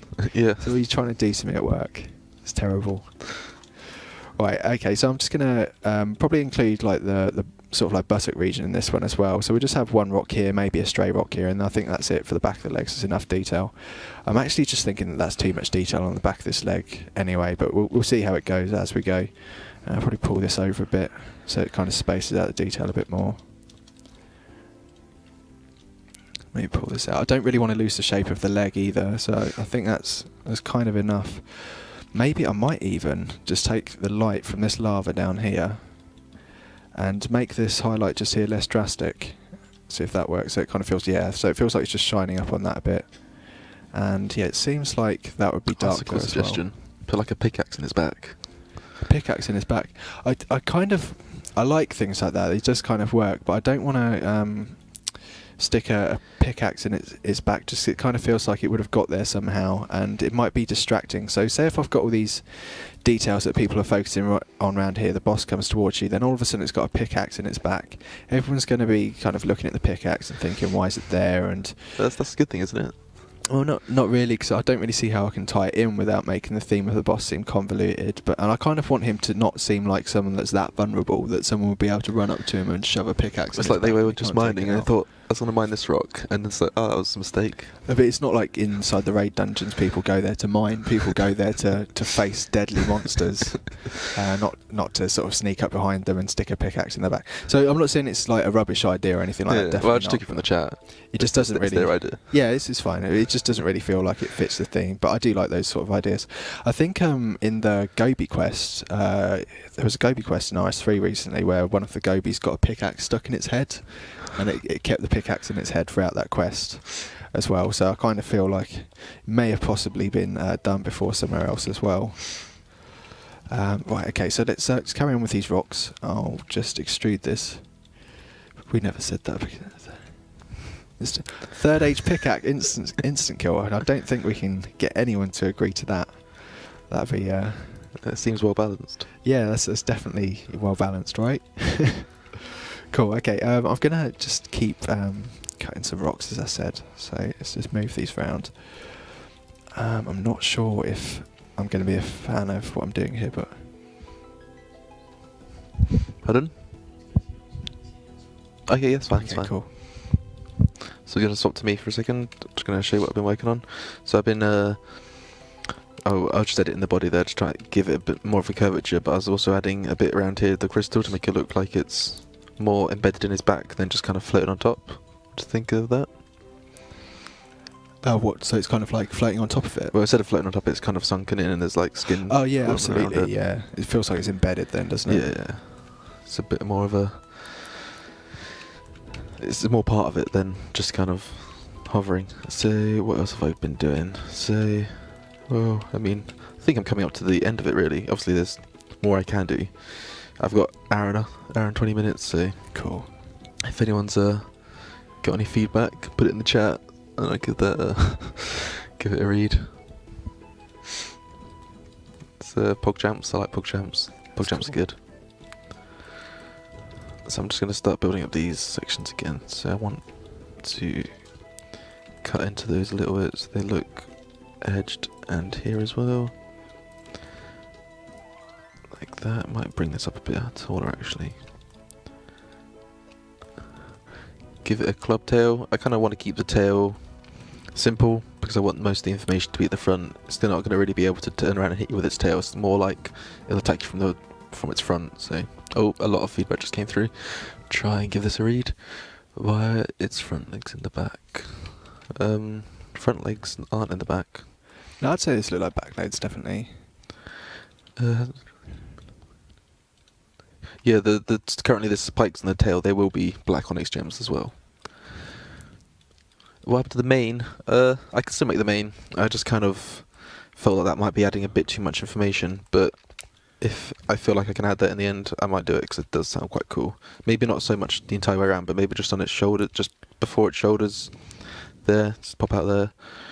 It's just whether I can do that with the scaling without it looking bad.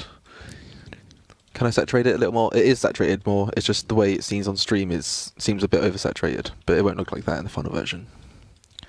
Give it battle scars, yeah, I can give it a few wounds when I get to the finished part. I can do that with just colours, add like triangles of red on there just to make it look like it's been attacked. I think if you give it a wound, you should just give it one really massive looking mortal wound instead of trying to do tons of tiny little ones. So it'll say fracture in the mesh and it'll just make more of a statement than lots of tiny little cuts. Oh yeah, that's a very good point. That's a good point. We can't have a tiny dwarf riding it, unfortunately. Doesn't fit with the lore. Not that we know what the lore is completely, but it probably doesn't involve dwarves riding them. No. Pickaxe in its mouth. Jump.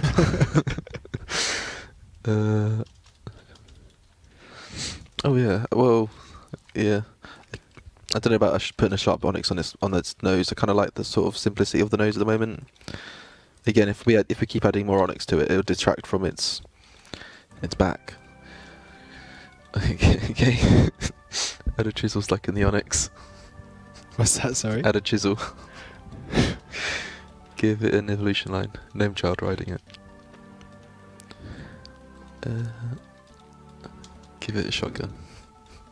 The head is huge. Yeah, the head is huge by design.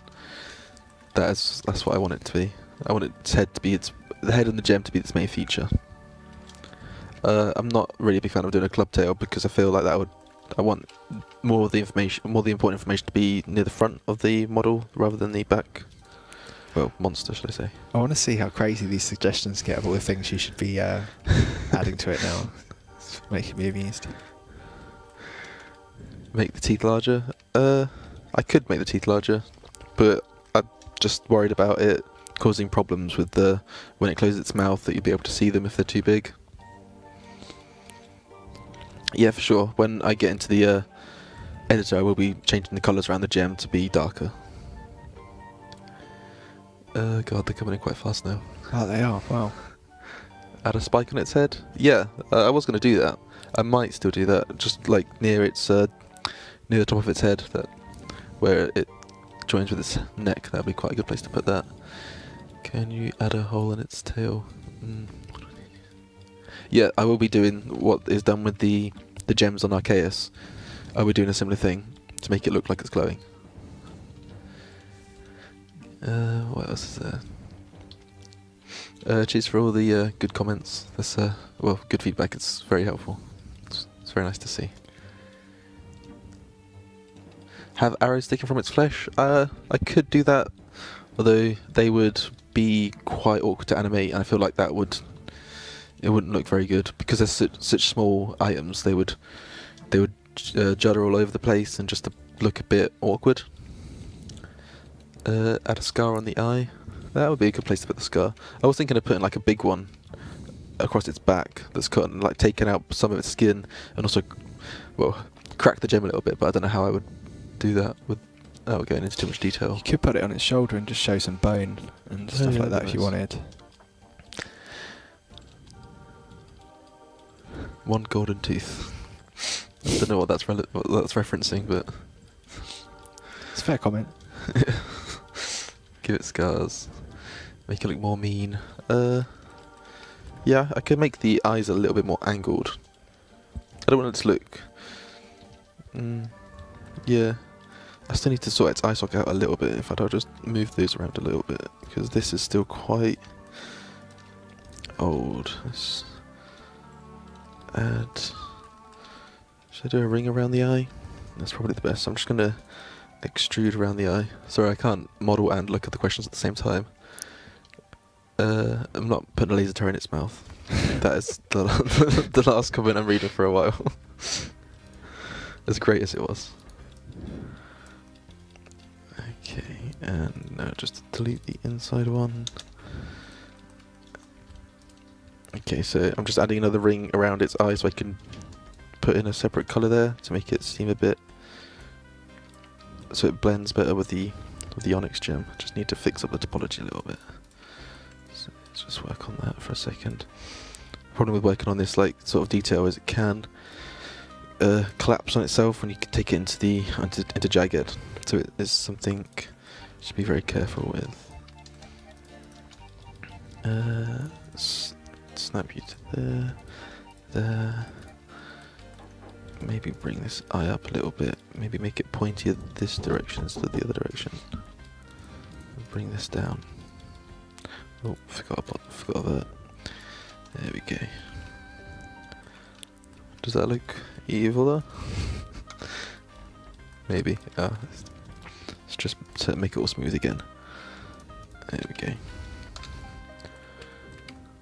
I think that looks more evil. Yeah, I'd say it does. Okay, well, let's look back at the comments for a second. Add light green to the pupils. Yeah, I could do that. At the moment, they do look quite light, but that is just because of the 3ds Max washes out all the colours. So when it gets back into jagged, it will look a lot nicer. So what I'm actually going to do is take into jagged, then we'll just add more detail here. How did I connect those? Let's just put it in here like that. Or like that. Oh, it might be better. No, like that. Yeah, there we go. There we go. Okay. So, oh, coming up to the end of the 4th hour. Wow, it feels like we ridiculous. only just started. I can't believe how fast this is going. It's crazy. It's really good. I'm actually having loads of fun doing this as well. It's awesome. Oh, lots of comments coming in. Ruby eyes, give it laser vision. Put a hole on it. Put a staff in its mouth so you can see all its teeth. Bigger feet. I think if the feet were too... I wanted to keep the feet more dog-like than lizard-like, so that's why the feet are quite small. That's the sort of decision I've gone with there. And... oh yeah, I was thinking of adding like gemstone to the back of its elbows, but that could cause quite obvious deformation when it comes to animate. Just gonna look at some more. Look at the chat again.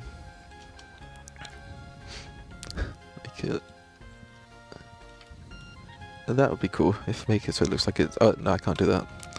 That's been done for another boss. Have you shown them the last boss yet? Oh no, we definitely can't show that, unfortunately. I thought that was in some sort of promotional material, or was it? Oh no, it's not. No, we're gonna be previewing that as kind of like selectively. I think just because it's kind of the last. It's very cool. Just want to throw that teaser in. Yeah, that's cool. Yeah, we're definitely just going to be something that just raises the bar for everything. It's going to be very cool, that one. Okay, so I'm going to move this over to Jagged now and add some more colours to it. So I'm just going to quickly export it, and I'm not going to forget to change the stream. So there we go. So this is what it looked like about an hour ago now, and the changes to it.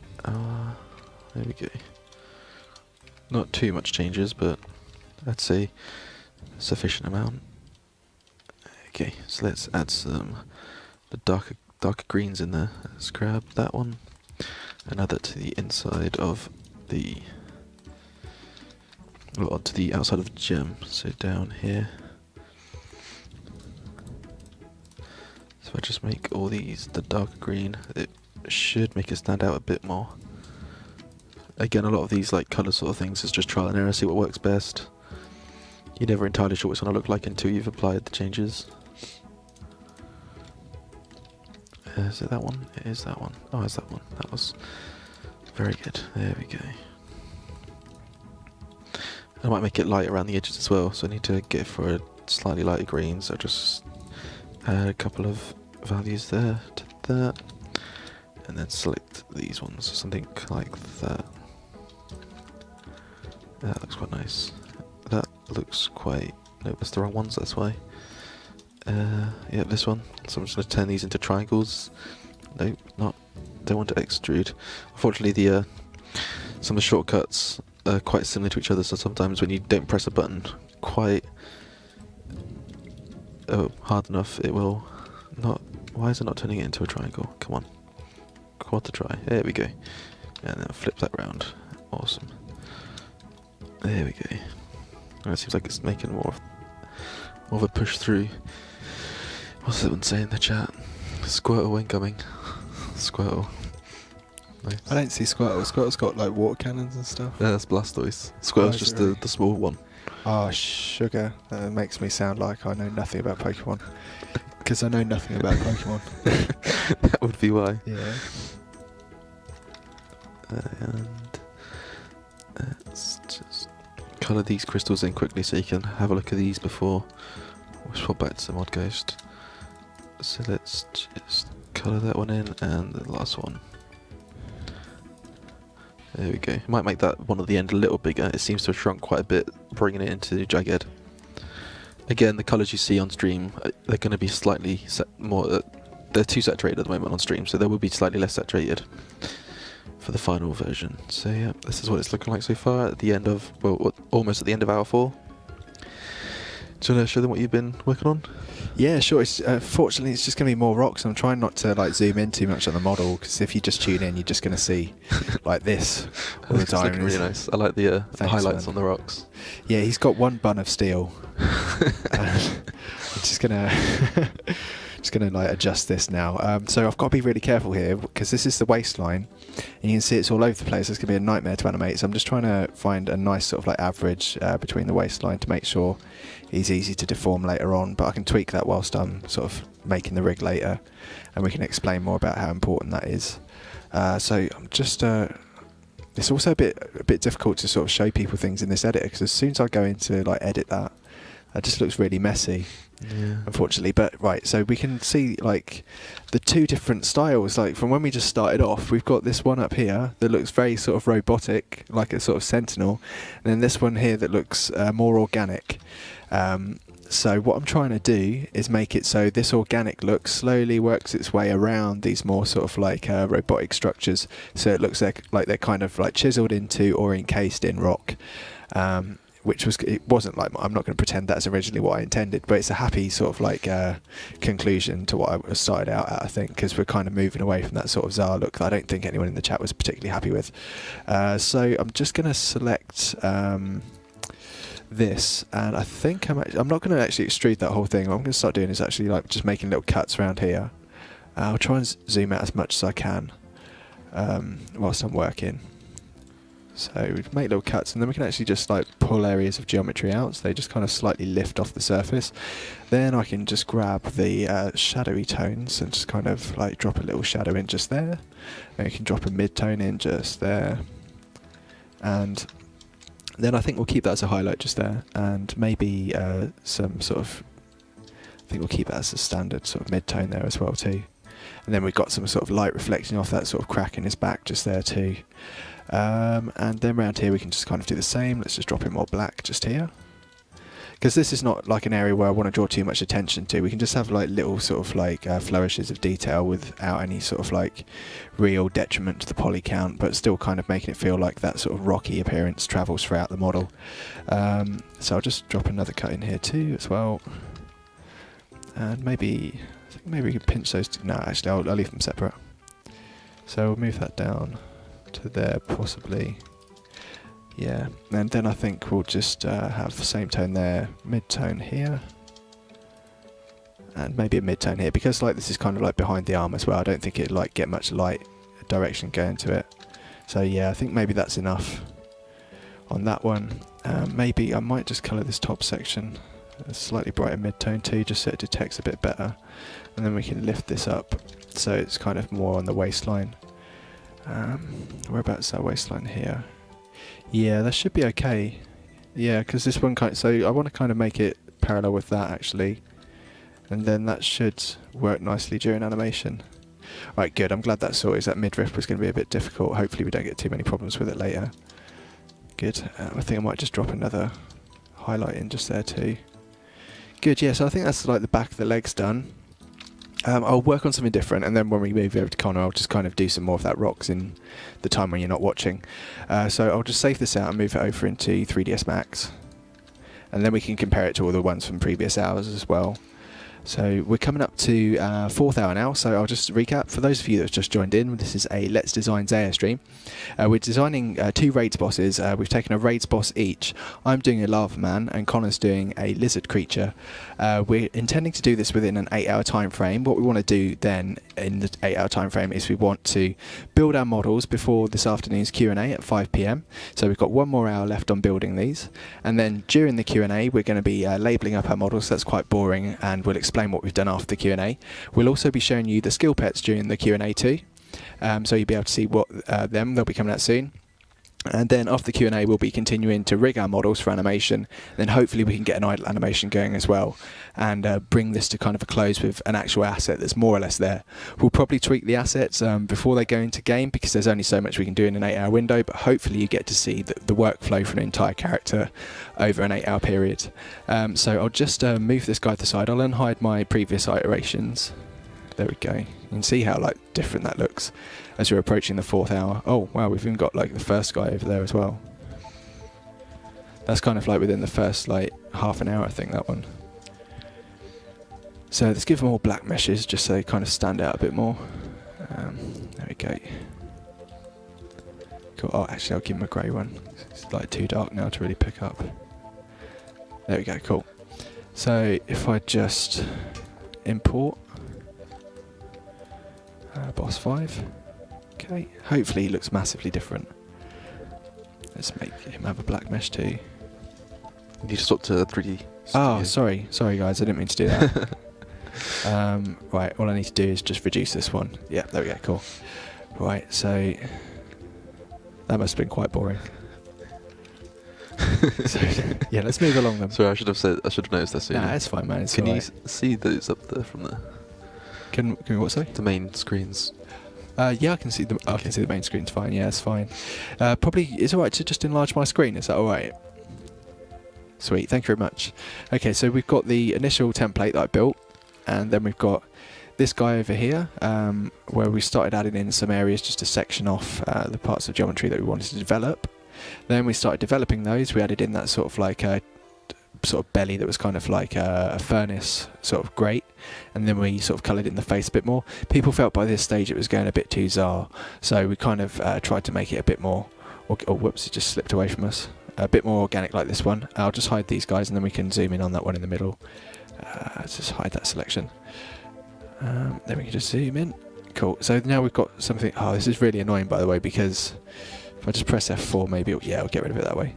If you deselect the model, it means that when you rotate it, it doesn't lock the rotation to the model, it just goes all over the place. But it's got more of a sort of rocky appearance now. You can see what Mod West means by how the colours just get desaturated in here and just don't look as interesting as in at all. It's mainly because of the lighting state. So if I was to load up this one again, you can see it looks a lot more sort of vibrant and interesting in this one, as opposed to the 3ds Max version, which completely washes everything out. I guess this is kind of easier to work on the mesh, but I kind of prefer the other one because it gives us a better representation of what it would look like in game. So, right, let's design the hands. So people have been saying that they want the hands to feel more like solid boulders of rock, or chisels, or we could even do like pickaxes.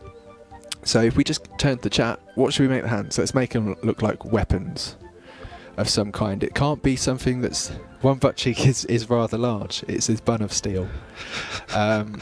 Then we basically want to have these hands look like something that still looks organic, but let's not make his hands look like something that's been like too sort of worked at, if you get what I mean. So we want hammers, anvils, rocks, anvil, massive hammers, I'm not saying that one, a mace, boulders, sickles. Sickles is kind of cool as well. I kind of like the idea of like hammers because that seems really blunt, or pickaxes, that's kind of sharp, but I just like them being sort of tools because that seems a bit more sort of organic than something that's been like smithed, like a sickle or something like that, or a sword. People want anvils. Anvil seems like it's a bit of equipment to make something that's a massive hand like Hellboy, a granite hammer. The most common thing that's coming up is hammer, I think, and I'd like hammers too. So I reckon we should just make them look like they've been slightly sculpted, but not too sculpted, because we'll start moving away from that organic look that we've established and more back towards that Tsar look, which we want to avoid. So let's convert this to an editable poly again. I think what I'm actually going to do is I'm going to grab the hand and I'm going to cut it off. So I detach it from the mesh. And then what I do is I isolate it by pressing Alt and Q, like this. Oh, I'm going to save my file as well. Always remember to save. So that I'm going to use that wrist as reference, and then I'm actually going to create a new object as well. So let's just create a cylinder, just here, like, oh, pardon me, like so. Then I'm just going to go into the modifiers panel just here, and then we can adjust it. Like 18 sides is way too much for our game, just because we need to keep an eye on poly count. So I reckon probably if I move it down to about 10, we can just check that out. That's probably still a bit too detailed. So I reckon if we move it down to about 8, so it's like an octagon, and that's probably about the level of detail we want. We need to decide on the contours in this hammer. I think we don't need the ones in the middle just here so much, but they'd be useful to connect it onto the wrist. So what I'm going to do is I'll convert this to a polygon object instead of a primitive, and then I can actually just select these edge loops just here, and we'll just run that round, select the vert. I'm just going to deselect these ones, probably in the middle just here, because I want this section to actually join onto the hand, so that's an important bit of geometry to keep. And then I'm just going to weld the rest together. So if I open up weld and then just ramp these up, oh, a bit too much, there we go, and just closes them together and saves us a bit of geometry there. Right, so now I'm just going to keep all of this triangulated, just because it's a good habit to get into. and it gives you more control over your surface normal directions as well. So I'm then going to select this central region. I might just dip it in just slightly, so we've got a slightly more organic feel to the heads of the mallet. And then I'm just going to select both of these end caps, probably bring them out a little bit too. So just expand this. There we go. And then I think, because the ends look like way too flat to me, for it to feel organic, almost like it's been sort of sanded down or something, or hammered down. So I'm just going to inset that ever so slightly, and then if I select the verts, you can see the widget's just here, so if I attempt to shrink that down now, it won't move anywhere because it's put a widget on both of these. But if I select my verts like that, it places it in the middle, and then I can manipulate both ends like that. So this might look basic to start off with, but we can start adding sort of cracks in it and make the lava cracks sort of travel through this as well. So hands should have different weapons. I think if the hands have different weapons, it might be slightly too much to animate potentially, or it might just make the design a bit too busy, so you won't really know which side to look. So if we just give it 2 hammers, then it'll be kind of consistent either side, and then just use slight asymmetry to kind of give it that visual variation that we need. I mean, I could be wrong, it could look naff with 2 hammers, so we could change it as and when, but let's just try it with 1 hammer for now. It'll also keep down our modelling time, so we've obviously got to keep an eye on time because of the 8-hour time restriction. Seemed like plenty to begin with. It did seem like plenty, didn't it? But now we're down to the last hour, and I'm still making features as opposed to polishing. It's a bit nerve-wracking. Never mind, we'll get there. It's fine. We're professionals, right? Yep. It's what we do. Right, cool. So let's just rotate this around. There we go. It's a shame we can't really. Let's just turn off the snapping and see if we can get that slightly more in line with it. There we go. That's better. Right, so what I'm going to do is, if I just go into vertex mode just here, I can then just open this interface here. We can see that I'm going to snap to vertex, so I can grab the vert that I want to snap to. Oh, whoops. Grab the vert that I want it to snap with, and then attach it to the vert that I want to snap it to. That should bring it roughly in line with the wrist that I've made previously. I'll turn off the snap as well, hotkey S. And then let's just slowly move this down, like so. I've got a rough idea of the size of the hand just there, so I think I'll just expand this just to accommodate for that. It looks like the wrist has got 6 points on it, and I'm working with 4 points just here. So I reckon I'll just snap what I can to the wrist joint. If I just unhide this, and then just bring it into isolation with this. Now we can kind of like judge the scale of this. I think the scale's more or less there, but it might be slightly too big or slightly too small for the wrists. And we can make them sort of slightly lower down as well, just so when he actually swings them down and they actually come down on the player, it kind of just feels like there's a lot more weight behind them. So I think maybe they should just have a slightly lower place on them. Right, center, align the object to the world as well to straighten out the pivot. Right, so let's bring them down maybe to here, I think. Yeah, they do look a bit like dumbbells, don't they? I think like I'm going to deform them a bit so they look kind of rocky, and so they've got rocky chunks sticking out of bits, just kind of like I've done with the feet and that as well, so they don't feel too contrived, if you know what I mean. They still feel slightly organic. So I reckon I'll just twist them a little bit too, just like that. Okay. Let's go into vert mode, select all the verts, and let's just move this across. I'm tempted to make it so that the wrists actually deform to join onto this. So let's just select this model, and I can actually select individual verts and then just kind of snap them to where I want them to go on this hammer.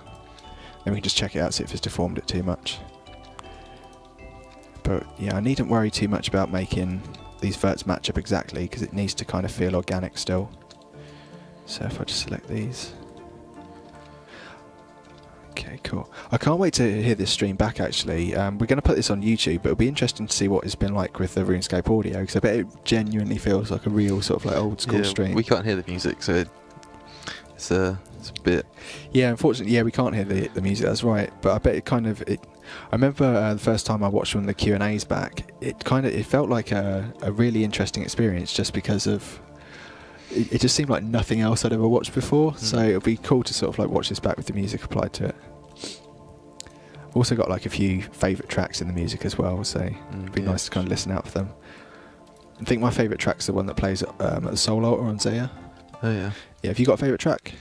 It's the track that plays during Elvag's boss battle. Oh, okay, cool. Because I remember it actually, I didn't expect it, and I went in sort of unprepared. I was only like 11, and that just the music scared me, and like crumbled, awesome, yeah. crumbled under the pressure and lost quite severely. When I was younger, my dad used to collect Spectrum PCs, so I used to be obsessed with making MIDI on a program called, I think it was called Cakewalk. Back then. So as well. I do have like an appreciation for MIDI music anyway, so it's kind of nice hearing it. I think like some of our MIDI tracks as well are awesome. Really, just much like what the stuff that we can still do with like old graphics and that. It just shows you that there's still life in old software. Really, yeah. You can still create something that's kind of credible, which I do like to do. Right, okay, I did something wrong there. I need to just delete. Let's make this guy transparent. Lost Elvag. Kappa. Yep, Elvag. The problem was I tried to fish my own food and like just went in with like 10 tuners, and it didn't work out too well for me. There you go. Should you have known better at that point? I should have been a bit more patient. I think I was about to go to bed, and I was like, no, I can kill the boss before I go. Oh, okay, I couldn't. I think I actually logged off before I died, and then when I logged back in, it killed me. Okay, that's kind of going. I was trying to message my friends to tell them to come help me, but they couldn't get in the arena. Okay. Cool, right, so I'm going to export this to Jagged, and then I'm going to just create more rocks again. I've seen enough of me making rocks, right? I think we should cut back to you, because you look like you're... I like the way that's coming together now with all the areas of black and stuff, and the darker tones underneath. So if we kind of zoom in on Connor's screen and let him just explain what he's doing, that'd be cool. So just been going through and adding some more highlights and colours to the model. So as you can see here, the front of the arms are lighter, and the back, well, I haven't done the front arms yet, but as you can see on the back legs, the front of them is lighter and the back of them is darker. I've also added this, missed a poly there. Oh, still missed it. Added these a darker tone to the ankles. This was suggested, and I thought, yeah, might as well give it a shot, and it looks quite nice. It might cause issues when I go to the animating part, but hopefully it won't deform too badly. But if it does, I'm sure I'll fix it. That's not the colour I want. I want that colour. There we go. So there we go. Just add a lighter tone to the top of there. I also need to probably add, there we go, some more green. If I just take this colour here, I think I missed a poly. Yeah, that seems to fit quite nice, and one there as well. So I quite like the when you just go through and add colours to things. It's okay. Someone said to curve the tail. I will curve the tail. It's just I'm leaving it straight now, so when I get to animate, I can animate it curved instead of just curving it now. It's good to keep things straight. It's always something I've learned recently. Because I made a pet the other day, and I modelled it a curved tail, and sort of regretted it because I couldn't move it as much as I would like to. So that's why the tail is dead straight. It will curve down like a lizard's tail. Don't worry. Okay, so where else can I put some colour? Let's just look at the comments. Big onyx on the end of the tail where the main bolt powers are up. That would be quite cool, actually. I like that suggestion. So he's saying that there should be like a gem on the end of the tail, and it curls over and powers the gem up, then fires off a spell. That's pretty sweet. That would be cool. I don't know if that'd be too long, but that would definitely be cool. Add some horns. Yep, that's what I was thinking of doing. Maybe add a bit more onyx to the head. Let's just finish off this highlight of the eyes here. So I'm just going to select these new edges I created earlier, and just give it that to that. Oh. Can you have some blood effect to the teeth and the claws? Kind of limited with the colours on those, as they are very low poly. I can't really add multiple colours to them without increasing the poly count by too large a number, so just going to keep that to a minimum for now. I might add, I don't know if I've got the edges for that either. Some more colour to the bottom of the... Oh, there's some tries that are the wrong colour there. Sneak past me there. There we go. Quite like its underside. You're never really going to see the bottom of its feet, but I quite like them. Don't know why. It's nice. Let's just look at the chat again. Red eyes. You know, a lot of people have been saying red eyes. Let me just test this out. See if that adds... I feel like that will add something nice actually to it. So yeah, let's do that. Don't know what sort of red. Let's just go with over the top to begin with, and I can desaturate it. So there's something like this for the red eyes, and I can like add a darker colour for the surrounding. So let's just take that down.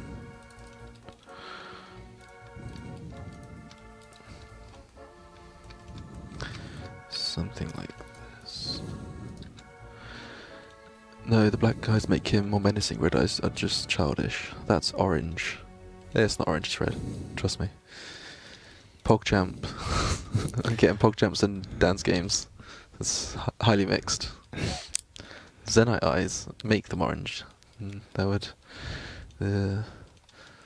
what would... menacing. Make them darker. Oh, I can keep the bottom of black. They do seem quite red in that window, but on the screen with me looking at it now, they don't look half as red as that. It's really saturated.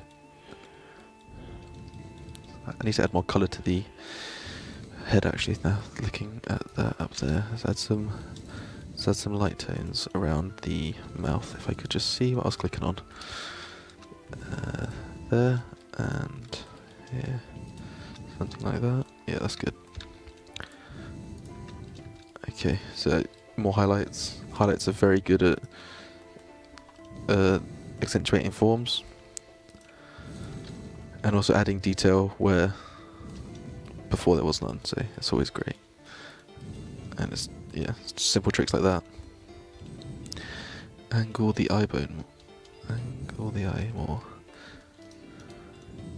Yeah, I did want to make the eye a bit go further back a little bit more, but I have strayed from my original concept a bit with the head, well, with its face. Still, I don't know how that's going to connect. I needed a lot of filler in there, don't I? For when it deforms. Would it be easier to pose it before I animate it with its jaw down, and then animate it to go up instead of the other way around? Funny you say that, but it's actually easier to animate it. Model it with it halfway in between the two. Oh right, that makes sense. So that way you can kind of go either way without too much deformation. Yeah, I'll do that. That's a good shout. Okay, so just gonna finish off these highlights on the other side of the face. So here, and I don't know why it's funny you should say that. It's not as if I was thinking it at all. Okay. Oh, those. That's weird. I don't remember doing that. Oh, it's because I've not coloured those yet. That makes sense. Okay. So yeah, the reason the top teeth look purple at the moment is because I've not yet made them black, but I will get to that. Just checking around the model, seeing if there's anything I can change. I might bring that in a little bit. Just get into the left and make it orthographic. Definitely deselect anything. Oh, bit of a spin. And bring these in. And down. There we go, that looks a bit nicer now. Let's just have a look at the chat quickly.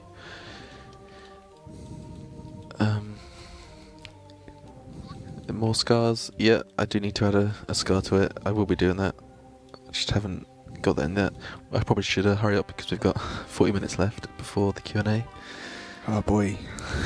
This is where you do twice as much as you've done in like any other hour and go, how have I done that much? Trust me, you'll be fine. What should I do next? Let's go back to the... Will Doggadile count as a dog slayer task? I'm not entirely sure how slayer tasks will tie in with the raid bosses. I don't really think it's been discussed yet. but you'll definitely find out when, close to the date or on the date. Onyx spikes on his head. Yeah, I was going to do that, wasn't I? Where can I put those? I'll have to take it back into Max before I add any more geometry to it. But I do want to add more on it. And then I've got rid of the Onyx eyes. It does make sense to make a spike on his head. Onyx. I don't want to give him a horn. A few people have suggested a horn, but a horn seems too way too different to what I originally planned. I definitely want him to attack with his teeth and not a horn. So let's look at the chat again. The black eyes look so much better. Well, yeah, it's hard to get like a good medium between the two, really. I could have one red eye and one black eye. Will that work? Make heavy breathing the default dinosaur noise. Change eyes back, make some test the skin. More ridges on the nose. Yeah, I could actually probably add some more colour to the nose actually to accentuate some of this. So if I go back to poly mode and get we've got the light colour selected, and I'll just add the lightness to the top of his head like this, and then I can try a dark around it. That could turn out bad though, let's find out. And like this.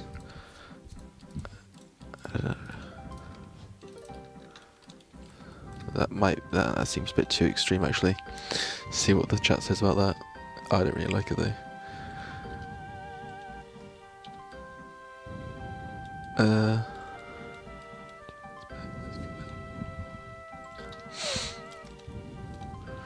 No, I don't like that. Don't know what people have said though, so that seems good enough though to add more detail. I could even try add no, I don't have the geometry for that sort of colour change.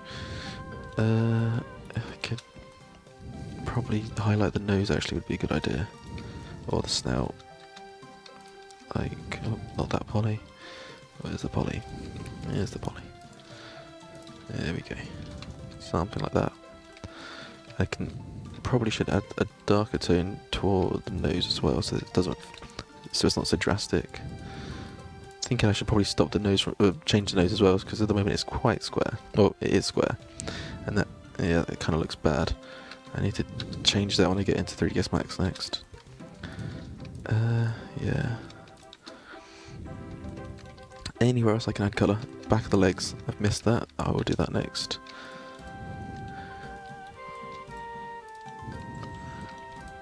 And there. That's cool. I like that. And the same with the other side. I saw someone in the chat say how it's come a long way and it looks a lot better than it did earlier. I mean, that's inevitable. When we first started, they were very, very blocky and very undefined. So it's just the process they always go through. They always start looking out like you're not really too sure where it's going, and then eventually it just kind of becomes really cool. Yeah, at some point. Awesome. That's what you hope, isn't it? Yeah, definitely. Is there anywhere else I can add colour? Let's look at the chat again. That's a good idea actually, I can try that out. So someone suggested making the surrounding of the gem, the inside of the mouth, so it kind of looks like the flesh is parting away for it. A bit gross, but all for suggestions. That. I'll just do it to half of it and see how it looks.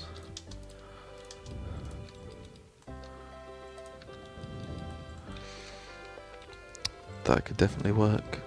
Although it kind of looks a bit like a flower. If we add another colour in there, dark purple, and that. Let's change these normal directions. Oh, not normal directions, but whatever it's called.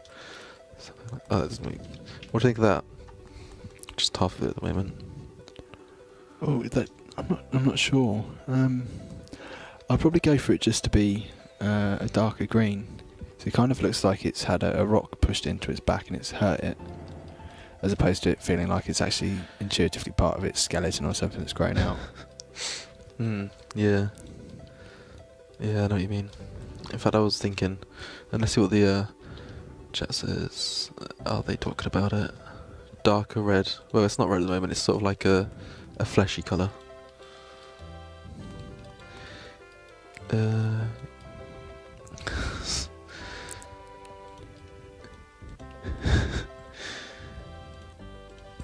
Okay, yeah, I'll make it darker green. That seems to be the consensus.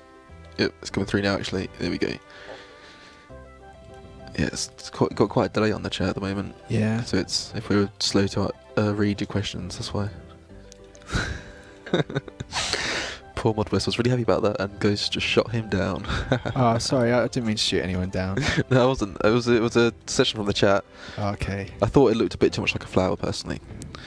But I do like what I've done with the colours, so I will add that in. So I need to change the topology of this and this, and then add the darker, well, the mid-tone green. There we go. That. Oh god. You should make poles for it like a straw poll. It would be cool to set up straw polls, but it's also just straw polling every change would be very time consuming. And being as we're down to our last half hour. Don't say that. Are you ready? Oh, no. Well, not our last half hour. Last half hour of modelling. We will still be working on the model, working on the animations and all that after the Q&A is finished. I definitely know what you meant by last half hour. You did mean last half hour of It modelling. will chat. Like, oh boy, panicking now. I'm just right. I've got to hurry up and get this finished. the Skilling Bet sneak peek will be during the Q&A later. Well, in about an hour and 15 minutes. And that is a very cool raccoon emote. So cute. Look at it. That is cool. Oh, I love raccoons, man. Okay, cool. I want to get back to colouring this guy in before I take him back into Max to do what probably should be the final editing to the model, as that its time is running out.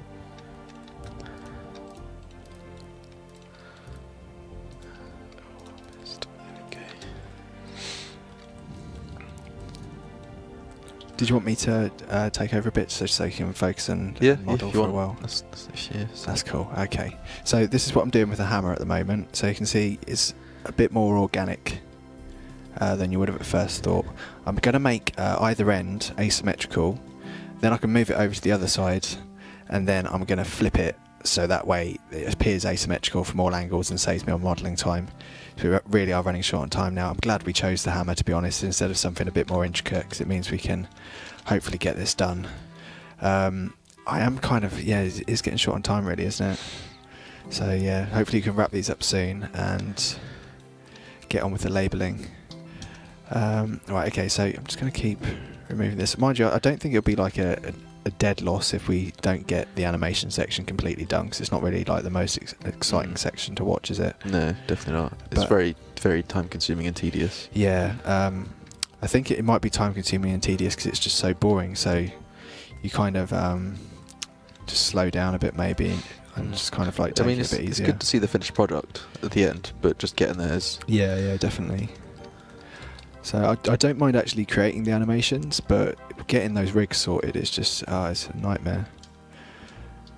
You'll see what we mean by rigs. We don't even have like proper like skeleton rigs or IKs or anything like that. I shouldn't really say IKs because people probably won't know what that is.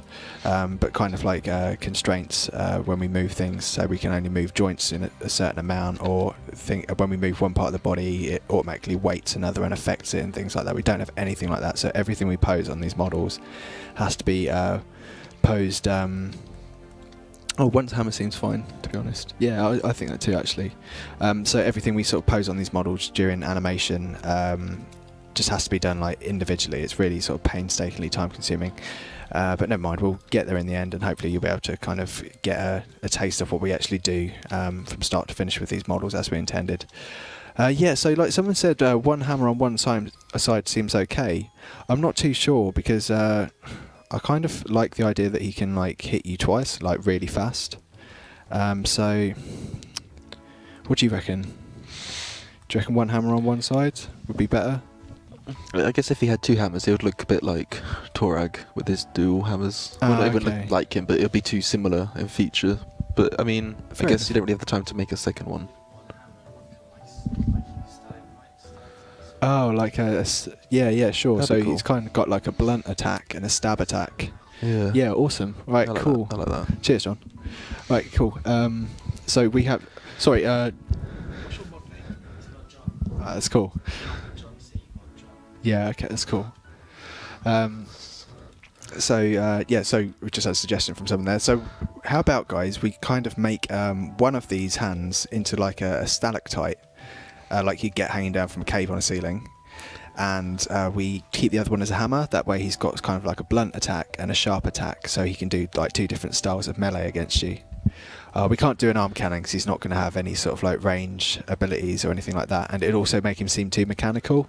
And hopefully, like, I've got time to get rid of this mechanical look up here because I don't really like it as much as like this more organic look. I don't think the chat did it earlier either, so it'd be nice to kind of really sort of realise what the chat was kind of going for initially. So probably going for the cannon would be a bit of a step back. Sorry, I don't mean to like shoot down your idea or anything. Make it a shard. Yeah, it would be cool actually if it's kind of like a orange sort of like crystal like shard. That is a very cool idea. Yeah. Okay, cool. People are going for that. So how about we make it some sort of like we can make it a giant Zenite shard that's sticking out of his hand. Are we good with that? From the spike. Might take a while for them to respond. Awesome. Yeah, it looks like we're good with that, so a big Zenite shard. So you also want to take down one of the shoulder pads. I'll tell you what, I'll make one shoulder slightly larger than the other because I haven't got time to really cut out geometry and stuff. But obviously I can work on this like another day and sort of, I'll be mindful of all the things you've also said, so I've got a good memory for remembering things like this. So yeah, I can kind of just adjust things. So we probably won't get exactly what we want like model-wise because we can't obviously do every single suggestion, but I'll do my best for you. We'll see what we can do. So we'll just keep modelling this. So I'm just adding a slight rock to his arm just here, and then we can probably keep the other arm kind of plain so I don't have to put too much of this rock detail on it as well. I'll keep the poly count down. Speaking of which, let's just check out poly count. So that will show me down here. Wow, we've only just added an extra 119 polys throughout this whole thing, so it's not too bad. I'm on 1,400. 1,400. Okay, cool. These are actually, the poly counts on these are like nice and low, to be honest, which is good. I always like to work at keeping down poly counts where possible, just because it prevents lag for you guys whilst you're playing the game if we have less detail on models. So it's kind of, some people say like a lot of the models that we make look more detailed than the other ones. It's kind of funny, but when you look at them, the poly counts on the old ones are so massive because the people that made the models before obviously wanted to try and get a rounded sort of look to everything, but when we try and make things look a lot squarer, we obviously save because we haven't got to build in all those curves and add more and more polygons. So it's actually a much more optimised way of making models for you and actually prevents a lot of lag in game. Right, so I think under these arms I'm going to have to go into the realms of adding another shade, but I'll just keep it under the arms so it doesn't get too busy. So let's just do this. Yeah, cool. That seems nice. So then it kind of feels like if we just zoom out a bit, you can kind of really, it helps your eye sort of like track the inside of the arm a bit better there as well. So that looks kind of cool. Good. I'm liking how this is shaped up. It's so nice when you see things right from the start and then you kind of come to like the final model and you've really sort of like come on in leaps and bounds. I think we both achieved that this stream, so that's good. Right, so let's just continue sort of adding some big areas of highlight now just to kind of finish this thing off. I'll add some more like cracks in the lava, in the mallet and stuff to create this feeling like there's lava running through it if I can, but it's just trying to sort of get all of these areas that we haven't worked on yet to kind of match the rest of it now. Cool. Make the right hand look like a Diamond 8 from Ben 10. Oh, I don't know what Ben 10 is. Is that, hang on, is that a kid's cartoon? Yeah, I think so. Yeah, okay. What's Diamond 8? Probably one of the villains or something. Yeah, something like that. Oh, okay. I don't know, I never watched it. I think he has something that could transform, but I don't know exactly. Oh, okay, fair enough. I'm trying to, because like I've seen so many like animations these days, but they just tend to use computer graphics, don't they, for like kids cartoons and stuff now. It used to be like hand drawn and stuff in the 80s, and that was like, I think that's way cooler. Maybe it's obviously subjective opinion, isn't it? But I just preferred hand drawn cartoons. Let's just keep working on this. Right, so I'm going to try and add some areas of shadow under here as well. So let's just probably like drop in slightly darker regions just here too. Nah, it doesn't look right, does it? Right, probably under here then. just to kind of, it helps you sort of feel like this is more sort of spherical if I just add a gradient level of shading around here as opposed to leaving it all one colour. It also makes it feel more rocky, I think, too. So yeah, that seems kind of cool. Of course, this is kind of like nearer the body as well, so I think I'll make it darker because obviously less lights get into this region. So yeah, let's just drop the colours in there a bit. I'll just change the direction of this so it kind of, your eye sort of goes more towards the centre just there. Right, approach it from this side too. Now I've got a better view from this side, that's a bit better. Okay, so let's colour that in too. Right, let's make this slightly darker here as well.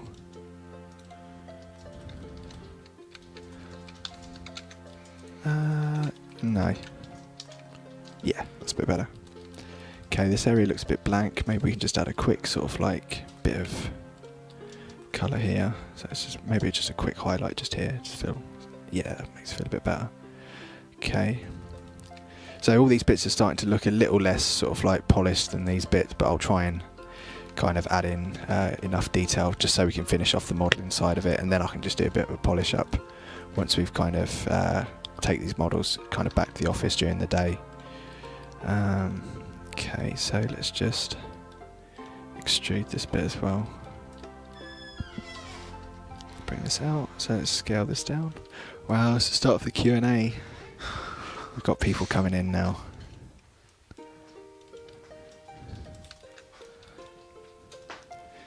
All the old school faces are coming into the office now. Got Mod Rock here, got Mod Maz.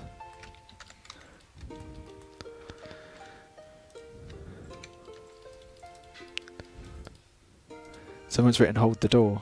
What's hold? I know what hold the door is, I'm not going to say what's hold the door, but what context do we mean hold the door? I think they could hear the door.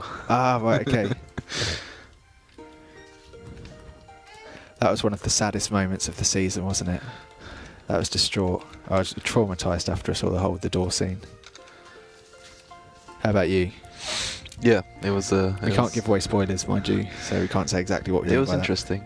I'm looking forward to reading it in the book. Oh yeah, sure. I'd be interested because, like, they did say that, like, actually, I'm not going to discuss what anyone said about that show, just in case people haven't seen it. I don't want to spoil that. Like, it's probably the best show on television, in my opinion. Spoilers. Oh, yeah, sorry. We won't say anything more about that. They are. All right. Oh, really? Oh no! Don't ruin it. Don't ruin it, please. That is just cruel. What we started. I feel like I'm sort of like part of that. Because I made that happen. Okay. Back to the modelling. What was I going to add to this again? Just remember this. Yeah, let's go back to your model for a bit, I think, because we haven't seen yours for a while, and the Q&A's coming up, so yeah, just give them an idea. So I have been doing a few more colours, and now I'm just connecting the jaw back to him, so he isn't all, has like a floating jaw. So I'm just gonna connect this all back up. Hopefully this will deform fine. I guess we'll find out. Time, what we got? We've got 20 minutes still, so hopefully I can finish the modelling section. I feel like I can. I've pretty much got it sorted. I will look back at the chat a few times to see if anyone was actually talking about any suggestions, but it looks like most people are discussing Game of Thrones. So I'll just carry on with what I was doing. I'm all for a Game of Thrones discussion. I did not do the lizard mane in the end. I might still add it in. No, I don't know if I will. Seems like quite a big thing to add now, with only 20 minutes to go. I reckon you could probably like add it post-stream and kind of just see what people think. Yeah, I could do that. So at the moment, yeah, you're right. You're just trying to like bring everything to a bit of a conclusion now, isn't it? Yeah. I mean, should I? I'll show off the stages. So these are. Okay, I've got 4 models.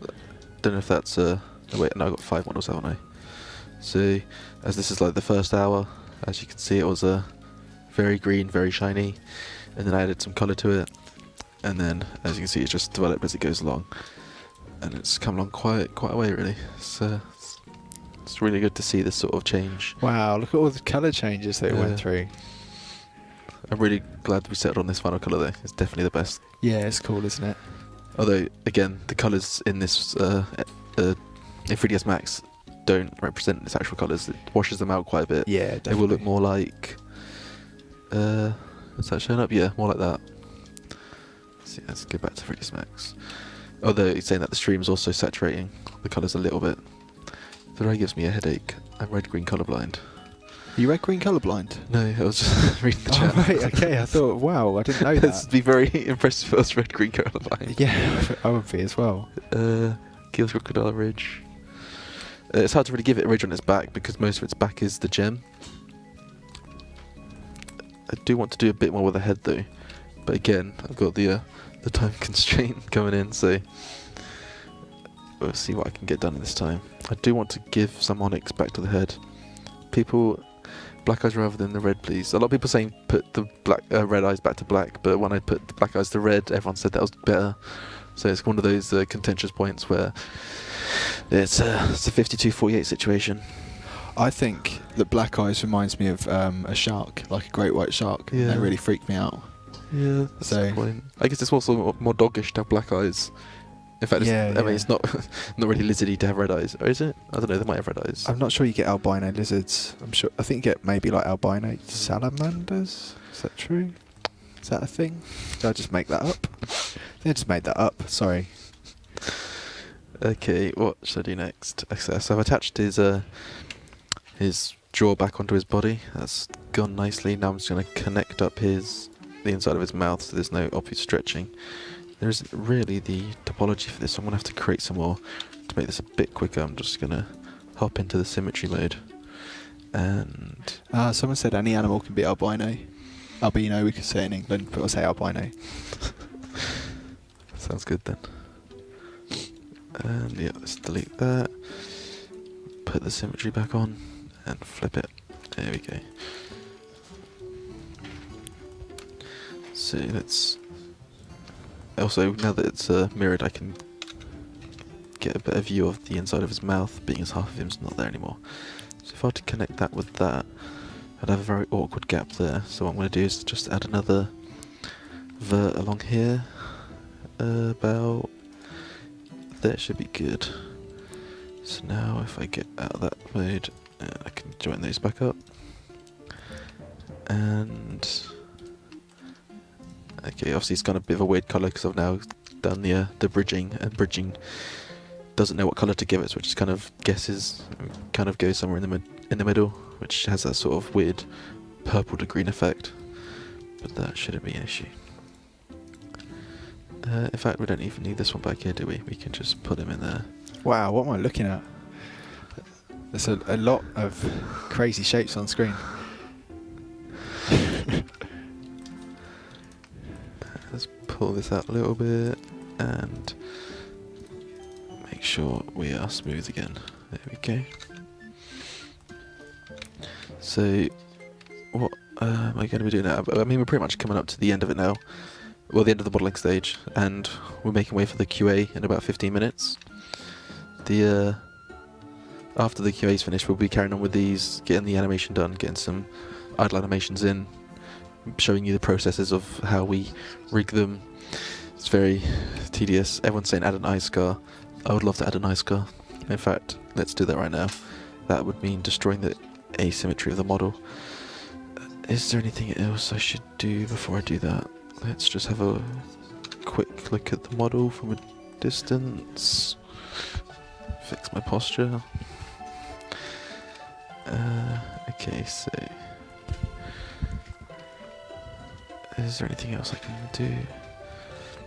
Obviously it's hard to I haven't really been paying much attention to how I'm going to animate the legs, but they should be alright. If they bend this way, that should work. If these bend, I don't really know how these are going to bend. I never really sort of animated legs with this sort of shape, so that will be interesting. Indeed. I'll put this up here as well, just to get rid of that awkward polygon. Because I could add a bit more geometry there to make that a bit of a smoother... Should I do that? Actually no, I like the silhouette better. Or do I? Oh, I don't know. It's like you... Indecisive, it's the fun of 20 minutes. Yeah, absolutely. Make a decision. Come on. Okay, so I don't know. I'm just gonna read the chat for a second. Cool. What people saying? Definitely saying scars. They really want that scar. Lizards don't have nipples. I haven't put any on it. What are you talking about? I'm guessing since you social, there is no UV unwrapping. Everything is done purely with colours. Absolutely. If we put a texture on it, we have to put it on each poly, and obviously that can stretch it because not all polys are the exact same dimensions. That's it. This program is 3ds Max, made by Autodesk. Modelling and animation program. Just looking at the chat again, see what else they're saying.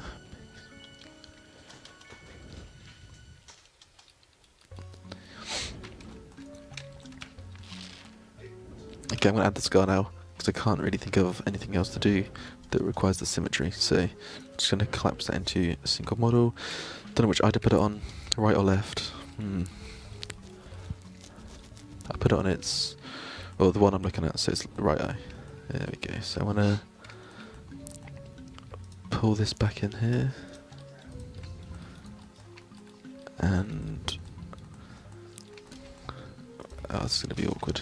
I'll take a chunk out of its mouth as well, because that will be cool.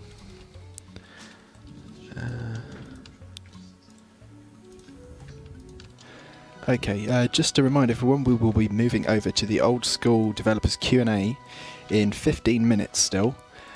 So we'll be moving directly from here to there. Not sure about whether or not we're having a countdown, but we'll see.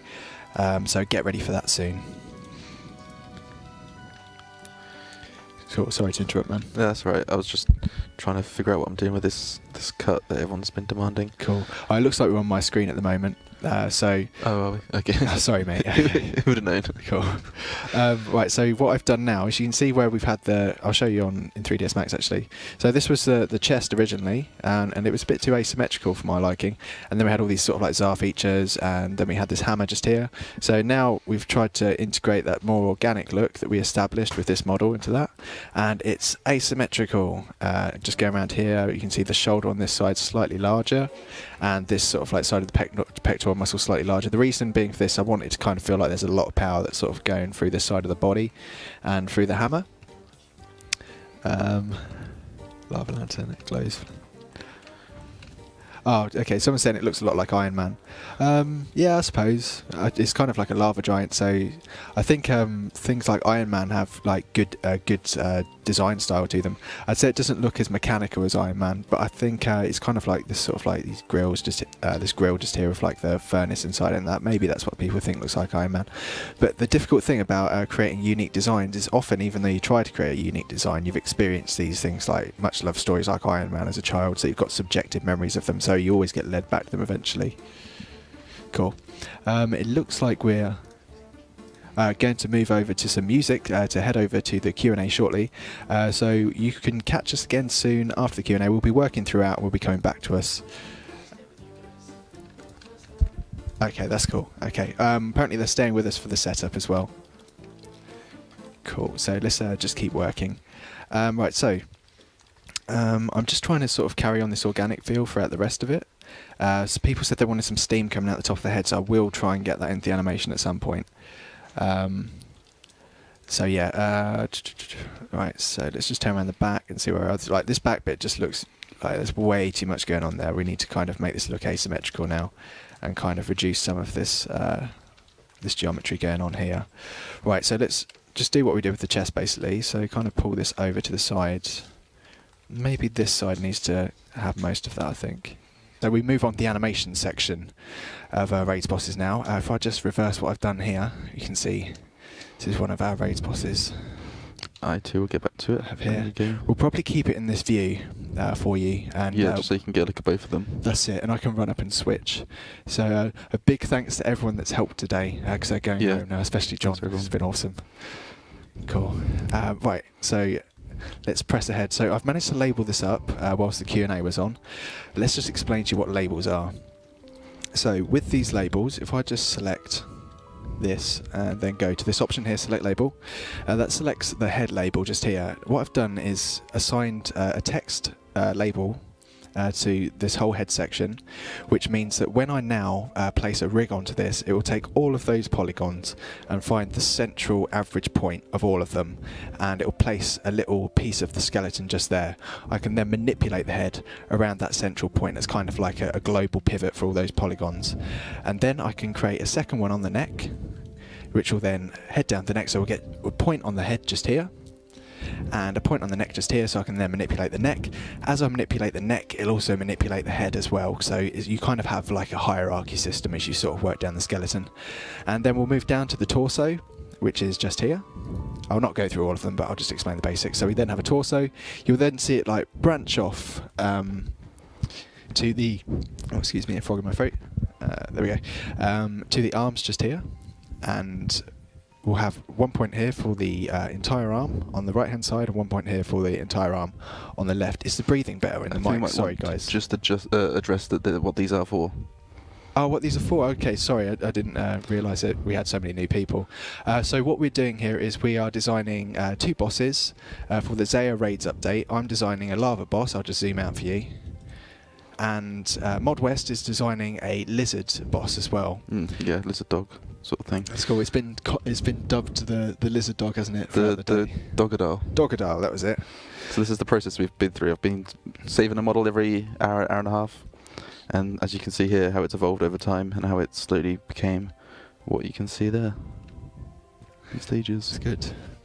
I suppose I've got all the different iterations of mine as well, actually. I'll tell you what, though, I won't show you them in 3ds Max. I'll just save them out as a separate file. So, support, and we'll just call them boss 5 iterations. Okay, and then if it doesn't jam, yep, we're good, it didn't jam. Let's load the jacket file. Also, while he's doing that, I'm just going to mention the agility pet isn't finished yet. I started modelling it last night, and I should have it done by Friday. Right, okay. So I will tweet that out on Friday night when it's finished. Okay, cool. So this was the original template that we started out with. So I built that live just so people could see how a template was built. It then moved into blocking out regions that we wanted to develop. So we sort of defined the chest and like the face and the shoulders and the general shape of the legs, general colour palette. Then we moved on to this one. You can see a bit more detail there. At this point, the chat thought it looked too much like the Tsar, more specifically the RS3 Tsar. So that's not something we really want to do because a lot of people just want old school to remain old school. So I did my best to move away from that, and a few ways down the line we started adding rocks in to give it a more organic feel, and I'll just turn around to the back of the model as well, same with that too. Then the chat requested a hammer for one of the melee weapons on its hand, so we integrated the hammer into it. I'll just show you that there. And then they wanted an obsidian spike, but I just made it so they basically chiseled away at this guy's arm, taken off that upper layer of charcoal and obsidian, and it's actually just been sculpted into this this nice sort of like Zenite sword that he's got in his arm just here. So we'll just delete all of these mutations from throughout the day, and we've got the final model just here. Hopefully that doesn't look too much like the Tsar. I just kind of wanted it to look kind of organic but have bits that look like it's actually been sculpted into. We still got to add steam on the top of its head as well. That's another thing that people wanted it to have, just like the lava giants as well. So what I'll do, you can actually see how I label stuff up here now, I guess, so that'll be of use. So we'll just move around this like so. Cool, and then I'll just extrude a section, geometry. Cool, you head a tiny bit down. Can't seem to get this mic right, sorry. Okay, is that good? Okay, cool. Right, have a good one, mate. I'll see you later. Cheers. Cool, right, so I think we'll choose like a medium grey for this, and then we'll just extrude it out. I hope I've got a widget ready. There we go. And then we'll scale it in.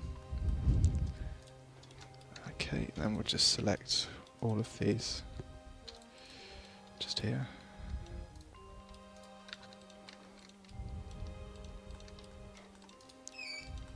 It's a bit tedious, sorry. I'm going to just go around all the verts and select them individually. Everyone loves to watch that, right? Okay, so then I just colour that a grey colour, and then I just add transparency to it. So I reckon about 150 transparency on top of that. Yeah, it should work nicely. And I'm a big fan of inverting things like that, but no, it doesn't look right, does it? Okay, cool. What I will do as well is I'll assign a render order to all of this thing. So we'll give it F5.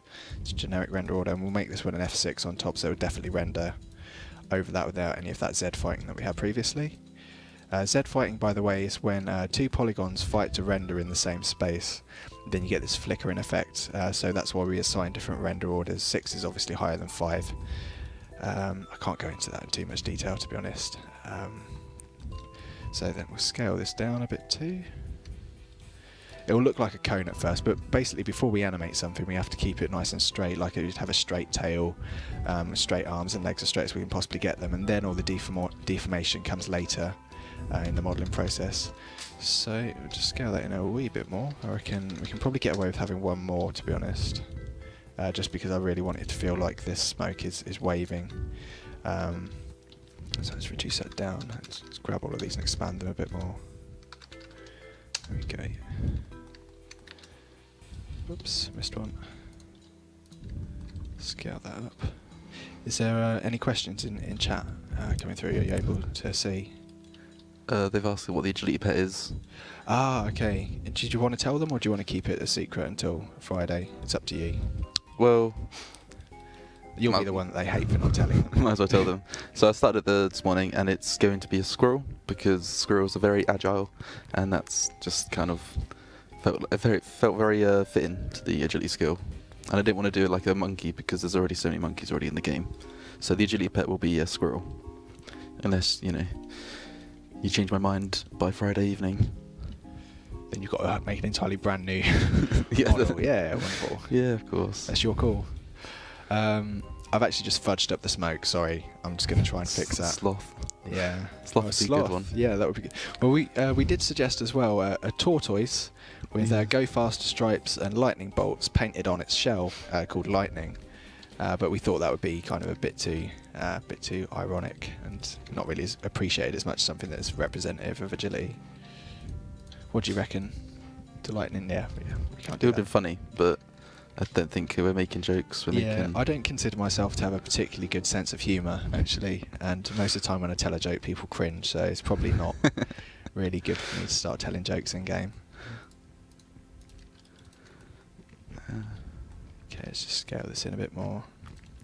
Yeah, sorry, so what happened there is I scaled it in a bit too much, and these verts started getting a bit too close together, and it just looked all shaky and nasty, so I prefer it to look kind of towering and cool when we animate it. We can also kind of adjust its proportions during animation as well. So yeah, it now looks like a cone head, which is unfortunate. But it'll change, it'll get better, don't worry. It's not going to stay like that.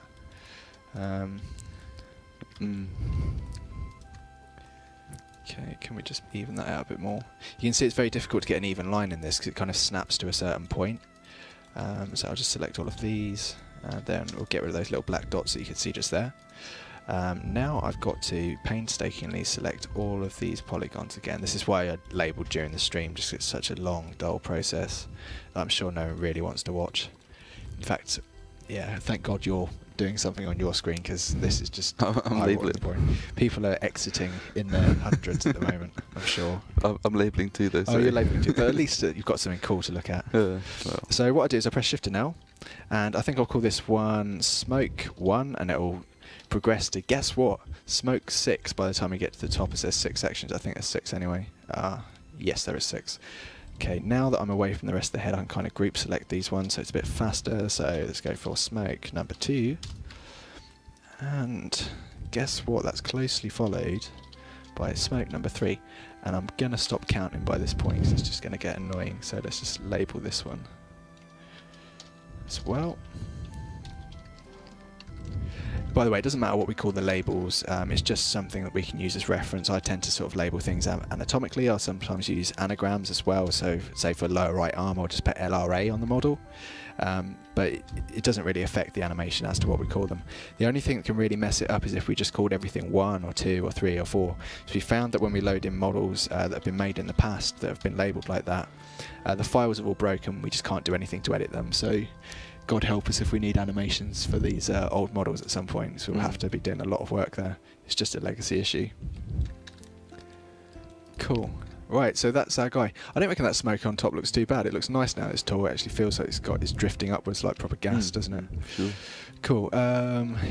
So let's save this as a jagged file first. Boss 5. Think you meant acronym. Oh, did I say anagram instead? Sorry, I meant acronym. Yeah, sure. It's been a long stream, guys. It has been. Well, there's that, and the fact that I'm not very intelligent when it comes to terminology, with the English language. But let's just say it's been a long stream. Pretend that I really am. Okay, so I've got to go back to the model editor, and I've got to save this as a binary file. And let's just go through our files just here, and we've actually got a folder called NPC around here. And then we go into the new RAID section of that, if we've got it in the stream. Oh, it looks like I need to change stream. Sorry guys, it's just something we have to do in the background. So I need to move back into RAID stream. Basically, when we develop content, we produce areas inside on our backend system where it contains all of that content. So I've just moved to that, and then hopefully when I update our backend system, it will just pull all those files in that we need. So let's just try that again.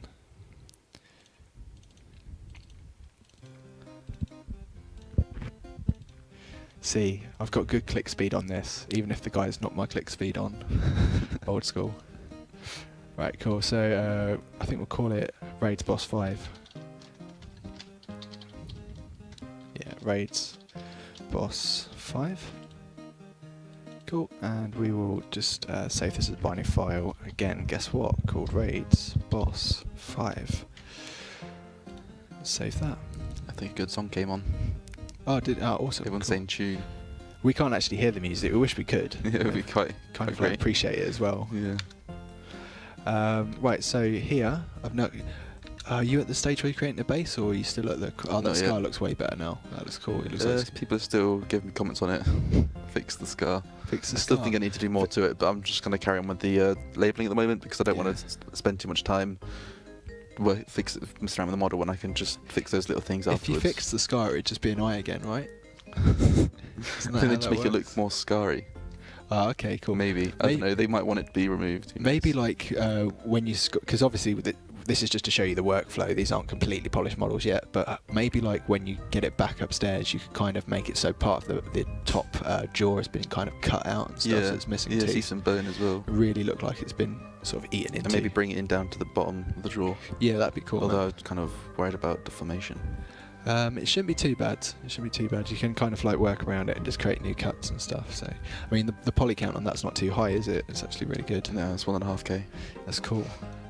Right, okay, so, sorry, let's go into the animator, and I'm going to open a project. That's what we have to do. And then the thing that we actually use as a skeleton during animation is called a base. It's not actually a skeleton if anyone does animation like you'd think of it normally. And it's kind of difficult to manipulate in all honesty, but we just do our best with what we've got. So let's just open the Raids folder, Raids Boss again, and I'm going to call this Raids Boss 5. And let's open that. And again, Raids Boss 5. Let's open that again. Cool, so what I need to do is create a config for it. That'll basically house the model. So again, Raids Boss 5. Whoops, 5. Cool. Now if we open this folder, you can see we've got our model just there, and I add that to the config. Then I load the config, and there we go. He is just sat there waiting for us to do stuff with him. Okay. Now what I need to do to make it so we can actually see these things called widgets, so we can actually manipulate the joints, is I have to create a new animation. The animation that I'm hopefully going to complete by the end of the stream will be the idle animation, so just when an NPC stood still. We call that an idle. So what I do is, as a prefix, I just type in Raids Boss 5 just to keep it consistent for file searches, and then I type in idle. And press OK. You can see it just appears here. That's our little animation. We've got our first frame down here. Now I can actually start creating the skeleton. So in the transforms list, let's go into edit mode. So this is our edit mode button up here, and you can see it says information about, like, just a warning. I couldn't be bothered to read that. Then let's just insert what was called. They can't see menus, I don't think. Oh, they can't see menus. No. Ah, right. That's interesting. Sorry guys. I would have thought you could see menus. Right. This is going to be a bit awkward to explain. Right, so I'm basically looking at some menus right now. I've got to type... Oh, this is going to be really difficult, actually. Sorry about this, people. Maybe I can go into XSplit and actually insert some new scenes. Do you reckon that might mess things up? Probably not worth the risk. It is probably not worth the risk. Okay, I'm really sorry. Right, I'm going to work as fast as I can to actually show you these transform points on the skeleton. You'll see them appear as I make them anyway. Okay, so the origin, what we call it, is a transform point, which I'm going to create now, and that encompasses all of those labels on the model, so it means we can basically move the entire model during animation. The origin will create a pivot point just here, which we define, and that will be the very centre of our skeleton, or skeleton as you kind of imagine it. Below that we then insert what's called a translate. Translate is basically to move this object around. As you can see, if I try and grab this, it goes nowhere at the moment. So I just need to select all of those labels again in this interface that you can't see, unfortunately, and you can see we can now move it around. I'll just check on my board just here, because I've got all of these values that I can enter in to rotate it and move it around. So as well as translate, we also have rotate too, and then we'll have scale as well, and then we can also have a transparency too. So I'll just select all those labels, include it in all of those. So you can see we can now rotate our model, we can scale our model. Oops. Ooh, okay, there we go. We can scale our model. And we can also adjust the transparency of our model as well. If I just move this value just here, or type in a value maybe 150. There we go. So he's sort of semi-transparent now. So we can make NPCs fade in and out for like spawn and death animations. Okay, so as well as that, I'm going to just make sure this is in the correct position. Yes, it is. It's kind of like this thing. You can see this dot down here. What we have to keep doing every time we create transforms as well, it gets a bit tedious. We have to just open an interface, which again, unfortunately, you won't be able to see, and then just move that dot to make sure the skeleton stays aligned. It won't affect the animation, but it's just a bit difficult to judge where the skeleton's going to be. So as well as that, we also need to start moving the torso first. So everything works in a hierarchy. The torso is going to encompass the upper arms, the lower arms, the weaponry, the head, the neck. So that's going to be the first in the hierarchy because it includes all of those points. We'll then move up to the shoulder in the hierarchy, we'll split off the arms in the hierarchy and move down the arms. And you'll just see as we progress, we just kind of get smaller and smaller and smaller until we get to the far extremities, and then we can move on to the legs. So if we just go to origin for the head, so if I just type in head just there, and then I need to select the central point. Again, we had all those labels called head, so I can just turn on labels just here. So we had all of these labels just here, and what we need to do, let's start with torso. We've got all of these torso labels here, all of the belt ones here. Yeah, I need to pick and make up my mind. Okay, sorry, let's do the belt one first. Insert above origin belt. Okay, cool. So I've created a belt, and then I need to find the central point of that. I'll make it where belt meets waist, so you can just see that's just appeared just there. It's slightly off center because there's some asymmetry on this model, but we can correct that as we go. It's not too much of a problem. Then below that I can insert a rotate, so I basically just select everything above the waist. That's just anything that's nothing to do with the legs. Fastest way for me to do that is to select everything and then just remove all of the legs. So let's move upper right leg, where upper right leg meets waist, upper left leg meets waist, upper left leg, torso, smoke. Just remove the knees, the feet, knee again, another foot, lower right leg, lower left leg, and upper left leg. So where all those groups of labels meet as well, they also create other transforms which are combinations of the two. So I've got left foot and lower left leg, for example, so it actually creates transforms for the particular regions between labels too, which is important during animation. Hopefully we find an instance where we have to correct that so you can understand that principle. Okay, I think I've got all of them. Let's just turn off the labels because that looks way too busy. I don't really like working in that view myself. And there you can see we can actually start moving the upper body because we've introduced that central point that encompasses all of those parts of the body. But you can see the legs are staying nice and static for us. Okay, so I'll just reset the positioning of that to 0 so he's stood up nice and straight. Then from there we'll go up and we will do the torso just here. Have you got to a point where you're labelled up on yours yet? Or are you looking at Google? It's fine if so. No, I'm just doing the. Well, I realised I need to do that thing with the invert the crystal. Oh, So okay, just getting yeah, that sure. done quickly, and then I realised I got to do it for the other ones as well. That's cool. But yeah, for the labelling, I've done most of it. I just need to finish the front of the body and the legs. Not entirely. I probably will have to come back and add some more That's information cool. later. Exposed. Yeah, exposed. We can't go full screen at the moment because we're here by ourselves and the buttons. We'd have to get up every time we want to swap. We can go over to the button if you want. Did you want me to do that whilst you're doing that? They do. Yeah.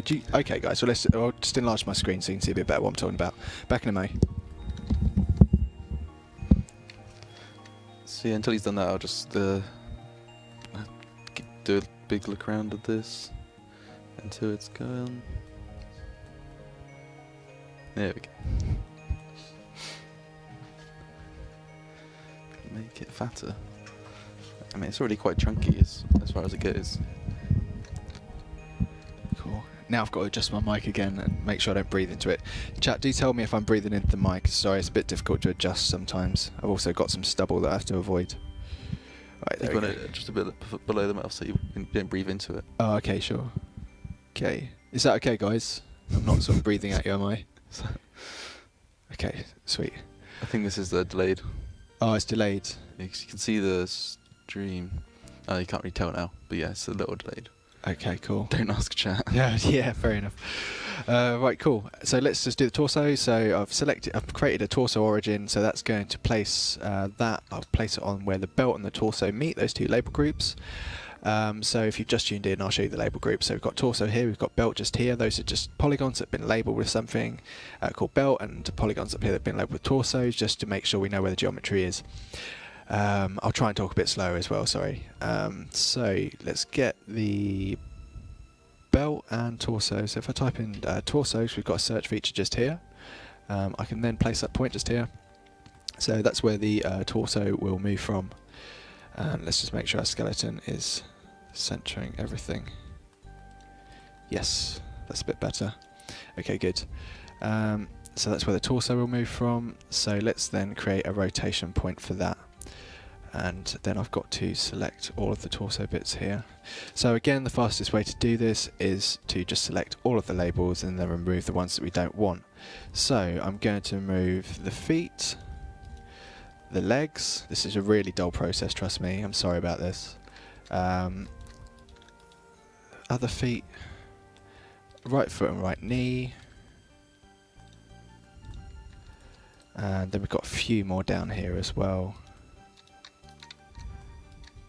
Okay, that should be fine. Now that should operate the same as the belt one did. You can see that because that transform origin point's too high up, because we don't want to really be operating that belt, but you can see how it kind of deforms the mesh too much. It's kind of like very awkward when that moves. So what we then do is we remove the belt section out of this. So remove belt. I think we should remove belt, upper leg, waist, belt and waist. Then hopefully we should have something that deforms in a much better way. There we go. The reason why we have these multiple deforms as well is because we can then move these sections of the body incrementally, and that way we don't get as much problems with deforming the mesh. You can see if I move this right forwards, yep, we've got some nasty clipping there and stuff. It just kind of looks really awkward.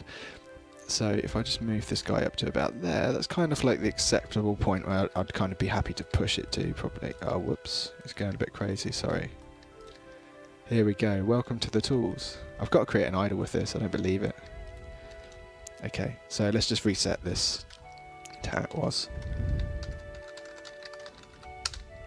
Cool, that's kind of working.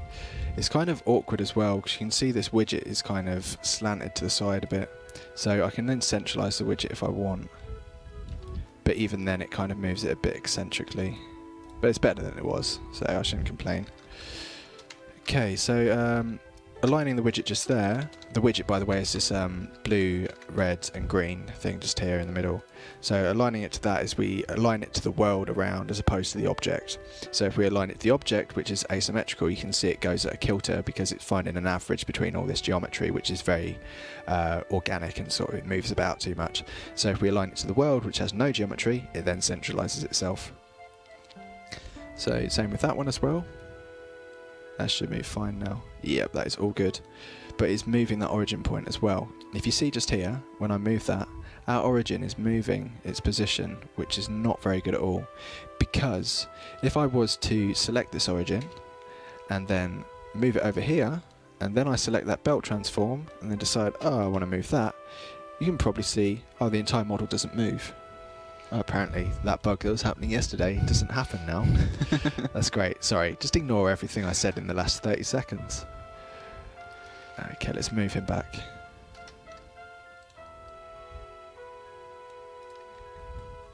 Alright, great stuff. Okay, so now I want to move the arms next. So we go from the torso and branch out the arms again, just going in smaller and smaller increments until we reach the far extremities. So above the torso we are going to place something called, I think we'll call it shoulders. Okay, have we got a shoulder region or is it just torsos? No, I don't think I created a shoulder region, so we won't do shoulders, but I can introduce it later back in the office and have more accurate animations then. Okay, so let's create one above and let's just call it upper left arm, or just left arm's better. Left arm.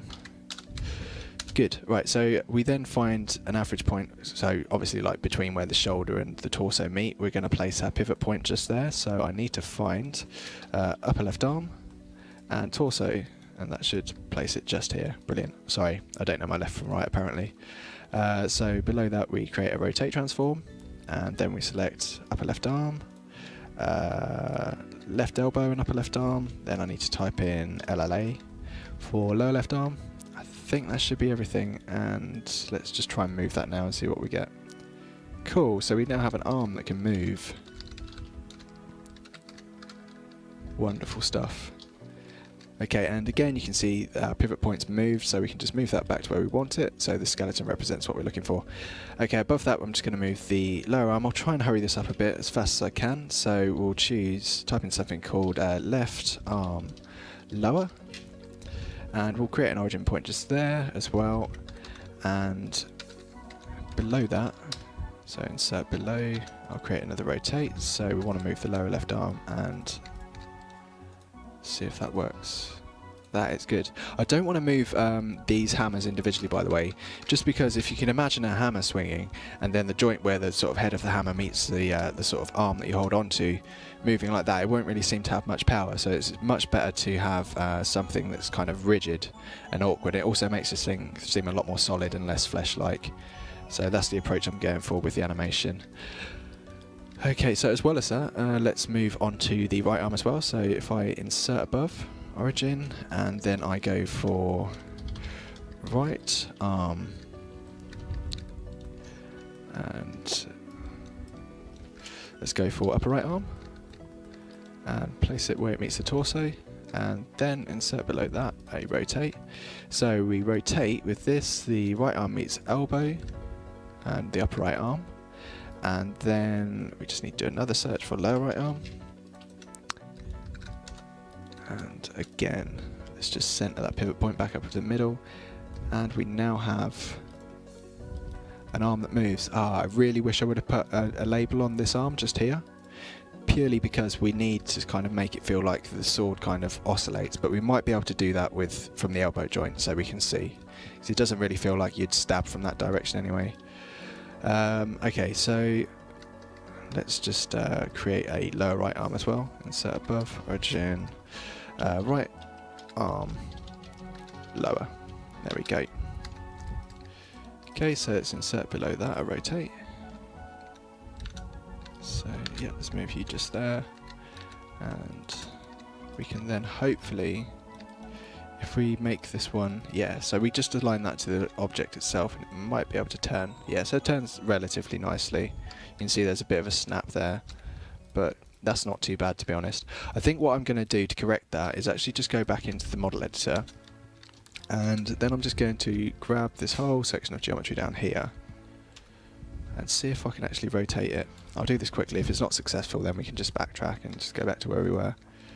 But it's something I can always tweak when I get back upstairs as well. So let's just flip the surface normal direction of this. Sorry about some of the terminology that I'll use as well. For people that have tuned in all day, we went into more detail with modelling terminology, but unfortunately, because time's against us, we can't really do so now. So let's just detach this from the model, and I'll just rotate it so it's nice and straight like that. And then we can rotate it this way. So it's kind of like side on, and then we rotate it so it joins back on again. Yes, that's how I should have done it. I think I was trying to show off the sword a bit too much by making it face forward and didn't actually think about the practicality of it, which is probably an artist's error, to be honest. Okay, so if I then join this to the rest of the model, we can choose the respective points we want it to join up at. This shouldn't affect the animation either. So let's just join these up as quick as I can. I'll try and make a fast job of it. There we go.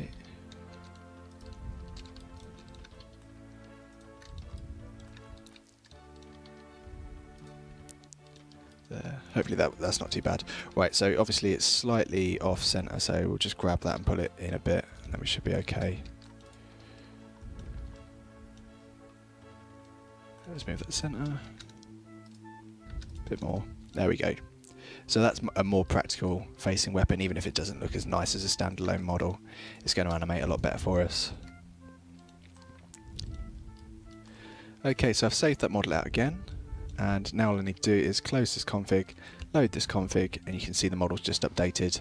And now, if I rotate this, not using the local transform, but again using the transform that works with the world, we can have something which moves a lot more organically. Now it looks like he's really going to do some damage with that when he sticks it with you, and we don't have to turn it, so we're not getting too much mesh deformation as well. So you're going to have to, excuse me, I have to sniff all of a sudden. There we go. Sorry, I'm sure no one really wants to hear that. How are you getting on there? Yeah, we can't swap, but I'm getting on good. Okay, just cool. fixing up some labeling, as well as just got those gems, making gems see through. That's cool. Would you mind if I switch to you and go blow my nose quickly? Yeah, it's fine. Is that cool? Okay, sweet.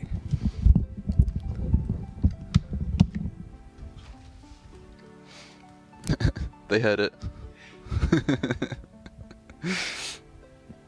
Okay, hey everyone. So I'm still sorting out my labeling. So as you can see, my labels are, I mean, a bit of a mess really to look at, but we'll keep with it. So I've done the legs, I've done the arms, I just need to finish off the body. So at the moment we have here, select the body, select by label. So this is still called body, but we don't want anything called body because we want body mid, body front and body back. So I'm going to deselect the back ones. That should be sufficient, although I could probably change those ones to body mid actually. So let's just deselect those. Did I select something by accident? It's really hard to tell when there's just so much going on. Yeah, it's the systems we've got. That is not what we want. Okay, so deselect those ones. There we go. And maybe the ones under the body as well, in line with. Yeah, in line with the back. So this row of polys we don't want. And now we're going to change the name of these ones to, can't see the dialog pop up, but it's there. I'll change these to body underscore front. So there you go, they've all changed. Next is, okay, back to the other body ones. So select a body label, and then we can select by label, selecting all the remaining ones. We want to deselect the arms again. Oh, actually no, we're going to deselect the back first, and then make these ones body mid. Yep, sounds good. And then back to the body ones, select by label, and put these as body back. So hopefully those labels should be sufficient in when I take it into the animator in a couple of minutes. I'm not wearing special glasses to see. These are just normal glasses. Okay, so I think that's everything. I probably will have to come back and change a few things. This is like the first proper quadruped that I've made a rig for. The raccoon, I just reused an older one, and yeah, it's fine, it's fine. And Well, I made the rig for the farming pit yesterday, and that was quite fun. But that was with bipeds. It's a little easier than having to worry about these odd appendages with their backwards elbows. So let's just get this into the animator. I don't know the animator quite as well as Mod Ghost. Still learning it. Oh wait, I've got an unknown poly there, as you can see there. Don't want to go in without labeling those first. It's a good thing I spotted those. So those want to be body back. That's not doing anything because I didn't press the button. Body back. And we want these ones to be tail 3. Oh, tail 3. Okay, and tail 2. Oh, what have I done? Okay, let's try that one again. Tail 3. And tail 2. Yeah, this is quite a boring part of the process, but it's all necessary. So, do to these ones as well. So, tail 5. And tail 4. Is this paint? No, this is not paint. This is a bit more complicated than paint. This is the in-house tools we use to edit our meshes. We do most of our modelling inside of 3ds Max, but then we take it into here to do the colours, the animation, and all the labelling as well, which keeps the sequencing, to sort out how things render and in which order. This is not too complicated, as it's pretty much all just one render order, so it's not the hardest thing to do. Turn the music up. Can't really turn the music up at the moment. You could. It might be too loud then, and I think I might have just been one person.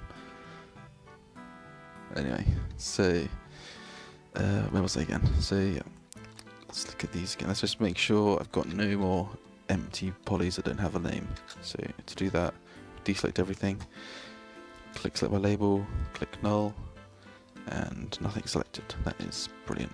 Okay, so I'm going to have a go at throwing this into the animator now. Say binary. Okay. I should probably move stream, shouldn't I? Still in the requests. Sorry, I thought I would kind of speak to you. Alright, okay. From the side, so hear me. Yeah, I'm still in requests, so... Yeah, you do need to move into the raid stream, that's okay. right, yeah. Bear with me a second while I do that. I've closed that, so that shouldn't be a problem. Which stream is it? It'll be the raid stream. Alright, I need to find that in the list, don't I?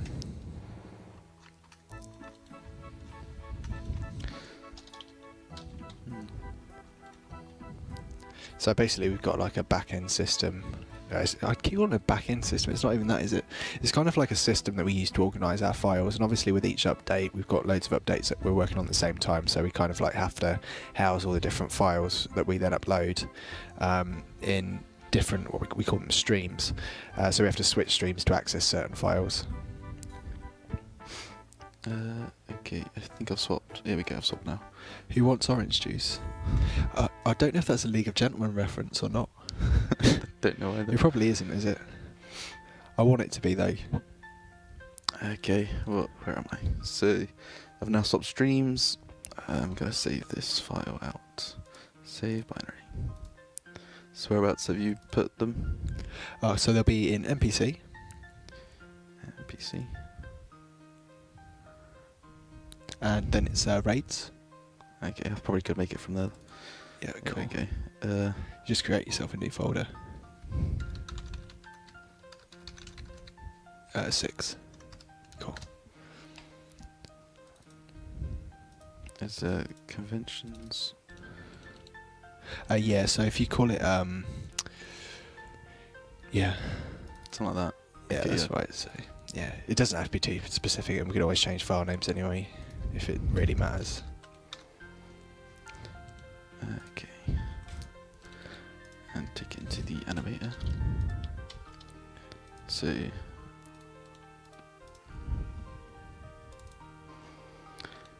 AC.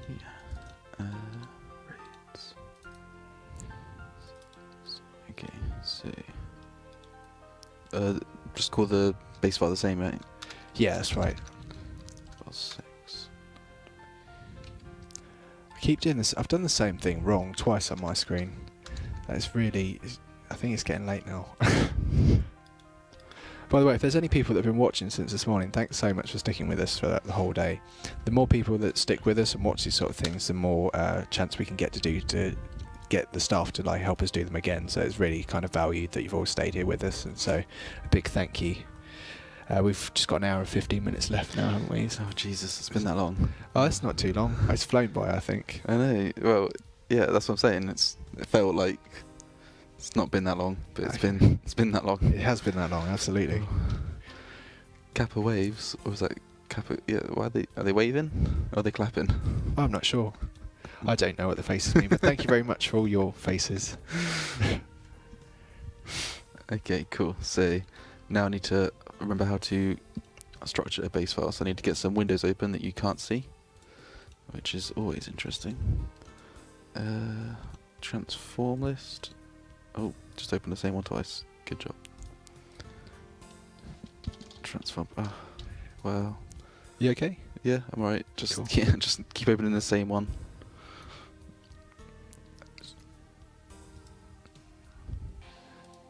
Do I need the tree? I don't need the tree, do I? Oh, you don't know. Do you want me to switch over to both screens so you can see us both doing something at this Yeah, point? that'd be a good idea, because that'd at be this cool. point, Sorry, guys. watching just one of us is probably a little dull.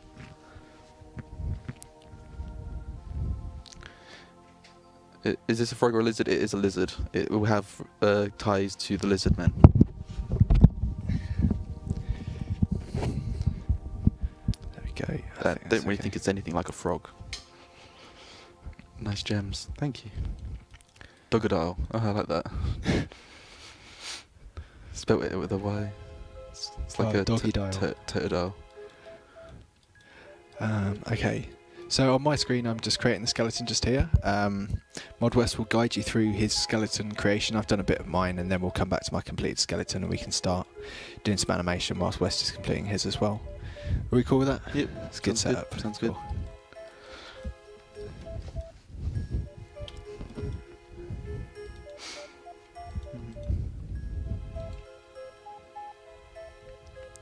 I'm not checking Reddit. Oh no, it's okay. I'm just wondering if you're gonna like explain to people what you're doing. Yeah, just taking a got message. It's fine. Okay, it's cool. You let me know when you're done, and I'll just keep telling what I'm doing. Well, yeah, I was just setting up the beginning of the base file. So it was what they saw you do a couple of minutes ago. Okay, that's cool. Of course, you were probably a lot more succinct and That's fine, I can carry Get on, with it. that's not a problem. Okay, so what I was doing earlier was I was setting up this skeleton. It's not really a skeleton like you get in any other computer game. What it is it's a series of points which are based around what we call labels. So these are labels just here. They're basically titles that we assign to polygons, and those polygons then form like groups, like areas. So say if I was to select the head one just here, select by label, selects all of those polygons that are labelled up head, we can see them saying head just there, then finds an average between all of those polygons, and then it assigns a point which I can assign using various interfaces, which unfortunately you can't see, and that then enables me to, if I just turn off labels so it's not quite so confusing, to manipulate the head so we can make him look up like he's not paying attention. He's not paying attention. Okay, he doesn't care. He doesn't care about anything anymore. Right, there we go. So we can also apply transforms to the smoke on its head as well. You'll notice it's just pointing straight up. That is the best way to model anything that you intend to animate. And then you use the actual animator to create some deformations like this. So yeah, we can kind of like have smoke drifting above his head like so. I think that's probably the last one out of all of those smoke transforms that I need. Yes, it is. So that's kind of like wavy smoke there that we're creating. And then I can create, so just to show you like how wavy smoke will work, I then just kind of move these back into center again. So if I just select 0 on that one, so I've got to go back through them again. Just keep moving them into the middle. So we set all of their values to 0 again, so they're back to where they need to be. There we go. And then, so if, oh, whoops, missed one. There we go, 0. Cool. So we've got them moving this way, and then we've got them moving this way as well. So let's move that 1, 2, 3, move this one 4 this way, 1, 2, 3, 4, 4 this way. So by 4 I mean 4 units on the grid, so you can see it kind of clicking into place each time I move it. 1, 2, 3, 4, then another one just here. So we've got 2 frames which show you how the smoke works just there, if you can see that on your screen. Is that big enough? Can you guys see that? I'm sure they can. Cool. What are your favourite skills in game? Right, magic. There you go. Favourite skills? Yeah, magic. Thieving. Okay, fair enough. I don't even know if that's true. And I like farming as well. Okay. I like quite a few. And there's a lot to choose from. Cool. People will say like it's not really skilling magic, but I just think magic's the most fun because it's magic. Okay. Right, Is cool. Mod West being paid to sit there? Yeah. Okay, cool. And then that's like a vague representation of how we animate things.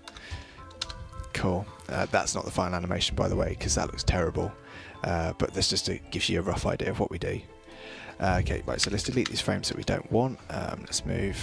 So what I can actually do as well is I can select, just to like reset this a lot faster for you guys, I can select one frame here, which you can see, and oh, whoops, I said faster, I didn't mean mistakenly. Right, so I've got this frame selected here. This is the one that we transform. This is labelled 1, and this is labelled 3. So I don't really want these ones here, so all I need to do is grab all of these, do a Control and C, and you can see I get this interface that pops up. Maybe you can't. No, you can't. And then I just paste this information onto frame 1, and there we go, we're back to where we started, so we can delete these frames we don't want and just get rid of them. So let's continue building our skeleton. We're going to move down the legs now, so we're going to be moving everything from the hips down, and then we're just going to move down further into the extremities until we go from the waist to the upper legs to the lower legs and then down to the knees. So let's just go to origin, belt, insert above, origin, and I'm just going to type in something on something you can't see called waist, and then you can see this point appears just here. We're going to need to move that to the waist position, so you can see just here if I draw the labels, we've got belt and we've got waist, so we need to find the average point which is around here between belt and waist. So what I then do is I find belt waist in one of my interfaces, and it moves roughly into the position that I want it to. Not exactly, unfortunately, but roughly, which is good enough for us. So we then turn off the labels, and I then insert below that a rotation transform. What this rotation transform allows me to do is manipulate the body and rotate the legs. So I then search for legs, and then I go for, I want to move belt and waist, and everything to do with the legs. So lower right leg, lower left leg, and upper left leg, lower right leg and right foot, lower right leg and right knee, upper left leg, upper right leg, left foot and lower left leg. I think that's all of them. You'll notice if it's not, because it'll drag behind. Right, so I've missed some labels off here. You can see it's leaving them behind and moving the rest of it, which is not what we want. So what I'm going to do is find out the ones we've missed. So obviously there's a knee missing here, so let's just select the knee, and you can see it pop into place, and we've also missed a foot too. So let's find the foot that we've missed. It was in fact the right foot. I can't see it on here though, because I should have brought my glasses. Does anyone else have glasses that they really need but don't wear? Okay. There we go. So you can see when you can now manipulate the entire lower body. Just here. From the side, I'll show you from the front too. So, but we also get areas where the geometry clips, because we haven't got any real deformation on our meshes. We can just move selected areas that are encompassed by labels. Like so. But there is something we can do to get around that, I think. Provided we don't mind that this section here deforms, what I can actually do is go into here, and if I activate the labels, you can see these are called belt, but I could change them to say waist, and we can see what this does in the editor. So if I change them to say waist like that, and then save this model out again, okay, then let's go into the animator. And let's type, oh sorry, all I need to do is go over to here and close this config, and then it will load it again, and that's refreshed the model. So now what this will do, hopefully, is move those new areas of the label, so we no longer get that awkward clipping so much, but the middle section does deform, but I think we can live with that just so we've got more of the mesh that we can manipulate. The only unfortunate thing is if we were to move the legs back like this, you get some really kind of unusual deformation just there where these two front bits stretch.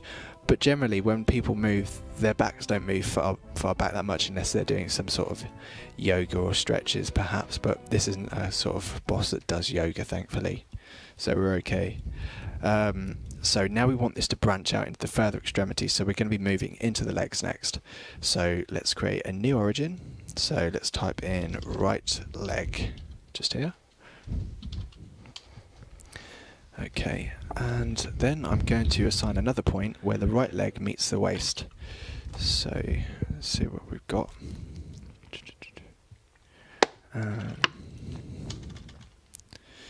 Let's type in waist. Yes, so upper right leg and waist. You can see that's roughly where the hip would be. Ideally we want it here, which would be nice, but it's decided to position it here, which we can live with. And we can also, if we really want, adjust those points a bit better by selecting other transforms, but it's a bit difficult for me to explain because you can't really see my interfaces as much as I'd like you to. But failing that, I think when we take this upstairs, what we can also do is create individual polygons, which we then label, and I could call it hip joint, and then I can just make these points go directly to those polygons, which is going to be a lot easier. Which I guess I could do now. It depends what the time is. We've got an hour. Yeah, we're coming up the hour, so I don't think I will have time to do that, unfortunately. Okay, so let's go to right leg and then insert below that a rotation point. So now we need everything that encompasses the right leg. So if I just type in RL for right leg, we can get lower right leg, upper right leg, right knee and upper right leg, lower right leg and right knee, lower right leg and right foot, and then if I just delete this and type in foot as well, we should hopefully find the right foot. There we go. Okay, so we can then just rotate this leg like so. Now you can see this isn't the best deformation again, but it's the reason why I didn't put too much detail on this hip, because I can probably go into wireframe mode. Apologies if this looks a bit confusing. Yeah, it does a bit, but you can see there's slightly less geometry here on the hip, so it kind of just moves around this single vertex just there. So it doesn't look too bad. I mean, from a distance you're not really going to notice too much of that, and also you're going to be so engaged with the boss fight that these things kind of slip under the radar visually too. But we can fine tune these a bit more again to reduce that whilst we're upstairs. Okay, so what I'm also going to do now is make a lower right leg. Insert below, create an origin, so it's lower right leg, like so. Now we need to place that somewhere, so we want it on the lower right leg, right knee joint, or we can just stick it on right knee, actually, that'd be better. So right knee, yep, so right in between those 2 points just there. I'll just turn on the labels just there, so we draw labels. So we've got the upper right leg, the right knee, and the lower right leg. So we've got labels that I'm ticking, going upper right leg, right knee, so tick that one, and lower right leg, right knee, tick that one, and you can see it appears right in the average of where the right knee is. Okay, so we now create a rotation transform. So let's insert below that a rotation, and then if I just type into my interface right leg, I can then select the lower right leg, the lower right leg and right foot, and then all I need to do is type in foot as well, and I can select the right foot. Okay.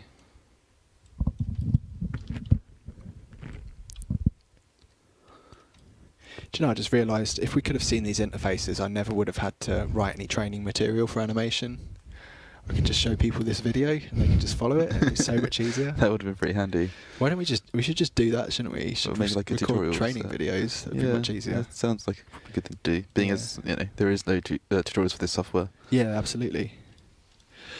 Guys, where the pets you showed earlier, so does anyone have a pic?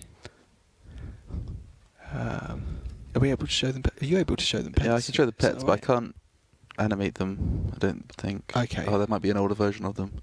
Because Yeah. I've stopped streams now, so I can't really. That's fine. I'd probably sorry, we swap streams. I'd advise going on to Reddit, or we can post them on Twitter tomorrow, just to make sure you can see them. I'll see what I can find, but I don't think. Well, it's fine. I think because you swap streams, you won't have the information here. But Yeah, I've still got the jagged files. Oh, okay. Sorry. But I don't know how incomplete these are. Okay. So here's the raccoon, which is the thieving pet. As I said, I can't animate it because all the animations are stored elsewhere. One West for mod waste. Cheers. The jagged. What else we got? We got the tangle root. Ooh, that brought in quite a lot more than I was expecting it to. So we just want this really. Come here. There we go. About to get eaten by him. But yeah, he's a little tangle root with his little tree on his back. Oh, they have attack animations. Yeah. Because we place them in the menagerie in the player-owned house, and then they can fight each other. So we did attack animations for that. Yeah. The previous skill pets didn't have any, and they just kind of shouted things. Yeah. But I started making animations, so I thought might as well keep with it. So Yeah, that's right. we got like a little scratch animation for the raccoon and the tangle root kicks. So yeah, it's cool. It's nice because the player-owned house boss pets can as well. So if you've got a boss pet there fighting a skill pet, and the skill pet's just talking at it whilst it's being attacked, it'll just seem like, there's no really sort of Peter. Oh dear, no, they're not real. They're not real pets. Dear. Okay, cool. Let's start doing. Yeah, tangle root is for farming. Yeah. Sorry, mate. I'll let you carry on showing Yeah, your pets. cool. I didn't mean to interrupt. No, I'm done with them now. I mean, I can't really show the animation, so there's not really much more to show. Fair enough. So I'll just go back to rigging. Cool. Right, so I'm just going to do the left leg now. So let's type in left leg in here, and then I'm just going to create a point on the left leg.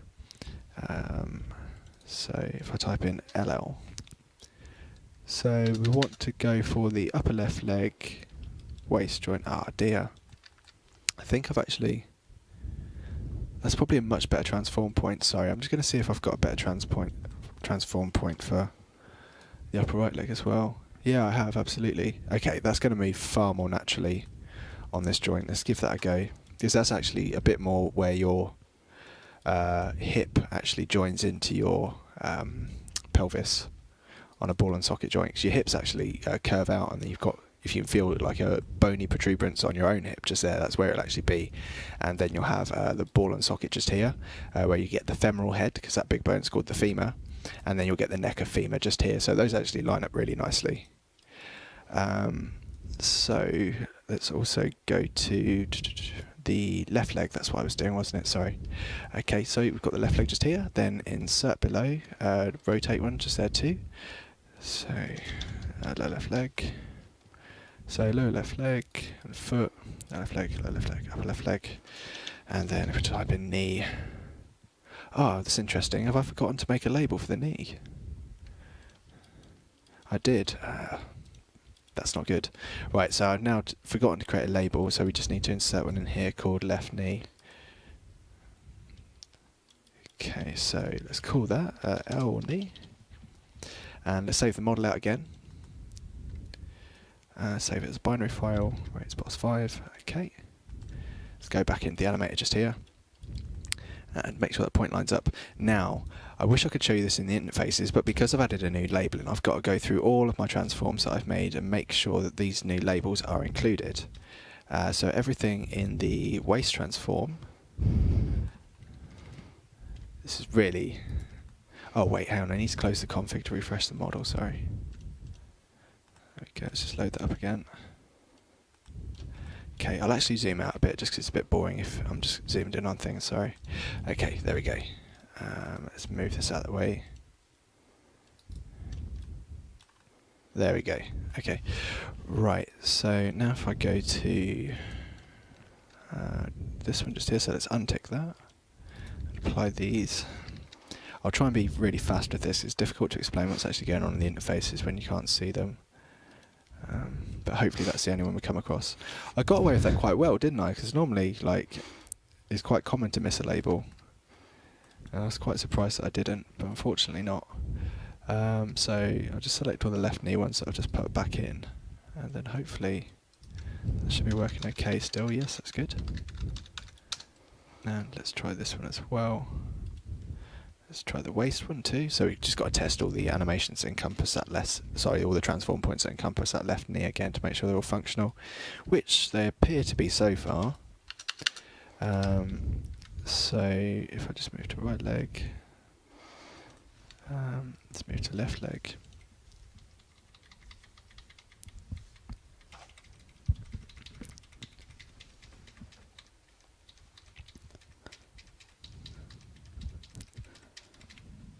There we go. Let's remove that. Right, we've got all of them now. So yes, we can continue and we can start rotating. Never mind. I meant to do that, honest. And then we'll grab the foot as well. Foot. Are you getting close to labelling up all your things? I've started. I've got a leg done. Awesome, man. Well but done. the deformation is quite bad because I need to change topology quite heavily. Oh, okay. So at that's the moment fine. I've got things like that. Okay, sure. Yeah, I get So what you you need to mean. add some more geometry there, and change labelling. But yeah, I'm just going to get the skeleton in first, and then I'll go back and do that. No worries. That's cool. Hopefully I'll finish it by 8. But it's getting slow. Oh, it's fine. It's been here all day, haven't we? So Yeah, it's getting. it's been on. Let's not complain. I'm not complaining. I'm just making excuses. It's been a great day. I've actually had like such an awesome time doing this. It's well worth it. Yeah, definitely. Right, so we need to, so you can see there's a deformation just here, so we need to find out exactly what's going wrong there. So let's turn on our labels again and let's check. So we've got the upper left leg just here that doesn't seem to want to go anywhere, and I now need to find out why. That was why. So one of the labels wasn't selected, so now that should work fine. Okay, yep, all good. Right, okay, so now let's start moving the lower leg. This should get easier as we go now. So left leg lower, and we'll just select the lower left leg just there, and we'll select the knee joint as well. So left leg. So we can position that right in the middle of the knee, and then we'll create a rotation below. So rotate that. So go for foot and lower left leg,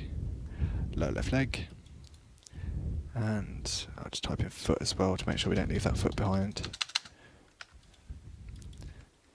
There we are. Okay, so cool. So we've grabbed the foot as well, centre up that pivot point. Now we're on our final transform. God, this has been a long one. So if we just go to the foot, insert above, and then let's go for, I think it would be left foot. Check on the other one, yeah. Okay, so I need to find left foot. So position the point on the joint, and then insert below, rotate, and let's rotate the left foot. Apparently getting some breathing. Oh, sorry guys, I'm bad for that. Cool. Are we good? Can you hear me breathing? I can't. Okay, that's so cool. I think they can hear it a little bit better because I've only got you in one ear for some reason. And you... Oh, okay, fair enough, man. That's cool. Sorry about that, guys. Right, okay, so I'll just reset all these transforms so they're at 0 again. So we're just working from fresh. There we go. Right, so these hips are a bit too far forward, I think. Is there anything back here in the labels that can help us adjust their position?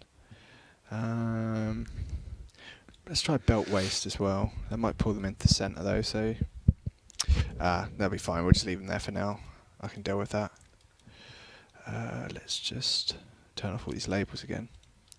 Okay, so what I'm going to do is I'm going to create a basic, because he's aggressive, I think I'll make his idle sort of combat ready.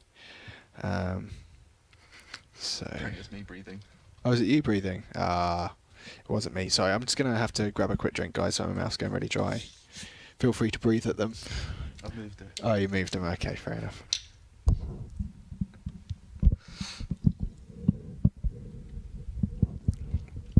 good. Oh, Jesus. Okay, cool. Right, so one of these transform points has moved. I don't know why that has happened. I literally just took a drink and I come back and it's chaos. Right, so let's type in left leg again. And let's select the left leg.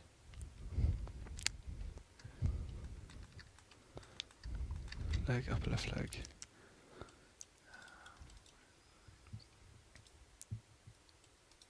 I think I've hovered over something and accidentally clicked on it, because it wasn't like that before, it was fine. Yeah, there we go, just Control and Z is my friend. Okay, let's move these values back to 0. Okay, now I'm just going to close the editing mode just here, and we'll save that base. Now we can make no more accidental changes. So what I'm going to do is I'm going to keep this as my default frame, frame number 1. You can see on the bottom down here we've got a bar containing frames. Do you mind if I zoom in for this? Is that alright? Yeah, that's fine. Yeah, good. Alright, thanks, mate. Do you want me to do it for you so you can stay? Oh yeah, that's cool. Thanks, dude. Which button do I press? There's a piece of paper on top. One of them says G. And you just press the one that's in line with the G.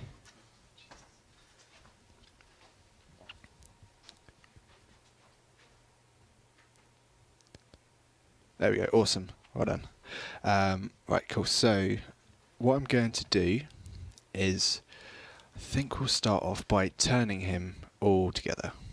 So I'm just going to select the global rotate transform. This will move all of his body. There we go. So we'll move him into a slight side stance like that, I think. And then this kind of helps to move the bulkier sections first. So I'm going to move entire limbs into the positions that I want them to be at. So I reckon we'll move, oops, I think I'll use a line transform for this one. It's really annoying with these widgets as well, you have to like select them bang on, otherwise they deselect. So I'll try and get these stances kind of good, but obviously because we're pushed for time and these tools are really fiddly, and the base I've made's a bit ropey, let's face it, it will be a little bit difficult. So I don't really want that leg moving back just there. I just want this knee moving back a little bit.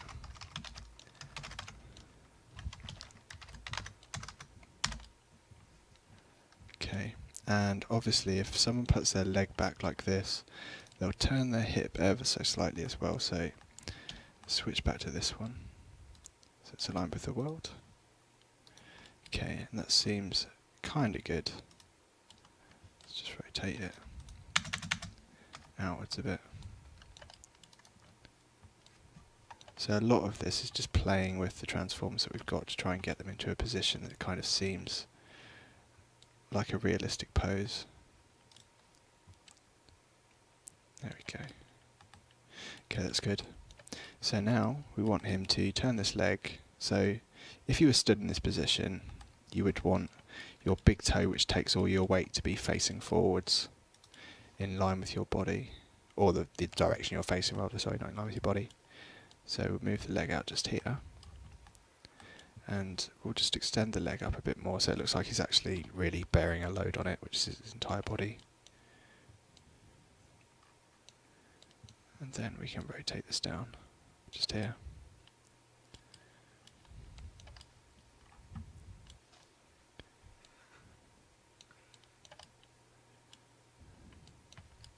Someone's asked in the chat if these models were created from scratch today.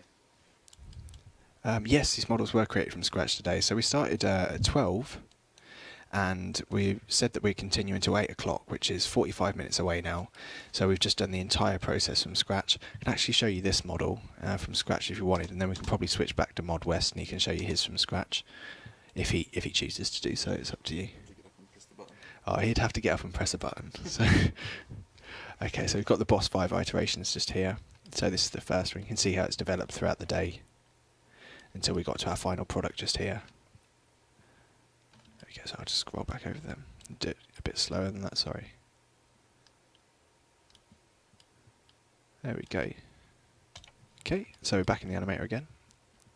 And I'm just going to go into what's called a left orthographic view. That means that we remove all perspective from it. You can see how that flattens out. And then we'll put it into a left-hand view, like so. And I'm just going to move some of these interfaces because they're getting in my way a bit. There we go. So yes, let's go into left view. And you can kind of see that the feet are at awkward positions. So this kind of helps us get a kind of isometric view of all the different joints and positions of the body, and we can actually position the model more accurately like this. So he's kind of drifting off the floor then, which isn't really what we want. So let's just move him down a wee bit. You can actually like pick up questions in the chat if you want. Yeah, I was reading them. That's cool. I'm just waiting for questions. That's cool. Feel free to ask questions, guys, and Mod West can answer them as he goes. You can just watch me post this model if you want. I'll just keep stum.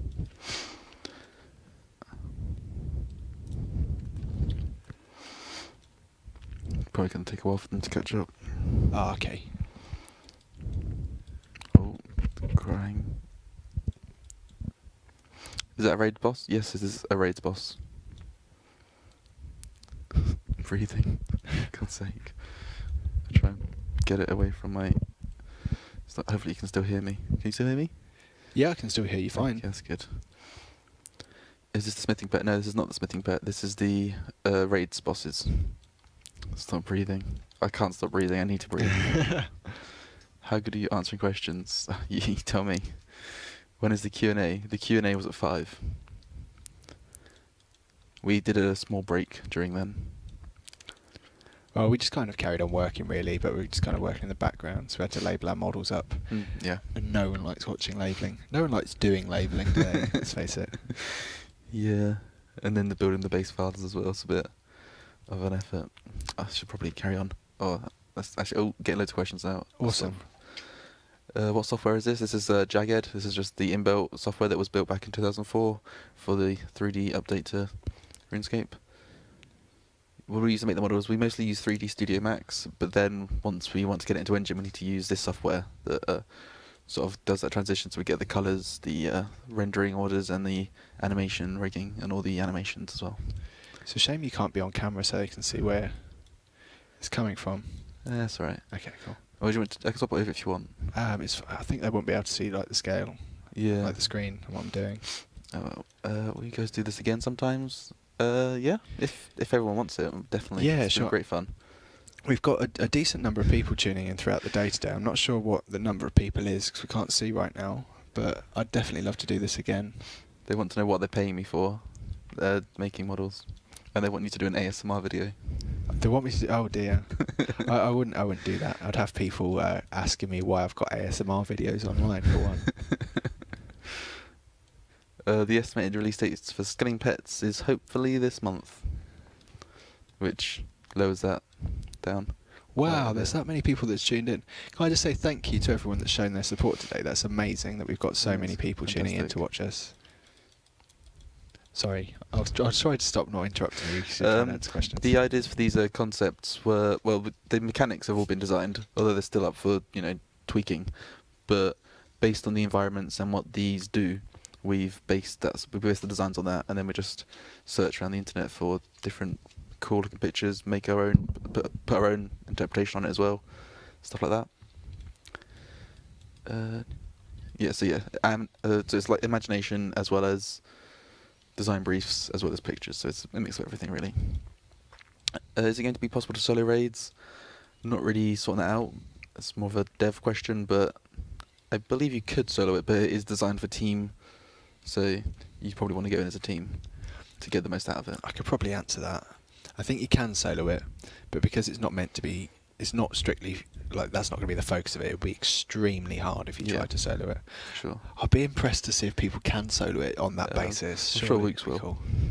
He always does. Cool.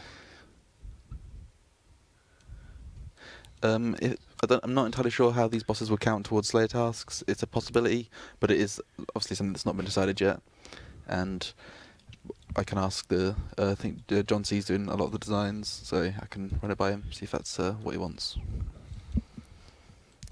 Yeah, okay. I mentioned Wooks and now I can't see any questions. No friends. Well, there'll be like a grouping system, so you'll be able to find people to go with if you don't have anyone to go with. There'll be plenty of people doing it, so no problem with finding a team. And it'll be a lot easier than finding a team then for Dungeoneering, because Ash has set up this really brilliant system which will make it awesome. Misunderstood Stream want to be uploaded to YouTube. Yes, we hopefully can get it uploaded to YouTube, and if not, it will always be in the past streams, so you can just watch that one back. Is the fire making pet in this batch? No, it's not in this batch.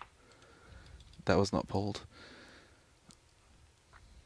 Will there be boss pets for each single one? Probably not every single one. Definitely for the final one. Although how would, that would be a bit... Do you have a plan for that? Yeah, I've got a plan for that boss pet. That'll be that's fine. cool. Why are we so sexy? Thank you very much, but I feel awkward answering that, to be honest. What about Iron Man? I believe Iron Man can do it. I'm sure there'll be a system for that. Is this for Old School? This is indeed for Old School.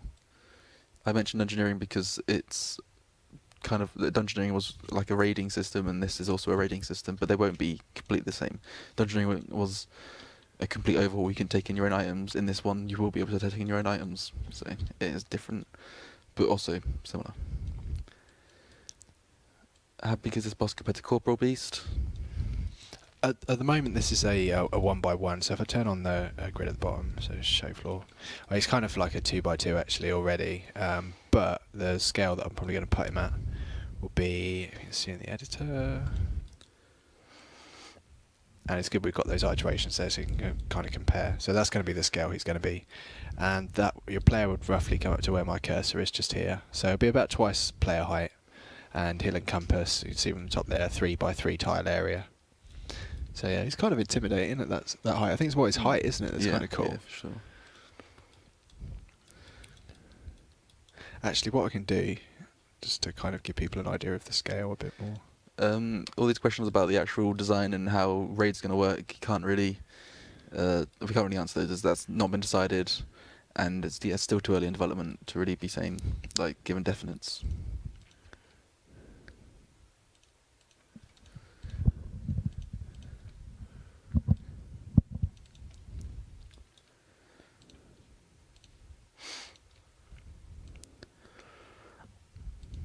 I'm going to carry on with the... most of the questions seem to be dying down. Okay, that's fine. So I'm just going to get back to building this rig now. Okay, that's cool. Right, so I've resized this model. I've just saved it out. Let's close this config just here. Let's load it again.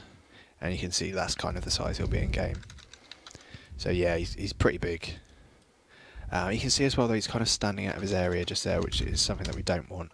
So I'm actually going to like inch him back a bit. So if we just select this, just here, this is a global transform, so we can kind of move him and position him where we want him to be. That's not a good idea either, actually. I shouldn't ever move a global position like that during animation. So if we actually just go back to the model, and then let's just center him up a bit more so he's not stepping forward as much, and that's probably a better option for us. I'll just save the model again. There was a good question saying whether it takes us this long usually to create a boss, or did we feel rushed doing it in 8 hours? Yeah, there's no doubt though, it's definitely a rush. I'd normally spend about 3 days on a boss, but because we basically just chose, I didn't choose anything too abstract. You can see this basically looks humanoid. The other bosses we've done have been a lot more abstract. Connor chose a quadruped for his boss, which is actually a lot more complex, and that's why for him to rig it, that's going to be a lot more difficult than me doing something like this, which just has a basic series of transforms. It's the most simplest form of human form to make. And also when it comes to animating it, it's so much easier to animate it, because if you need a reference point, say if I want to move the arm on this guy, I go, oh right, how does that arm move? I'll look at my own arm and move it. Connor hasn't got access to a dog in the studio, unfortunately, to see how it moves, so it's a lot harder for him to animate his quadruped. Right, so let's just let's see how he lines up on the stage a bit better now. I've just adjusted to the position of his model. Let's load that again. Yeah, so his toe's actually kind of back in the region. I can probably do with moving his model back a bit more. It won't really break anything. If he steps outside of his region, the region being this 3 square area just here, he will not render. The engine will say, nope, that guy is too far out. I'm not going to render him. So I have to constantly check that he's not too far out of his region. ever so slightly out just here. It could be a bit of a problem ever so slightly out just there, but I'll tweak it when I've got a bit more time. For the main purposes of this, though, we'll just continue creating his idle, and we've got roughly half an hour left, so I'll try and sort of step it up a bit now. So what I need to do is I need to decide on two poses. So we'll have the one where he's kind of breathing in, just here. Oh, sorry, that's be the one where he's breathing out. It's kind of like his resting position. And then he'll have a breathing in position. So what I'll do is I'll kind of make it feel like his chest cavity is expanding by kind of lifting up these arms a bit. I won't actually create anything on his chest that moves, because I don't want you to feel like he's actually made of sort of tissue. He still needs to feel like rock. So I'm going to use an indication that he's breathing by just using his arms. Now that seems to jump a lot, obviously, because there's only 2 frames, so that'll become a lot smoother as we go, but at the moment it's kind of like moving like a chicken. I'll also make him kind of bob on the spot as well, so when his arms come up, I think I'll make his knees bend a little, so I need to just adjust these legs ever so slightly as I go. So this is really awkward when we do this, so what I'll have to do is I have to start from his upper leg. You can see it's kind of really dodgy the way it moves like that. And then I'll just keep having to refer back to previous frames and make sure I'm not moving his leg about too much. That seems okay, to be honest. And then I'm actually just going to adjust his knee so it moves back ever so slightly like that. And then I'll adjust his foot too. And then you can see what we've done there is we've created a gap from the floor. Now I've got to make sure his foot is in exactly the same position as the first frame, but his leg needs to make that happen. So you can right. So let's just move to a top-down view. So it's bottom-down view would be better. Sorry. So you can see like the bottom of his feet just here. I'll switch the floor off so we're not stuck with that. So we've got frame 1, and you can see his foot's just moving ever so slightly. I don't want that to happen. I want him to feel like his feet firmly planted on the floor. So we see how much that's moving. So probably this is a point of reference. So yeah, I need to move back to the top of the leg just here. And I need to rotate his foot in a tiny bit and move it forward a tiny bit. Let's just go back to the bottom. This is all just trial and error, by the way. You've just got to keep tweaking it and hope you get it right. See a massive difference there. It's worse than before. So yeah, I think if we just adjust his foot so it twists ever so slightly, like that. Oh boy.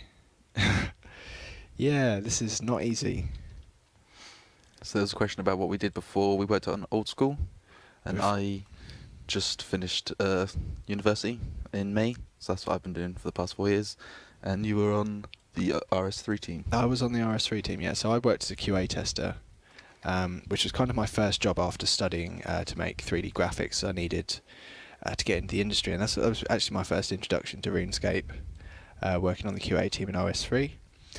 So I got to know the product through working on it, basically, and then a job came up in the art department. So I basically got offered a job doing work on RS3 for graphics, because they knew I was qualified to do so.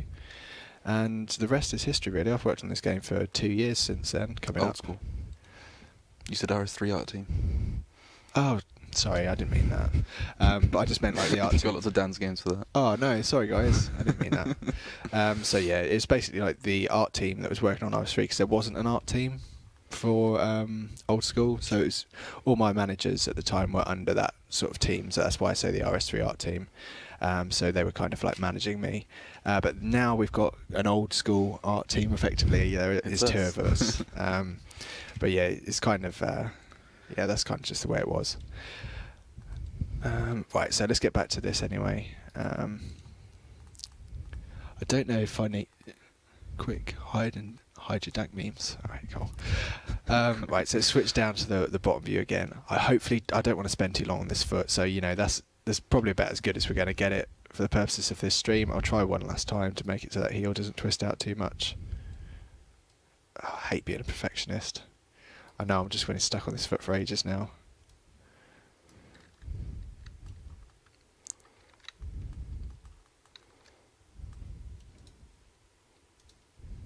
Come on, one last twist. There we go. It's not moving about too much. I think I can live with that. Now we've got to do the same for the other leg. It's going to be fun, right? So if you front, because this one's facing forwards, it's not too bad. So we can just switch into a left-hand view, and we can raise the heel roughly to the height of the other one, and just bring this front leg down, so the heels kind of line up a bit. I'm just going to adjust this back foot a little bit so it's a bit flatter, like so. And we don't want him to bob too much. I think a lot of the time NPCs in games kind of bob, and it just looks kind of weird, especially when they stretch. It's not kind of a natural movement. Cool. So you can kind of see he moves up like that, and all we need to then do is we just select that global transform again, move him so he's in line with the floor. So let's just adjust his front foot so that's nice and straight with the floor too. Good. And then with the other one, we just move this one down too. So now his feet are firmly planted on the floor. We can see he kind of adjusts a little bit. It's not ideal because his foot's still moving forwards and that, but we can kind of forgive that just for the sake of speed in the meantime. So when he goes down like this and breathes in, he'll be inhaling, so I kind of want his head to dip down too at this point. There we go. Okay, very good. And as well as his arms coming up, I think I want this hammer for his arm to kind of tilt in a bit as well. And maybe for this sword to kind of lift up just a fraction. I think that head's bobbing a bit too much actually. Let's make him just lift his head up a little bit more. So that's roughly about it. So now all I'll need to do is just select these two frames and we create what's called a tween. This is an average between those two animation frames we've created. And that's when the animation starts to become a lot smoother. So you can see we've got that tween just there, which works fine. I wonder if we can actually turn, so I'll just reverse what I just did there. I wonder if we can actually make his torso, so when he breathes in, let's think about someone breathing in, obviously going to be going down, so it makes him kind of feel like he rises up as he breathes out. Yeah, it gives him a bit more movement. I think I'll make his head lift up ever so slightly more. No, he's not moving at all now. It's kind of pointless, so I'll move back to this frame just here and make his head raise up on that one. Maybe it'll look like he's looking up and down, maybe it won't. Oh, another thing we need to make sure, whilst we move his head forwards, we need to make sure he's not wobbling his head from side to side as well, because that'll look weird too.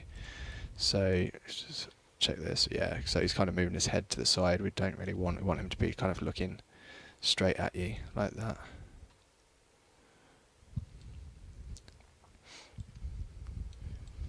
Just adjust the head more, let's go for the local transform.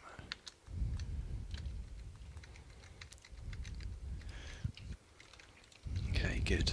So let's then see what we've got. I'm not a fan of that head bob, to be honest. What do you reckon? That head bob looks weird, doesn't it, from the side? Maybe it's a bit too extreme, but Yeah, I like it, it's just too extreme. Yeah, I agree.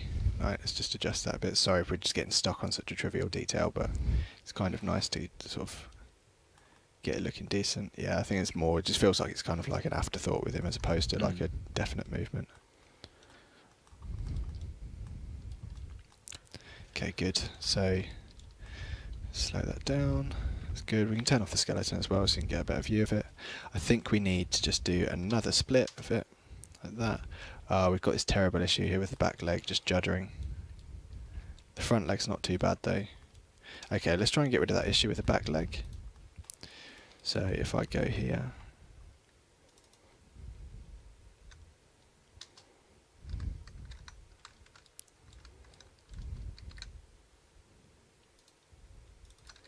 okay, so I'll turn on the skeleton again, and let's start from the first frame. So it goes there, his foot needs to come forwards. Good, in position, forwards again, a bit better, and forwards again. Check that he's not pushing his foot out to the side too much. Yeah, that's okay. So hopefully, still a slight judder. That's a shame. Okay, let's just... Unfortunately, sometimes the averages that it finds are just terrible. You just have to go through them and kind of tweak them. Yeah, so it's really kind of moving it all over the place.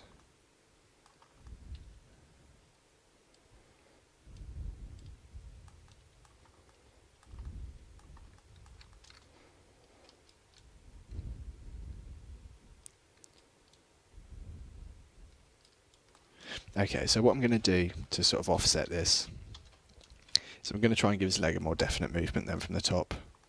So there it appears his foot's in the right place, there it pushes out. Doesn't really look like his leg's moving too much, to be honest. I think it may be moving from the hip, perhaps. So his foot's back there.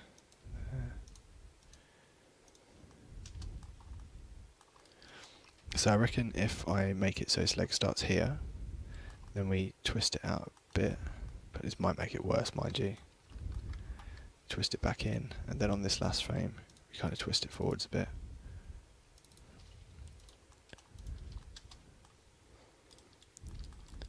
That's not really helped matters, has it? It kind of just looks really dodgy now. Oh, what, twisting the leg? Yeah. Mm. Yeah, back cool. Let's maybe try and reduce how obvious that is. Bring that in a bit.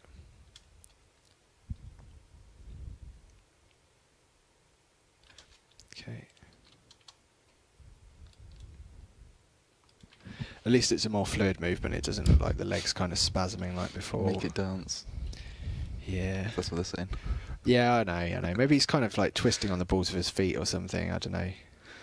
I don't know what I was thinking. What was I thinking? So, let's adjust his leg again if we can.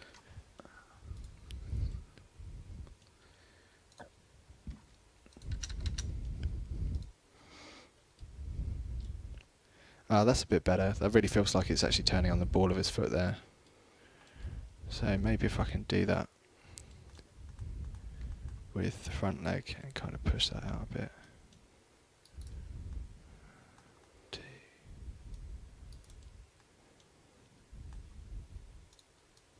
No, that's not a good idea. Let's just restrict it to his back leg, that'll be fine.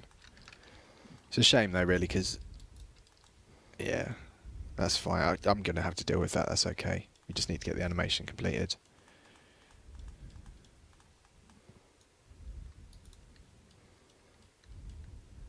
Okay, cool.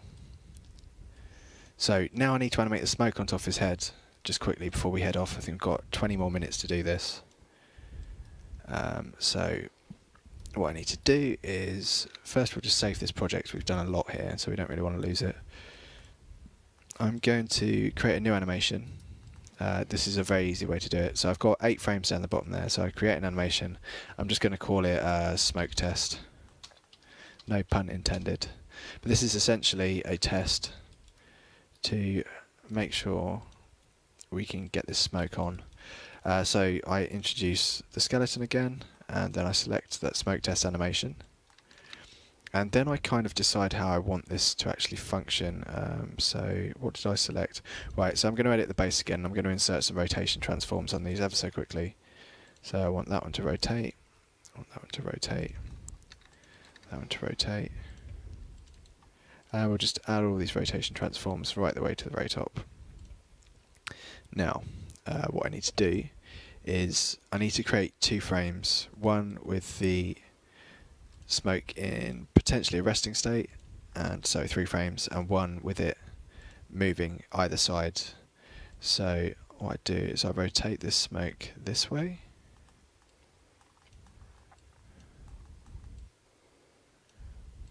I think not really animated anything that kind of looks like this other than tentacles before. Then what I can do is I can copy this, and here's the tricky bit because it sometimes doesn't work, and I can paste this as well, and we can just paste it over certain axes and see if it mirrors it across. That's good. So if I stick this in the middle just here, theoretically if I just duplicate that frame as well, it should create us a nice little smoke movement. Maybe not a nice little smoke movement, but a smoke movement. Okay, let's try and do a bit better than that because we've got time to. Okay, so I reckon it would move over in this direction So from here, I reckon we can go to the central state, but actually straighten this bit out. The top. Just here. So it kind of deforms as it moves a bit more, because that was just really awkward the way it moved before. So we go from that, and then to sort of another kind of deform movement. So we go from that to that to that, and then let's create another one of these. I'll just delete that first frame, and then I want to copy this. Oh, whoops. Then paste it over to this one and just mirror the animation. So on the X and Z axis, just mirror those across. That's not too bad. Hopefully when we run it this time it will look a lot better. Should we swap back to the big screen so they can see everything for the last 20 minutes? Oh yeah, sweet, yeah, let's go for it. Right, I'm just going to swap the screens again, guys. Just in case they want to update on what I've done.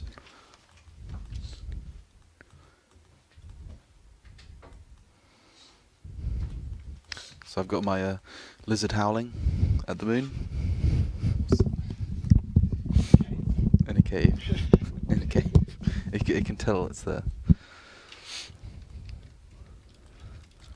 Okay, so what I'm going to do is I'm just going to select all of those animation frames just there on smoke test. Then I'm going to open Raise Boss 5 again, just here, and then I'm going to just paste them straight over all of his frames on those transforms, and it will just introduce that into his animation. I can close smoke test. And yeah, there we go. It's now got some smoke that moves on top of his head.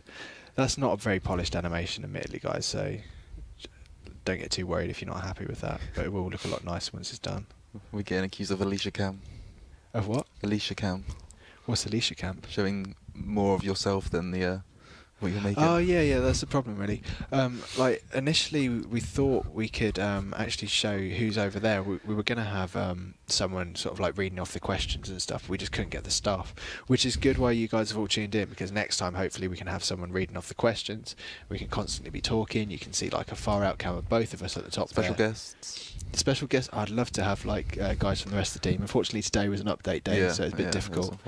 But yeah, so we were going to have one cam pointing at both of us in the top right, I think it was, and then we were going to have another cam pointing over to the workstation over there, where you'd be able to see people sort of like with a mic and like guys from the team potentially coming down and reading off questions, which would have been really nice, and then they could have answered the questions as well. So it would have been like a more all-encompassing thing. So stay tuned for future streams. Hopefully we can achieve that.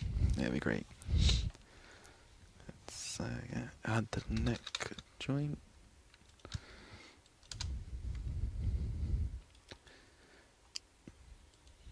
Cool.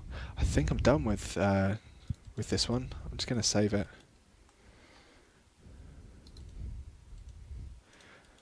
I can probably make the animation a bit smoother actually.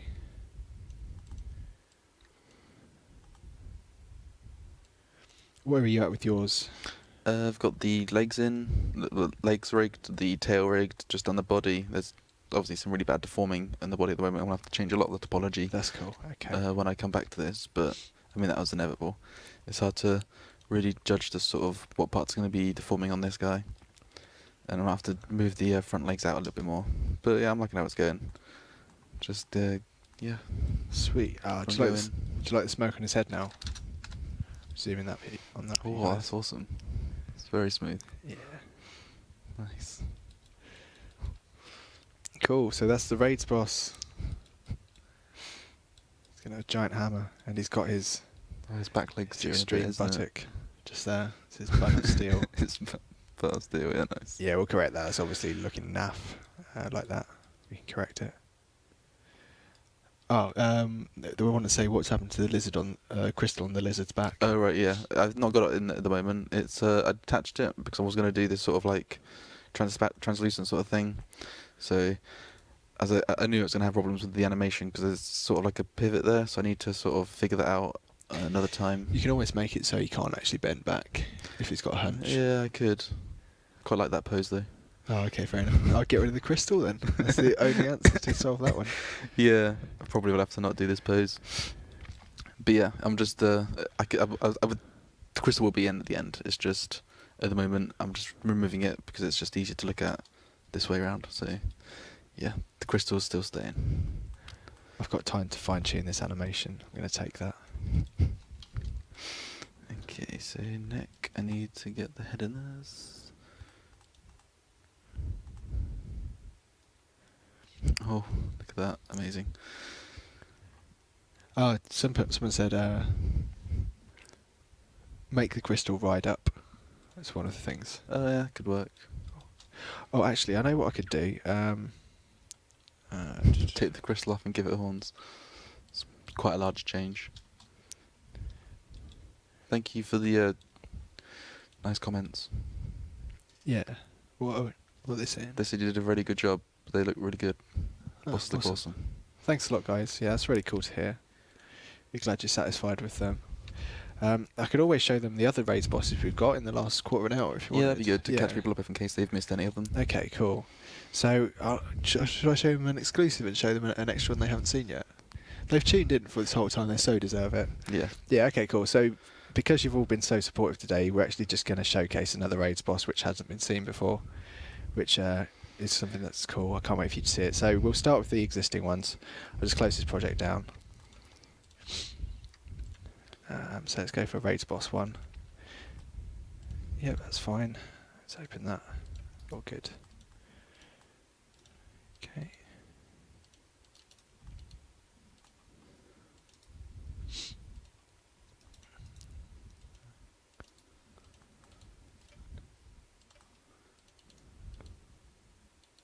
Oh, that's really strange, isn't it? Keep getting all these error warnings, but it still works. It's fine. Have they not seen this one yet? Yeah, they saw. This is the first boss. Oh right, you're going to show them in order? Yeah, the first boss, yeah. Okay, cool. So this is, again, another lava creature. Because you're going to go deeper and deeper into this world, it's not going to change the wall kit like dungeoneering at all, but we do want to find deadlier things. They want to full down. screen it. Do you want to go do Oh, it you want to for full screen it? Yeah, sure, go for it. So you can see what we mean by more abstract looking NPCs in raids. So yeah, this is kind of like a trilobite style creature. It's got this heavy armor all over its body, and it's got these fins that it kind of flips around to move, and you just can't penetrate the shell when it's in this state. So that's kind of the necessity of it being like this. I can also just turn on the skeleton, and we can have a play with some of these transforms as well. Yeah, it does kind of look like a Tsar shrimp, admittedly. So if I just draw the widgets again, we've got some cool little things as well, like it can sort of open and close its eyes. If I just select that, and you can see that its eyes close and open, so it can like blink at you and stuff. That'll be deformed a lot nicer, like you see with animations where you have to play with a transform. So that's basically like a closed eye and an open eye that it's got just there. I'll turn off the skeleton and widgets again. And these are all the different states. So it's then got this creepy face underneath it when it kind of rears up. That's when it's going to kind of look vulnerable. And then it goes into this aggressive mode where these tentacles all come up and it's kind of like ready to attack everyone around it. And then after that, it goes back down into this and back down into this, and it starts flipping around the place again.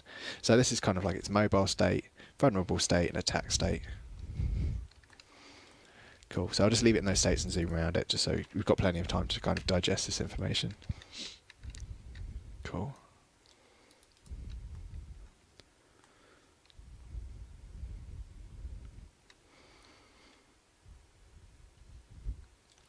Okay, right, so that's enough of that boss.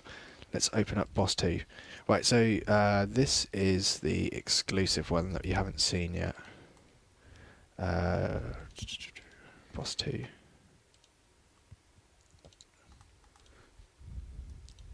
Okay.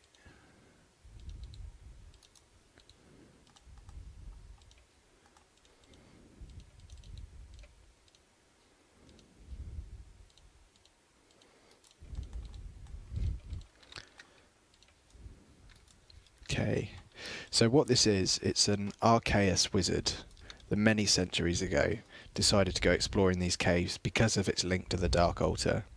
What happened whilst he was down there is the cave collapsed in on his head, and it killed him. Sorry, I'll just close the animation for now. And it killed him. So in his last dying moments, we all know our chaos people exist in two forms. They've got their form in the sort of spiritual world and their physical form in the actual world. So it's cool. When this guy got crushed, he decided in a panic to bind his physical body to the fragments of the dark altar within the cave. That then made these rocks his physical body, and he then controls these rocks now. And this is like a huge boss, by the way. I'll just show you the size of him. So his proportions aren't like a human because he's a spirit, so he can adjust his proportions. Let's just show the floor. So he's quite big. That's probably a 5x5 boss, I think.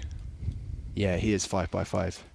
So that's probably the same size as the Abyssal Sire. So there's plenty of room for everyone to really gather around and attack him and stuff. So let's just turn off this grid.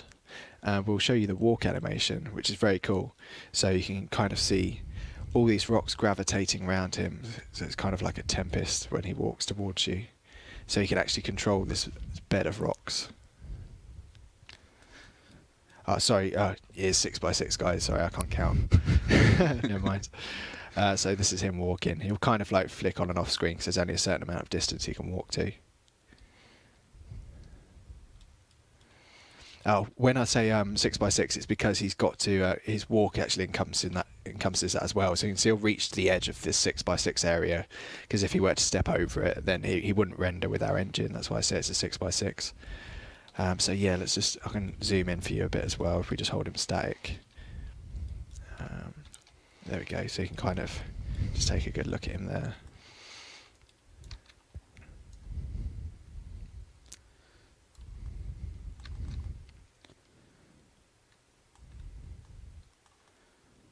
You can even see his sleeves sort of wave around and stuff. So I really tried to make this guy look as animated as possible. And you've got things like the stone spinning in the centre of gravity on top, and the larger stones around the edge. So they're all moving at different on different axes and stuff. Right, so let's close that one, and let's open up another one of the bosses you've already seen. So this is a new type of creature that I call a Vespine, which means wasp, but it's just a cool way of saying wasp, I guess. So let's open up his first animation frame. Cool. So the colours are kind of abyssal. I'm not sure if we're going to tie any abyssal lore into this, but I just kind of liked that colour scheme. It seemed to work with this boss, and it made it stand out from all the other bosses. I really didn't want it. It is kind of like a cow fight sort of look, but I wanted to kind of distinguish it quite heavily from the cow fights as well. So it's got several states again. It can open up its wings like this and fly, and we can see it's got this shell underneath it containing these maggots inside its body, which will kind of writhe around when the animation's sorted. It's got these nice wings. The shell is all kind of real, and it opens up and we get to see plenty of the body. And it's got these wicked sort of like claws it kind of like grabs onto. And there's some really cool transforms on this. We could probably just play with the transforms too, just to kind of check it out. So each one of these parts kind of moves individually. I'll just turn on the widgets again. So yeah, we're going to get some really cool animations out of these guys. So this sting can really sort of like power back and then kind of like fly back in towards you when it wants to attack. So you can see there's a lot of movement in there. Even little things like the shape of its face changes from the side when it's sort of like when it turns aggressive. So you can see it's kind of hooked down like a beak there, and sort of he snarls his beak up when he goes to attack you as well. So yeah, someone's saying Transformers, which is kind of amusing, I guess. It does look like there's lots of sort of metallic plates all over it because of the sort of cel-shaded look that we've gone for. But yeah, that's kind of a cool thing. I think even its wings kind of can move individually as well, which is kind of nice. Let's just find the right transforms for him. So yeah, we can basically, like an insect, you'll see his wings flickering and stuff while he's in flight as well. So we can get some really nice looking animations out of this guy. So yeah, that's pretty much all of the existing raid bosses. Should we recap on what you've done today? Yep. That'd be cool. I'll just switch the monitors back over again. Okay, cool.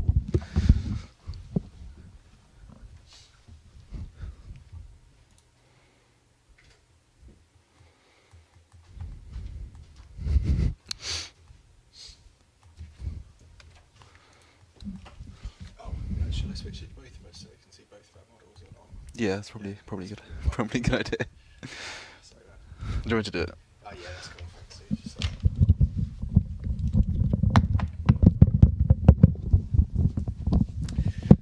So, sorry guys, I switched to the wrong screen. Wes is just going to sort that out now. There we go, that's both of us, sorry.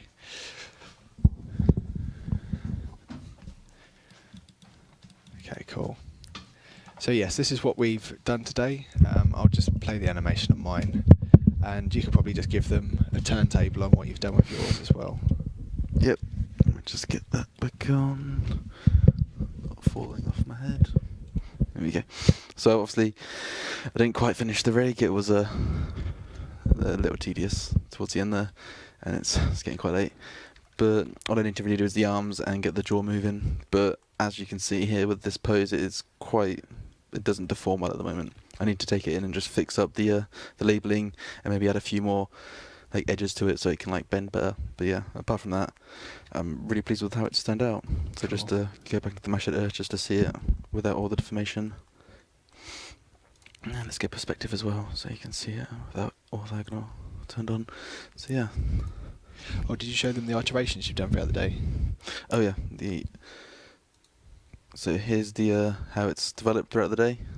So I started off pretty much got the shape down in the first hour, and then over the time I went through several different color changes until it got into its final state where it is now with the black gem and the green skin, which is nice. So yeah. So for those of you that feel that it's not absolutely perfect, these have been done in an 8-hour period. Normally Connor would have about 3 days to do this. So it's been a really sort of hard slog, especially for a quadruped, something with 4 legs.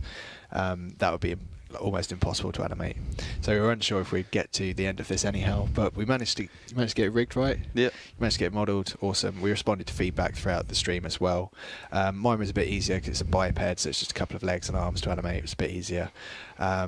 But yeah, I managed to get mine with an idle, admittedly with a slightly twitchy leg at the back, but again, we can repair that in the office another day.